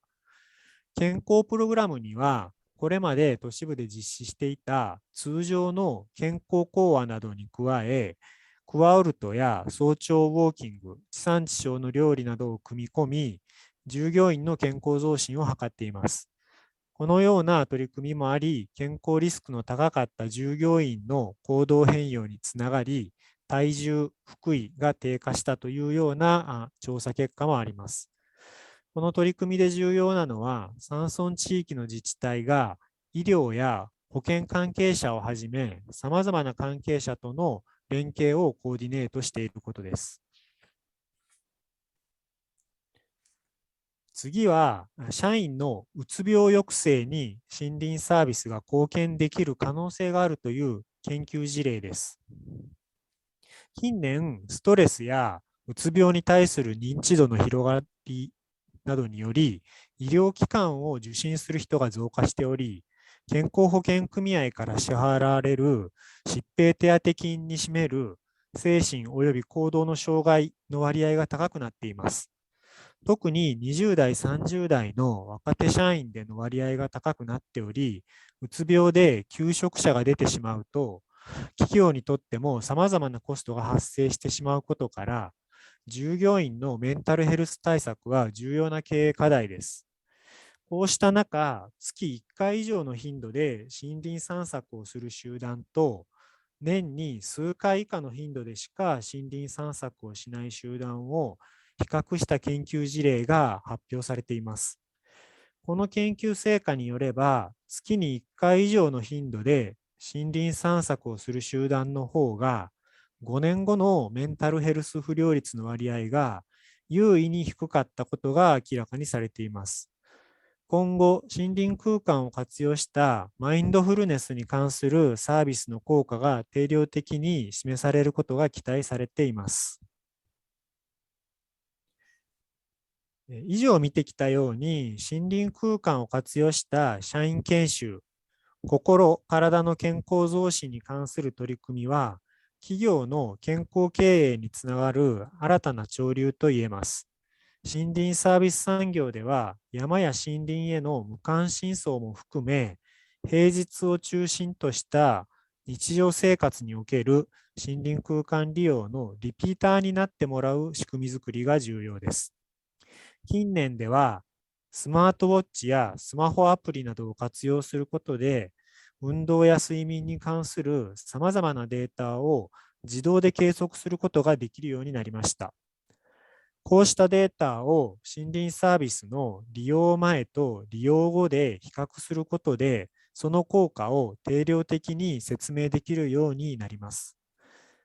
また、こうした健康分野に関するサービスを核としながらも、宿泊飲食やワークスペースなどの周辺サービスを複合的に組み合わせることで事業化につながりやすくなりますが、企業、研究機関、コンサルタント、旅行業界などさまざまな業界との交流連携が不可欠です。山や森林に関心のある層に対しては、感性に訴えかけるような従来のプロモーションでも効果的でありましたが、無関心層にも森林を訪れてもらうためには、先の例のように健康経営に取り組む企業に対してどのようなメリットがあるのかを定量的に説明することで、企業との協定締結につなげ、森林に関心のない従業員も含めて定期的に体験サービスを利用してもらうことが重要です。現在、林野庁ではモニターツアーを通じて森林体験サービスの効果を把握するモデル手法の構築を進めており、エビデンスが取得できた地域においては、これらの成果をさまざまな企業に売り込んでいるところです。このような動きが他の地域にも広がっていけば、企業と山村にとってウィンウィンの関係が構築できると思います。発表は以上です。ご清聴ありがとうございました。藤岡さん、どうもありがとうございました。Next speaker is Ms. Mihoko Kasuga, a board member of Japan Forest Therapy Society. 春日さん、よろしくお願いいたします。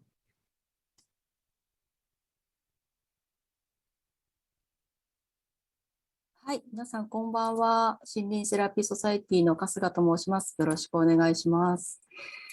この度はこのような発表の機会をいただきまして、本当にありがとうございます。森林セラピーの概要とですね、その後、森林セラピーを中心とした予防的なホテルを運営しておりましたので、そのホテルについても少し事例としてお伝えしていきたいと思っています。よろしくお願いします。では、画面を共有します。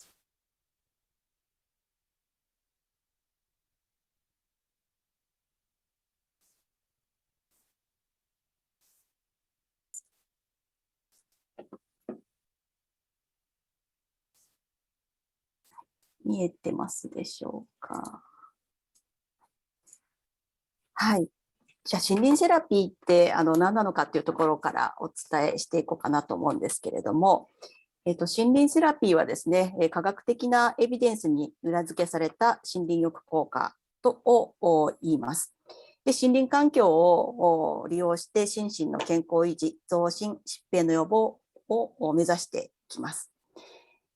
で、森林の地形を利用したですね、運動を伴っていて、プラスアルファですね、栄養とかライフスタイルの指導などもお伝えしていくような、この全体的な心身の健康向上の取り組みを森で行っていく、それが森林セラピーになります。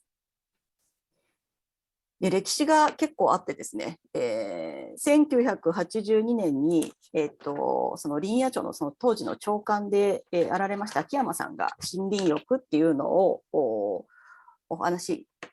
名前をつけてからですね、2004年に森林セラピー研究会っていうのが設立されまして、でそこでいろんな森の効果っていうのを研究が進んでいきました。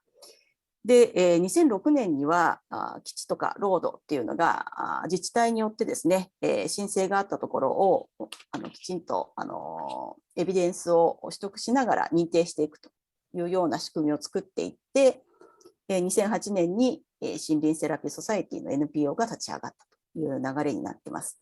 で、翌年の2009年からは森林セラピーの資格ができてきていて、2020年現在ですけれども、全国にですね、その認定されている基地、ロードが65カ所、今、日本全国にあります。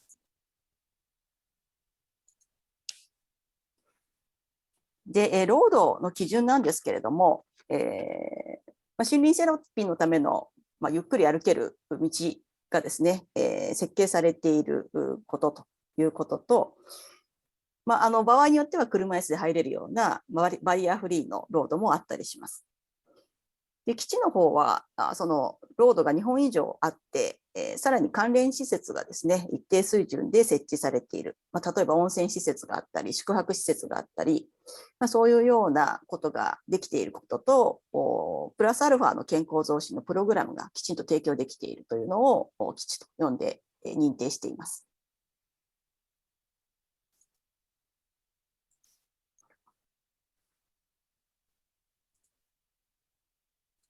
はい、そして、その審査ですけれども、申請が自治体や法人からですね、いただいた後に、最初は一次審査で書類審査をした後に、で、実験を現地で整理実験と調査をして、で、その結果を踏まえて、認定をするということで、だいたい1年間かけて、その申請があった場所を認定していく仕組みになっています。で基地の運営はどういうふうにされているかというと、大体は、自治体が運営していることが多いんですけれども、自治体の場合はその担当者が結構変わってしまうっていうことがあったりしますので、協議会という形にして自治体と地元の森林セラピーを支える方々と一緒に協業している形もあれば、あとは一つの企業がその森林セラピーとして、基地を運営している、そんなような仕組み、大体この3つのパターンになっています。で、窓口としてもその自治体だったり協議会だったりその企業だったりが窓口を開けていて、で集客広報やその地元の方の育成みたいなことも含めて運営しているという形になっています。で当然、ロードの整備もその基地それぞれがですね、行っています。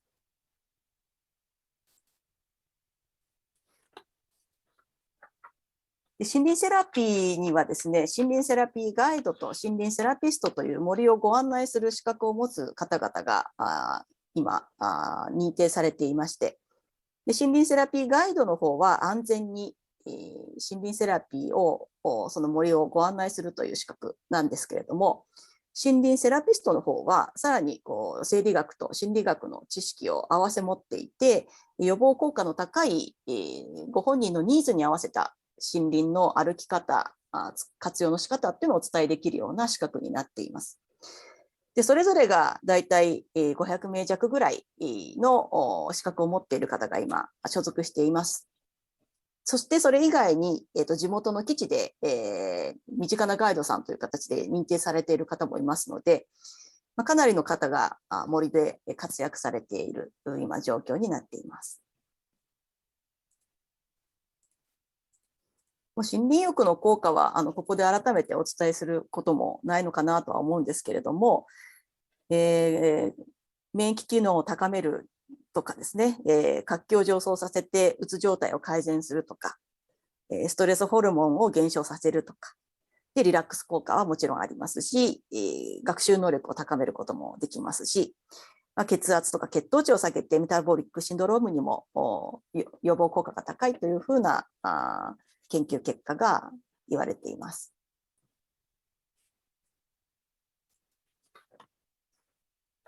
で森林セラピーの流れなんですけれども、最初にですね、まずはインテーク面接といって、その方の今のご様子をですね、お伺いしていきます。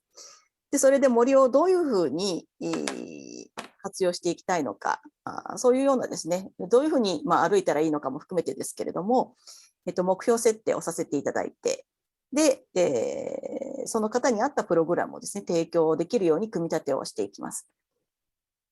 で、森の中で様々な感覚を使えるようにしていって、交感神経とか副交感神経のバランスをね、整えるような森の活用の仕方をしていきます。で、森の中で、深いリラックスを体験してもらえるように、徐々に誘導していくんですけれども、その感じたことをそのガイドやセラピストと共有しながらですね、今の自分の状態を把握できるようにしていって、で、最後、終了面接で、日常生活でさらに何ができそうかというところまで、確認をしていく。こういう一連の森林セラピーの流れがあります。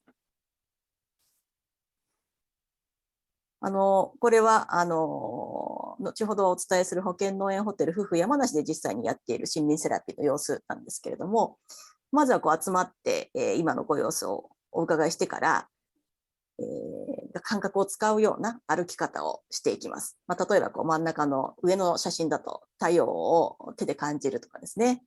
で、木をハグするとか、あとはいろんな草木の匂いを嗅いでみるとか、で、裸足になって芝生を歩いてみる。で、森の中で寝てみる。こんなような時間をですね、森の中で一緒に過ごしていきます。で、こうやって森でゆっくりする時間が取れるようになると、すごく働いてる方っていうのは、頭を一生懸命動かして、皆さんお仕事をしていることが多いんですけれども、体の感覚を麻痺させている、感じられない方が多かったりするんですね。特に日本の場合は過労の問題がとても大きくて、自分の疲れを把握できないっていうぐらい働きすぎてしまう方が多いんですけれども、その心の状態と体の状態をきちんとつなげられる、それが感覚を感じられるようにしていくとそれができるようになっていくんですけど、ここの心と体をきちんとつなげていくとかですね。あとは結構その職場の人間関係でいろんな辛い思いをされている方もいますので、温かい人との地域の方とのつながりによってほっとすることができたりとか、あとは本来の自分は何が望んでいることなのかっていうのが見えなくなっている方も多いですので、これは魂とのつながり、自分が本来望んでいることとのつながりっていうのもその森の中で過ごすことで感じられて見えてきたりしてきます。で、自然ともちろんつながることによって視野がすごい狭くなってたのが広くなっていく。そういう形でですね、森の中で日常の刺激をまず一旦遮断してゆっくり過ごすことでつながりを取り戻すような、そんなようなことを行っているんですね。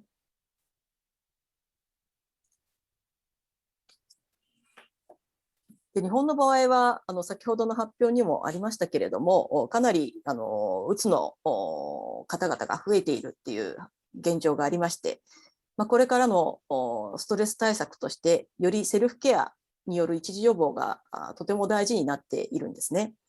で、そのためにやはり何が必要になってくるかっていうと、先ほどお伝えしたような自分の疲れがわからない状態がありますので、まず自分の疲れに気がついて、それを効果的な疲労回復につなげていくっていうことが重要になってきます。ということで、リズムが崩れている方が結構いらっしゃるんですけれども、そういう崩れてしまった自分の体内時計だったりとか、生活リズムそのものをですね、一旦リセットする。そんなようなことをしていくということで、そのためには、きちんとした質のいい睡眠を取れるようにしていくということと、で、質のいい睡眠を取れるようにするためには、リラックスできないとできないので、自律神経のバランスをちゃんと整える。この3つがですね、効果的な疲労回復に重要であるというふうに考えています。で、もう一つ、それだけじゃなくて、自分に合ったストレス対策っていうことを考えられるような体験と学習を行っていく必要があるということで、自分の体と心の状態をちゃんと把握できるようにしていくとか、あとは自分に合ったセルフケアの方法をいろいろ体験しながら学んでいくとか。で自分が持っている、いろんな資源がありますので、例えばその相談できる人が、この人だったら相談できるとかですね。そういう自分が持っている身近な資源をもう一回再確認する。で、本当の自分、本当だったらこういうものが好きだったのになっていうような、そういう自分らしさみたいなのを取り戻すっていうことによって、自分のストレス対策っていうことを改めてね、確認していくような、そんな時間が森の中でできるといいんじゃないかと考えています。で、その森林セラピーを中心にした、予防的なホテルをですね、運営を行っていました。もともと山梨県の山梨市に、その自治体が持っている、もう潰れてしまったホテルがありまして、で、そのホテルをですね、お借りして、改修をして、もう一回使い直すということをしながらですね、で、予防的なホテルとしてもう一回組み立て直して運営を始めていきました。なので、バックはですね、緑会ヘルスケアグループという精神科の大きな医療母体があるんですけれども、その母体があって、で、企業のメンタルヘルスをやっている会社もその中に含まれていまして、で、その会社が中心となって、このホテルを運営していく、そんなような運営の方法で、始めていきました。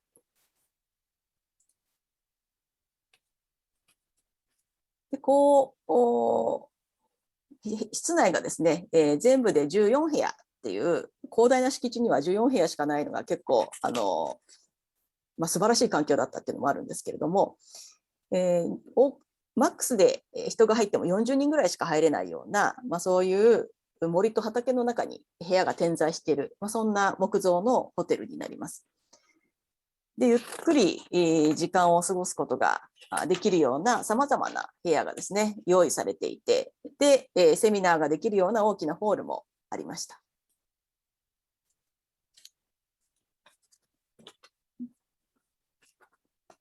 で、そのホテルのプログラムとして何を大事にしていったかというと、心身の健康向上と疾病の予防のための6つの視点を柱にしてですね、プログラムや、環境をね、整えていきました。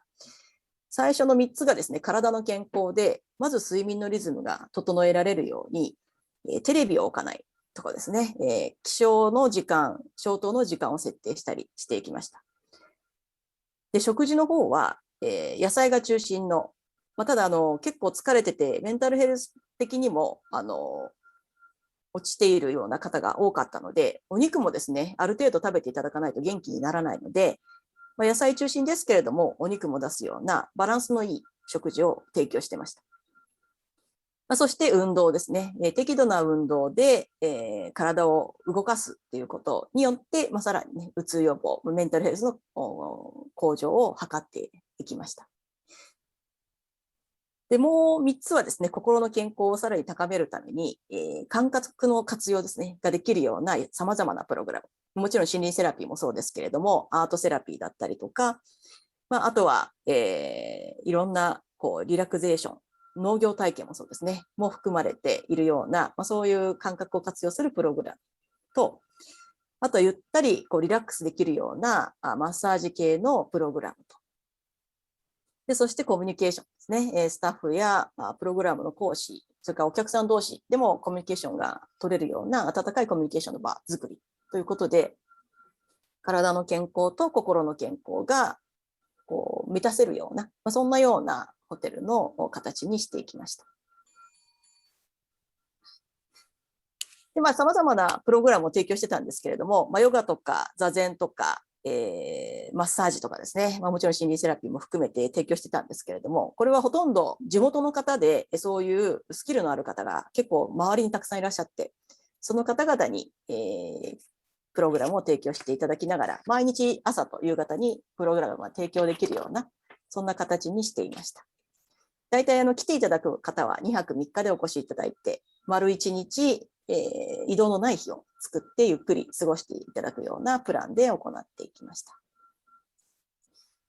で、女性の方がやはり7割ぐらい人数としては多いんですけれども、30代、40代、50代の働き盛りの方々がですね、休みに来られているような状況がありました。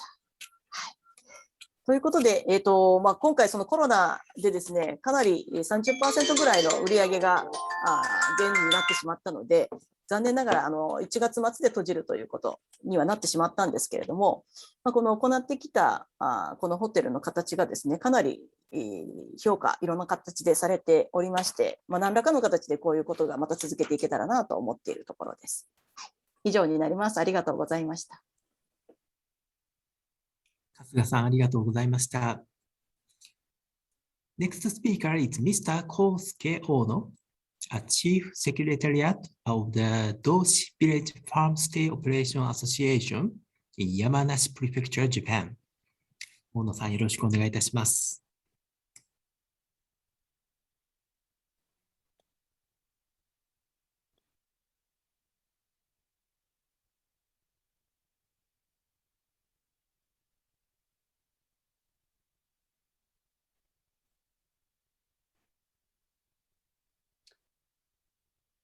では始めます。Thank you for participating in this valuable opportunity. I'm Kosuke Ono, who is the Secretariat of the Doshi Village Farmstay Association. I'm also the representative of a company called Little Tree. Today, I would like to introduce the Opening the Mountains to the Citizens initiative being promoted by the Doshi Village Farmstay Association and the InnoFest project. After graduating from university, I worked for a company in Tokyo as a woody biomass energy consultant for 8 years, then moved to Doshi Village and started Little Tree. We have commercialized biomass energy utilization, forestry, and foresting initiatives in order to achieve the SDGs with real action. In 2019, we have established the Doshi Village Farmstay Association in cooperation with the people involved in the village. Doshi Village in Yamanashi Prefecture is a village blessed with abundant nature, located about 19 minutes by car from Tokyo. At the top of the photo is Mount Fuji. With a population of 1,700, it is also the village with the largest number of companies in Japan. With more than 40 locations, in addition, we have been supplying water resources as a water source for Yokohama City for 100 years. And of the 7,000 hectare of forest area, 3,000 hectare is owned and managed by Yokohama City. The remaining 4,000 hectares are privately owned forests, which have been planted extensively but have not been managed and used much since then. Therefore, in order to promote forest maintenance, we introduced the firewood boiler to the hot spring facility Doshinoyu, owned by village, in 2014, and supply heat using wood supplied from the village instead of fossil fuel. The InnoFest project collaborates with the Doshi Village Farmstay Association to provide advice on guide training and the development on environmental educational tools. The association was established in 2019 by the Doshi Village Government Office, the Tourism Association, and the Little Tree for the purpose of promoting the tourism industry and the use of forest space. The association holds MTB ride tours and river walk tours and a project called Doshi Deer Trail, which provides tourists with a service that experience accommodations, eating and drinking in the village while enjoying outdoor sports. In the forest where MTB ride tours are conducted, Little Tree is going to singing and sports are used as an entrance that lead to learning about forestry and biomass. In this way, we are advancing initiatives that combine biomass energy, forestry, and green tourism. In addition, the association is promoting the activity of the membership-based community, Open Forest, which is collaborating with InnoFest on this initiative. The purpose of open forest is to increase the added value of service by binding and packaging it, the efforts that have been carried out in cooperation with related parties. In order to continue forest maintenance, we need not only subsidies, but also our own financial resources. Especially in small-scale forestry, it is difficult to secure profitability. The concept of open forest is create a place to play while maintaining the forest by providing opportunities for many people to be involved in the forest, and at the same time creating a place where the skills of each person concerned and the participants can be demonstrated. At the same time, we want to make a chance to feel the world which has obtained a sense of wonder from nature ecosystem. To that end, we want to provide participants with a real experience of connecting with nature, creating an opportunity to see the world as a producer or a creator, not as a consumer. Please watch the video.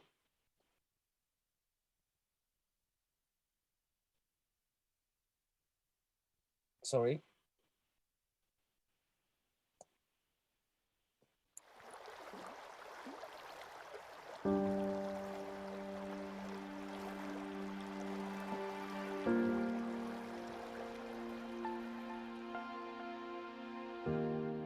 オープンフォレストの活動。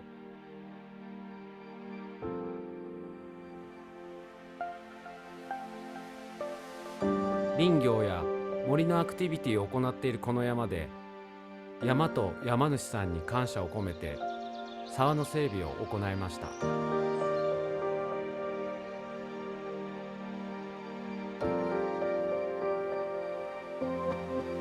台風19号で倒木が発生し、以前から気になっていたところ、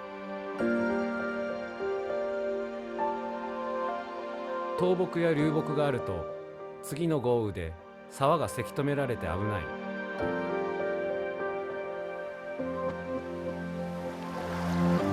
この沢は下流にある地区の生活用水になっているから大事な沢。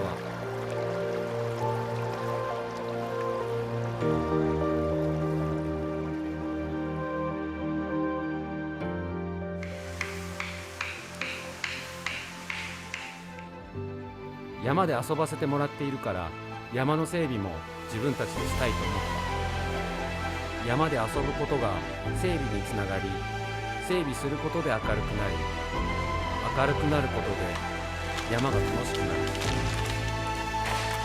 林業とアクティビティが重なる場所、それがオープンフォレスト。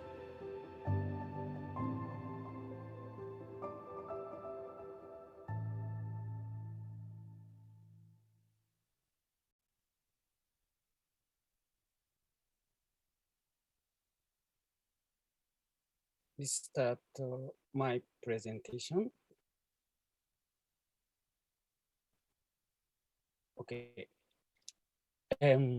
Activities are carried out in private forest in the Yaso district. In this area, all the roads that are no longer in use have been regenerated as MTB trails, and the thinning has been carried out around the trails. The most important thing to open a mountain is consensus building with the owner. We strive to build a win-win relationship between us and the forest owner. Therefore, from phase 1 to phase 3, we are proceeding with consensus building with forest owners regarding priority activity areas. First of all, after promising that the forest will be maintained free of charge, we request that it be used as a play space.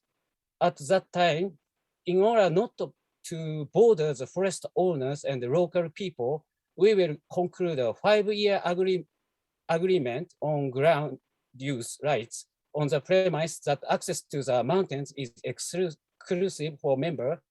All activities are done at your own risk. Participants' insurance for accidents and injuries. Also, the environmental improvement effect will be measured. The usage cost to the forest owner will be offset if the forest is maintained by ourselves, and will be paid according to the profit if it is only used. It is diagram that summarizes the components of the open forest. It consists of 4 elements: small-scale forestry, play, learning, and community. For forest maintenance, we have a policy of implementing forestry close to nature and constant cover operation. After the end of the subsidy project 2 years later, and we would like to acquire broad-leaved young trees in the forest. In order to carry out this initiative, we will need our own financial resources.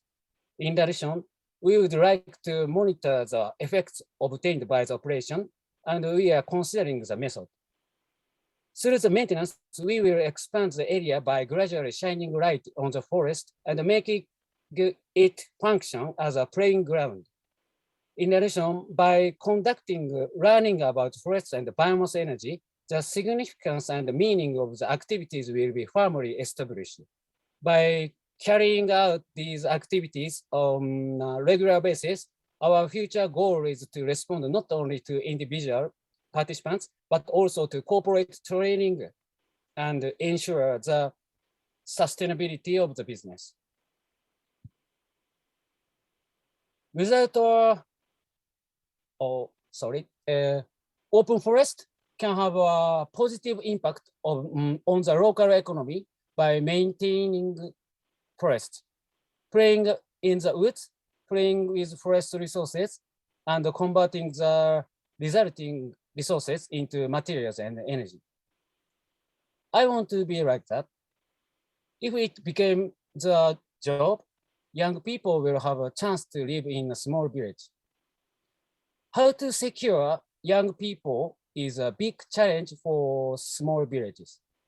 At the same time, not only adults, but also children will have the opportunity to play in the forest to maintain the intergenerational balance of the community. We recognize that it is very important for children to see adults involved in the forest.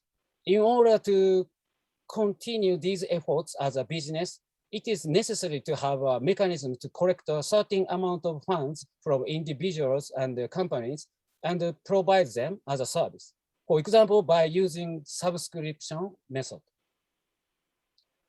Without a forest environment that people can access, we cannot continue to play in the woods or play outdoor sports. Originally, playing in the forest and maintaining the forest should be the same act, in my opinion. The village has an environment where these actions can be performed at the same time by the same person. Forests and farmlands traditionally maintained by villagers no longer have a manager. However, forests and farmlands still have important value. If there is no person in the village, we will create a mechanism to get the participation from the outside and manage it together while having fun. Open forest is an attempt to transform from exclusive traditional commons to inclusive futuristic commons on the premise of rules. The following is an introduction to past efforts that form the basis of open forests. The beginning of everything was the introduction of a firewood boiler in Doshi Photo Spring. Since the introduction of the firewood boiler, 500 cubic meter per year of firewood has been supplied as fuel. The amount of fossil fuel used is 1/4, and the average amount of CO2 reduction is 60 tons per year. MTB ride tours can also be held in winters, so they also have the purpose of cultivating tourism demand that decreases in winter. We plan to connect to open forest activities in the future.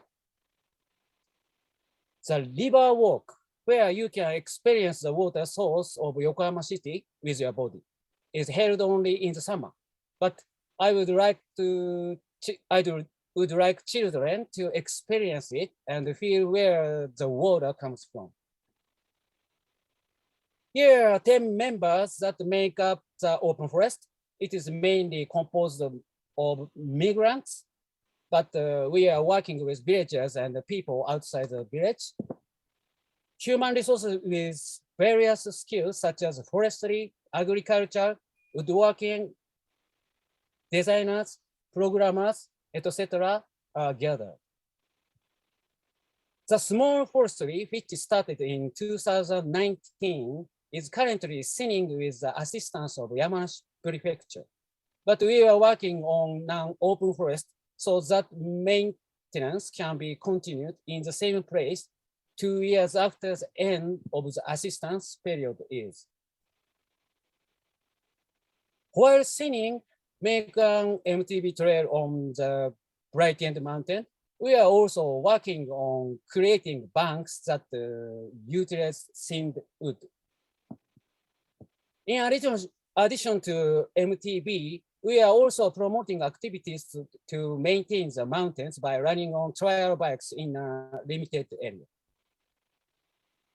In order to utilize the branches and the leaves that occur after thinning and thrown away in the forest, we are working with artist Ayako Suwa to capture the forest from the perspective of art and food.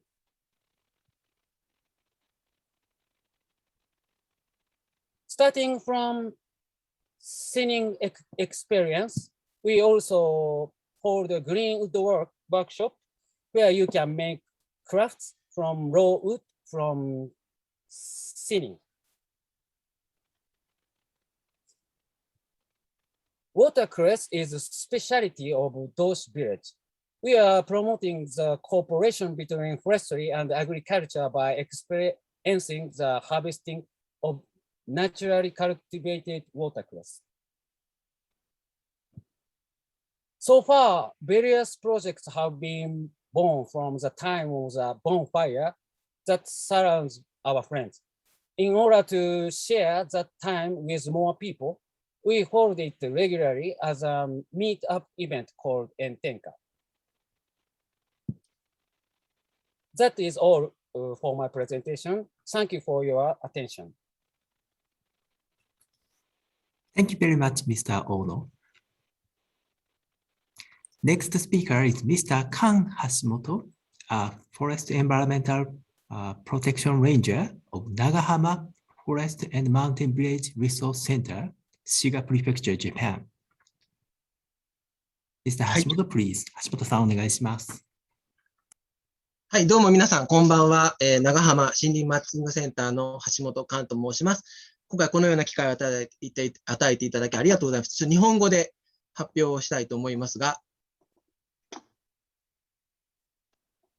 長浜森林マッチングセンターというのは、日本の滋賀県というところにある、長浜市にある、人と森をつなぐための活動をいろいろしている団体でして、2016年に発足したんですが、10月にですね、できまして、一応構成団体としましては、滋賀県と、あと長浜市と、地元の企業と、あと森林組合からなっております。で、一応目標というのがございまして、長浜市の森林資源を生かした仕事づくりを支援して都市部からの移住促進を目指すということで、もともとのこのキャッチコピーというのが、次世代の働く場と定住できる環境づくりというキャッチコピーでやっていたんですけども、なかなかこのハードルというのが非常に高いなと思いまして、活動をするにつれて、でもう少し手前のところをしっかりやっていかないといけないかなと思って、途中でキャッチコピー変わりまして、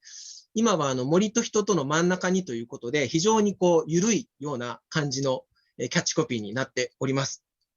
で、実際にどういう活動をしているかと申しますと、一応3つの柱がありまして、1つは山を生かすための事業、そして山を守るための事業、そして最後に山に暮らすための事業ということで、それぞれハイキングであったりとか、ワークショップであったりとか、あと森林整備をする人のための、機材の貸し出しをしたりとか、あと地元の小中学生とか県外の学校さんの、森林環境学習のサポートをしたりとか、あと先ほども話がありましたけど、小規模な林業ですね、自伐型林業と言われるものの、支援とか研修をしたりとか、いろいろやっているんですけども、いろんな事業があるんですが、これは生かすための事業ですよ、これは守るための事業ですよ、これは暮らすための事業ですよっていうふうな住み分けはしていなくてですね、結構それがちょっとごちゃっと混ざり合ってるような感じでして、私、活動をするにつれて、やってることは要はこういうことかなって思っております。コミュニティの創造とコモンの再生ということを最近思ってまして、どういうことかお話ししますと、いろんなハイキングとか、ツアーとかやっていますが、そういうイベントっていうのは、結局は手段とかきっかけであって、それ自体は大切なんですけども、実はそこが目的じゃないんじゃないかということで、そのイベントの下にある水面下のこの氷山の下の部分をいかに育むかっていうことを最近はすごく感じて活動をしております。で、どういうことかと申しますと、例えばの例ですけども、これは長浜市の余呉町というところにある、関山寺というお寺なんですけども、ここは、今から、90年ぐらい前まではご住職がおられたんですけども、今は誰も住んでいない、お寺なんですね。で、誰も住んでいなくなったんですけども、一応そこには立派な木が残されていて、大変豊かな森が広がっている。で、そこの、ハイキングを企画をしていたんですが、このハイキングを企画することによって、その森の魅力に非常に気づいた方がいまして、そこからきっかけで、関山寺の森友の会という会ができまして、今でも毎月この森を整えるっていうことをキーワードに活動しています。で、ここは今写真写しているのは、これはトレッキングの、ツアーの様子なんですけども、このツアーする前に、1週間ほど前に、ガイドの養成講習っていうのもしまして、つまり、ここで講習受けた人が1週間後のツアーのガイドをしていただくという感じにしております。ツアーの参加者っていうのだと、どうしてもお客さんというか、消費者になってしまうんですけども、そうではなくて、ガイドをあなたがするんですよということになると、その人の中にも森が非常に深く関わってきますので、単に行って終わりと、楽しんで終わりっていうだけじゃなしに、何かその関わりを深く持ってもらうようなきっかけとしてツアーがあるんじゃないかっていうようなことを思ってます。で、今言ったことをちょっと図にしますと、例えばイベントっていうのが一番上にあって、例えばその中でハイキングというのがあった場合、参加者として来るっていうのももちろんいいんですけども、そうではなくて、ガイド養成でガイドとして、関わってみたりとか、そうしますともう参加者ではなくて、その人はもうスタッフの一部となりますし、あるいは、その整備として関わるとか、あるいは先ほど言ったような関山寺の森友の会っていうことで、毎月、その森に行って何か活動するというようなことになりますと、参加者だったのがスタッフになって、さらにはコミュニティの住人になっていくと、森をきっかけとして。で、そういうそのコミュニティ作りっていうものに森っていうのはすごい力を発揮するんじゃないかなってことを思っております。で、この関山寺の森友の会の例を今日は話しますけども、例えば、そこはもともとお寺、今もお寺なんですけども、誰も住んでないので、非常に手入れがされてないわけですよね。で、台風とかがありますと、石積みが崩れたりしてたんですけども、それを、その参加している人から、そういう石積みをまた直したいねというような意見が出まして、やったのが、森の整備というか、石積み体験をすると。単に森に行くだけじゃなくて、整備もしてしまおうと。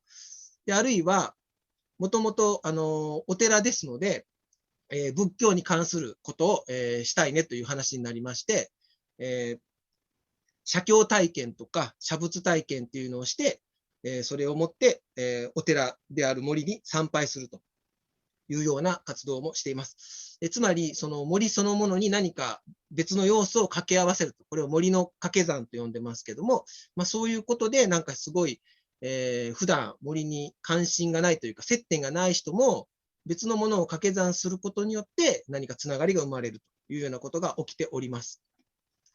で、コミュニティの創造っていうことを言ったんですけども、もう一つコモンの再生っていうのも言っておりまして、例えばその一例として、先ほどの森ですと、やっぱ台風の被害で風倒木、台風で倒れた木がたくさんあるんですけども、そういうものを、手入れもしつつ、そういう木を使って新たな光を与えることによって、価値を創造するというようなことで、ここで示したのはグリーンウッドワークと言いまして、先ほどもお話ありましたけど、そういった、本来ならそのまま朽ちていくような木を使って、自分の生活用品であるスツールを、例えば作ってみるとかいうようなことを、やっております。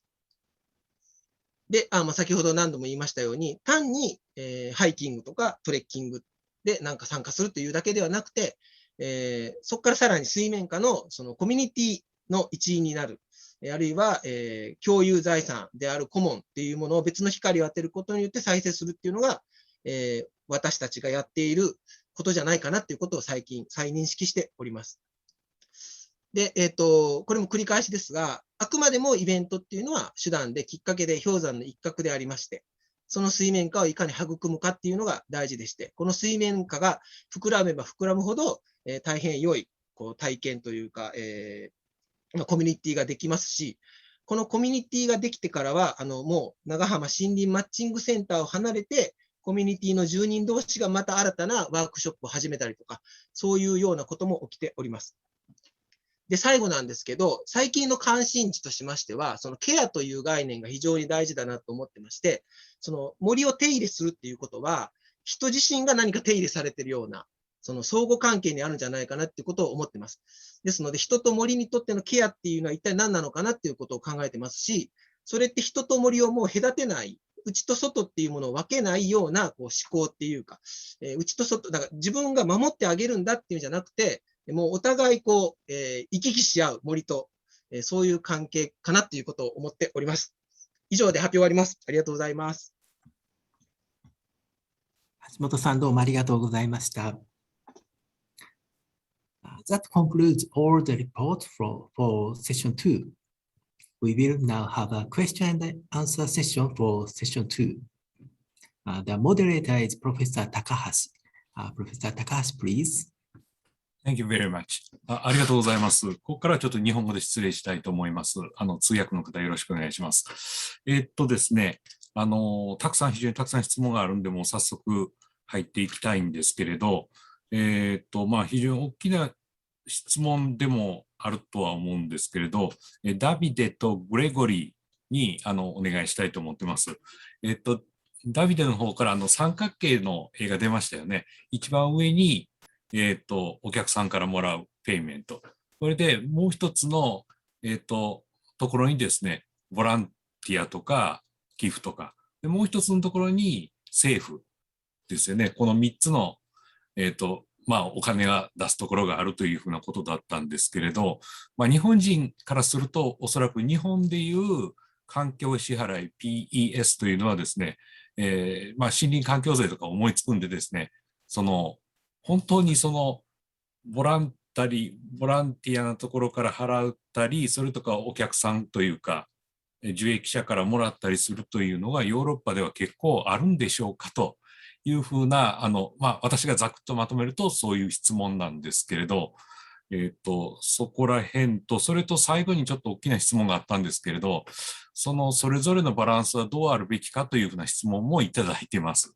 だから現状、そのバランスがどうなっているか、それと将来どうあるべきかということについて、もう答えになってしまうかもしれませんけれど、ダビデとグレゴリーにお願いしたいと思います。よろしくお願いします。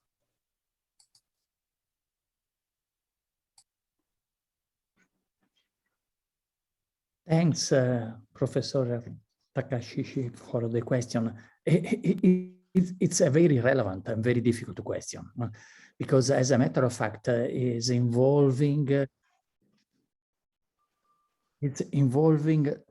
the discussion we have about the role of the state in the economy and the role of the welfare state, with a special consideration about the fact that in Europe, as I see in Japan, large amount of forests are owned by public institutions. So public institutions have a direct role in managing forest.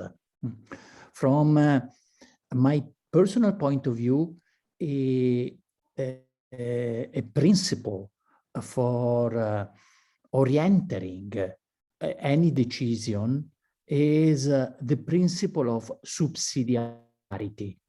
I don't know if you have familiarity with this principle in your policy making activity. In Europe, we make a distinction between horizontal and vertical subsidiarity. We are speaking about the vertical subsidiarity when we have to decide at which level of the public administration you should take a decision. European Union level, national level, regional, local. And the principle is stating that you should try to be closer to the citizens, to the consumers, as much as possible. The second principle about horizontal subsidiarity is a principle that is giving orientation on who should practically carry on some activities that are connected with the supply, the provision of public goods. And the answer is, in general, the private sector, profit and non-profit, should be given the priority. Let's leave to the public sector, to the state, only those activities that the private sector can do in a less efficient way. So the state when it's needed, the market every time it's possible. That is a summary question, summary answer to your difficult question. The state when is needed, the market when is possible. ありがとうございます。日本語で言うと補完性の原則によってですね、非常に綺麗な答えをいただいたと思います。Gregory, please.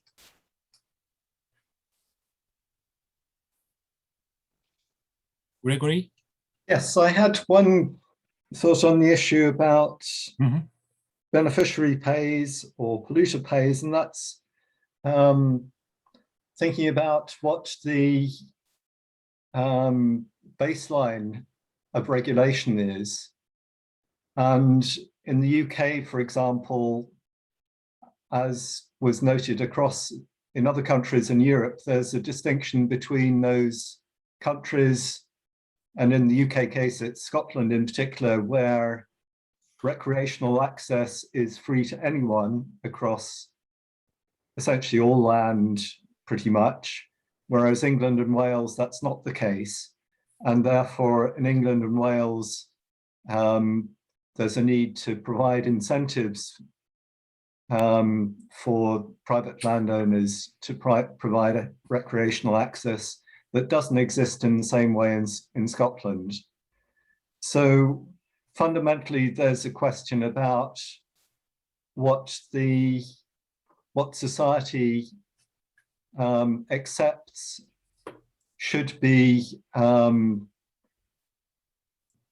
benefit of all in society without being paid for, and what it is that it's legitimate to ask the public to pay for.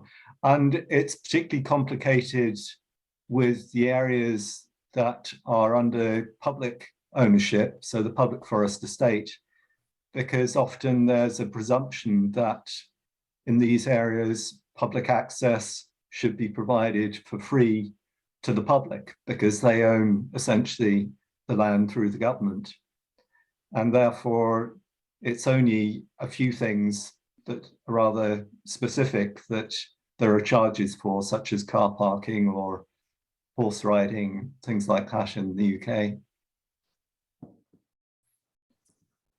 Yes, but fundamentally, there's a question about what it is that should be open to the public without charge, and what it is that it's legitimate for the beneficiary to pay for. And then I guess there's one other thing as well, and that's the issue around where does the polluter pays principle fit? So, for example, should you pay for landowners to do things such as reducing pollution that may affect cultural ecosystem services as well? And to what extent should you expect landowners to do particular things that fit with how they're regulated, and therefore you shouldn't be paying them for doing particular things. So the wider governance type questions that underpin payments for ecosystem services schemes, and often the underpinning regulation is really essential to the way that PES schemes work. OK。ありがとうございます。他にも質問がありますので、ちょっと先の方に移りたいと思います。今ちょっとお話が出ましたけれど、Everyman's Rights、万人権というか、その森に入る権利が、ヨーロッパでは割と広く認められている、森に自由に入る権利が割とヨーロッパでは広く認められているというふうなことですけれど、これはアンドレアスにお聞きしたいんですが、これは、こういうふうなフォレストサービスインダストリーズにとってはですね、いいことなのか悪いことなのかということですね。だから、いいというのは、みんなが森に自由に入れると、そういった産業がですね、伸びていくという考え方もできると。だけど、一方、悪いと考えるとですね、自由に入れるのにお金を取るというのはですね、それは逆になってしまうと。その自由に入れるのにお金を取るというと、それはみんな嫌がるというふうなプラスマイナス考えられると思うんですが、これはどちらだと思いますか？質問、これでいいですかね？はい。アンドレアス。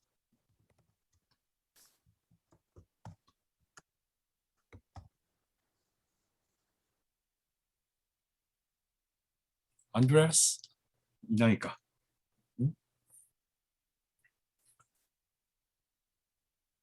ちょっと今出られないみたいですね。そしたらですね、アンドレアス、いないので、May I ask you to repeat the question in English? English, yes. Everyone's rights, okay? Yes. Everyone's rights. Is it against or for forest services industries, forest ecosystem services industries? On one hand, it can be against because everybody has a free right to enter forest. Okay. On the other hand, it is promoting these kind of industries because everybody has some familiarity with forest ecosystem services. So how do you think about everyone's rights, the relationship between everyone's rights and forest service industries, forest ecosystem services? That's a very key question.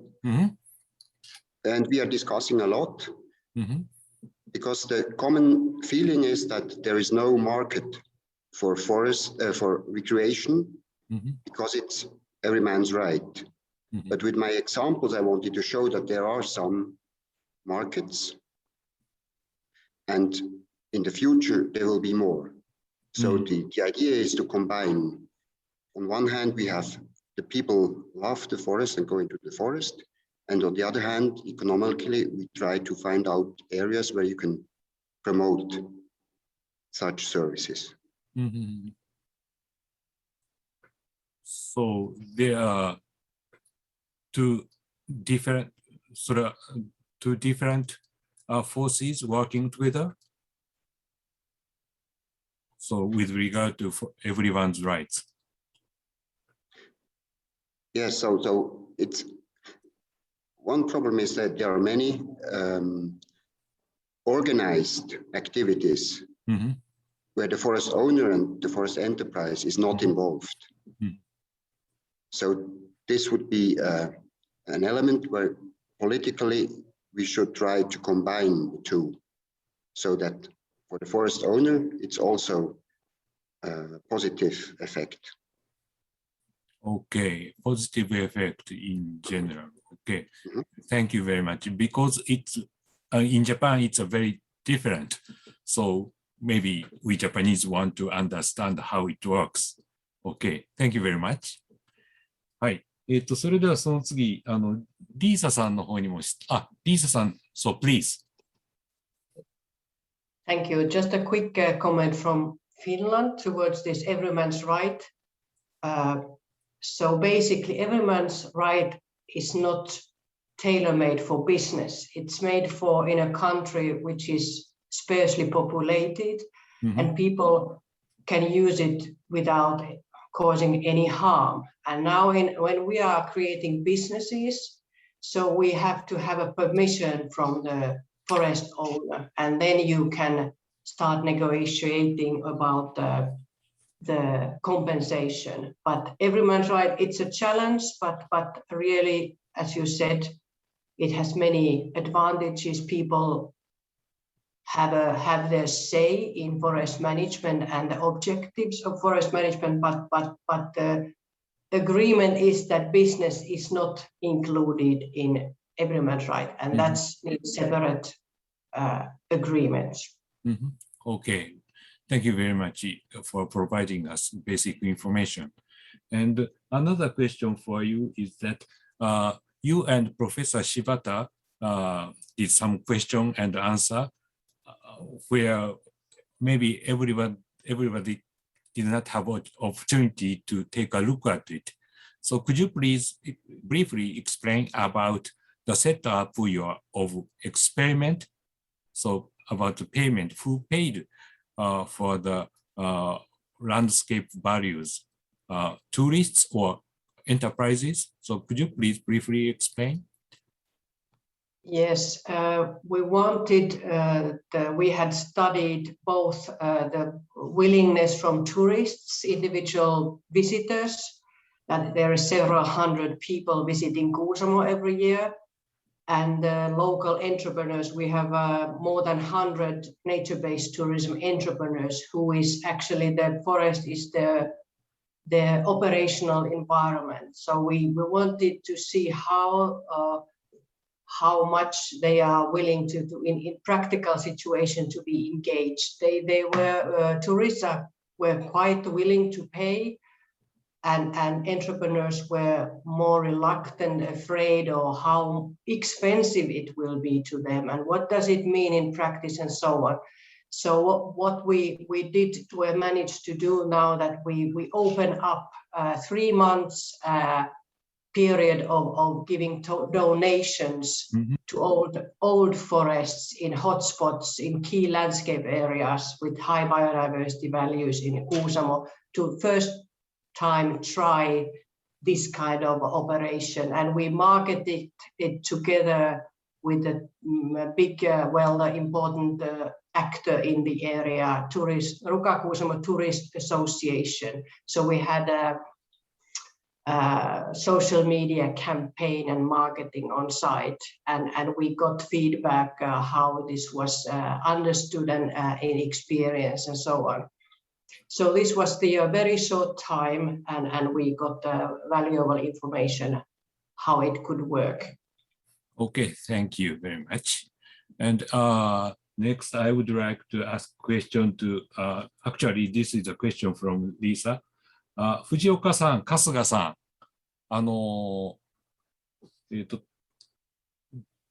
林空間サービス産業とかですね、それとかフォレストセラピーですね、それの統計とかいうのは、どの程度あるんでしょうか。その質問がリーサさんの方からいただいてます。簡単にすみませんけど、お願いします。そのサービス産業に関する統計っていうのは、その政府としての統計は今のところないっていうのが現状ですね。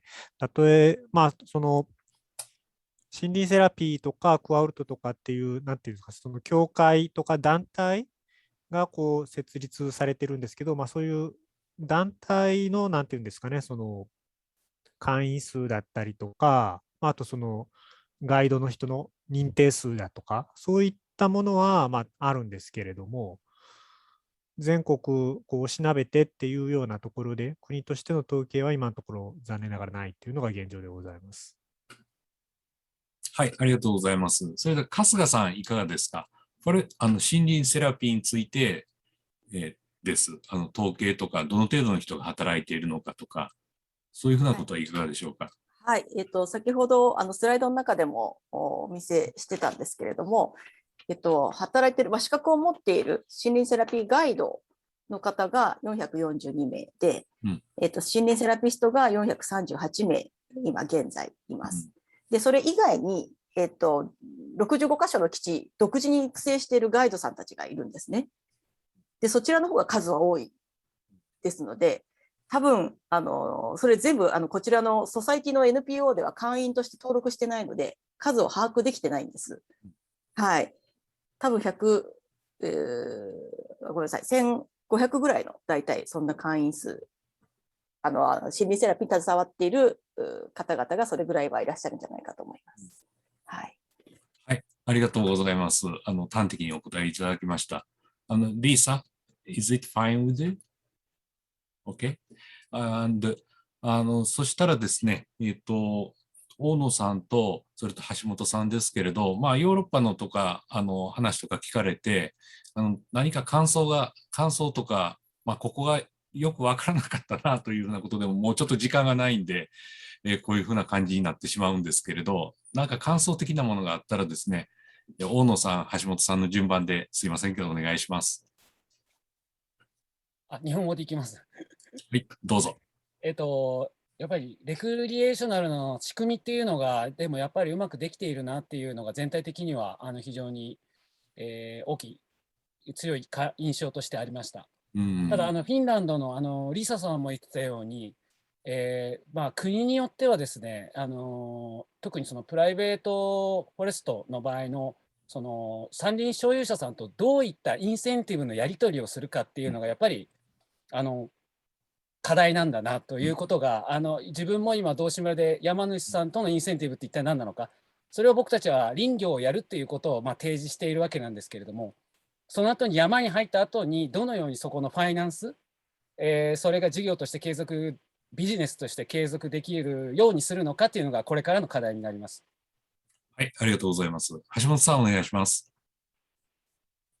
はい、私ちょっと忙しくてなかなか見れてなかったんで、録画を後で見させていただいて、はい、すいません、申し訳ないです。はい、どうもありがとうございます。お忙しいところ。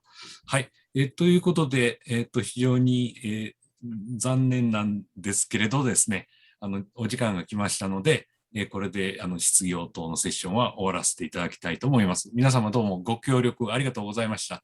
Thank you very much for everybody. Thank you very much, Professor Takahashi and all the speakers. The end time of this symposium is approaching. Professor Shibata and Professor Winkel will give concluding remarks. Professor Shibata and Professor Winkel, please. Thank you, Professor Tsuge. Thank you very much for many rich and inspiring talks and latest updates on cultural fest, service market, and industry, PS, public access, therapy, sports, etc. I think we could conduct valuable Europe and Japan exchange today. We have already spent 6 hours, but still not enough. Hopefully we have a similar exchange again as a physical event next time. On behalf of InnoFest project and hosting institutions in Japan, I would like to express my sincere thanks to Sophia University for funding today's event, and all the hard work of invited speakers, also to all attendees until the last moment, and those who kindly helped to organize the event, including my fellow researchers, Professor Takahashi and Professor Tsuge. Thank you very much. ありがとうございました。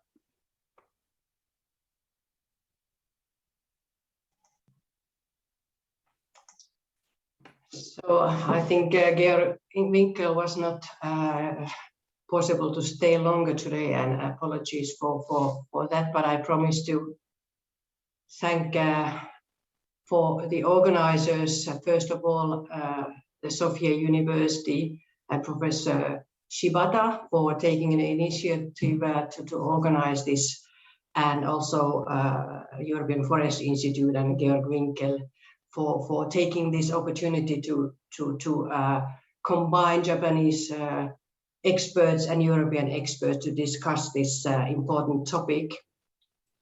And thank you also for the smooth running of the whole day. It's been working very well, and the presentations have been opening a very important and interesting views to this topic, different parts of Europe and Japan. My own impression is that this cultural ecosystem services remains to be a challenge, but we are making progress. We have different cultural and economic situations in different countries, and also the businesses, the examples of businesses are more.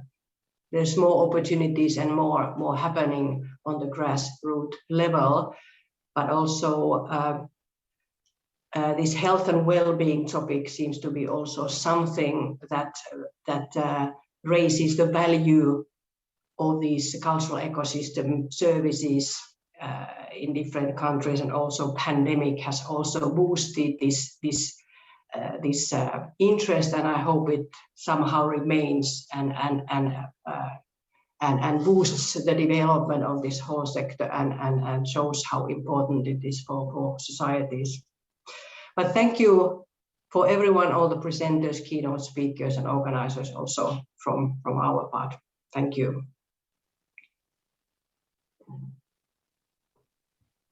Thank you very much, Professor Shibata, Professor Tivinen. The symposium will conclude with a closing address by Professor Yoshinari Tanaka, Dean of the Graduate School of Global Environmental Studies at Sophia University. Professor Tanaka, please. Yes. Hello, everyone. Do you hear me? Okay. It's my great honor to present the concluding short address for this a very wonderful symposium about the cultural forest ecosystem services. Not mention it, ecosystem services are very important, and of course the forests are the most important environmental media for terrestrial ecosystems. And however, unfortunately, we know that the cultural services is one of the most important ecosystem services, but in comparison to the two, provisioning and regulatory services, the cultural services might have been well understood and might have been underestimated, partly because it's difficult to quantify it or economically evaluate the function of the cultural services. But through today's wonderful symposium, I expect all participants learned a lot about the importance of the cultural aspects of forest ecosystem services, and the actual procedure, the concrete procedure to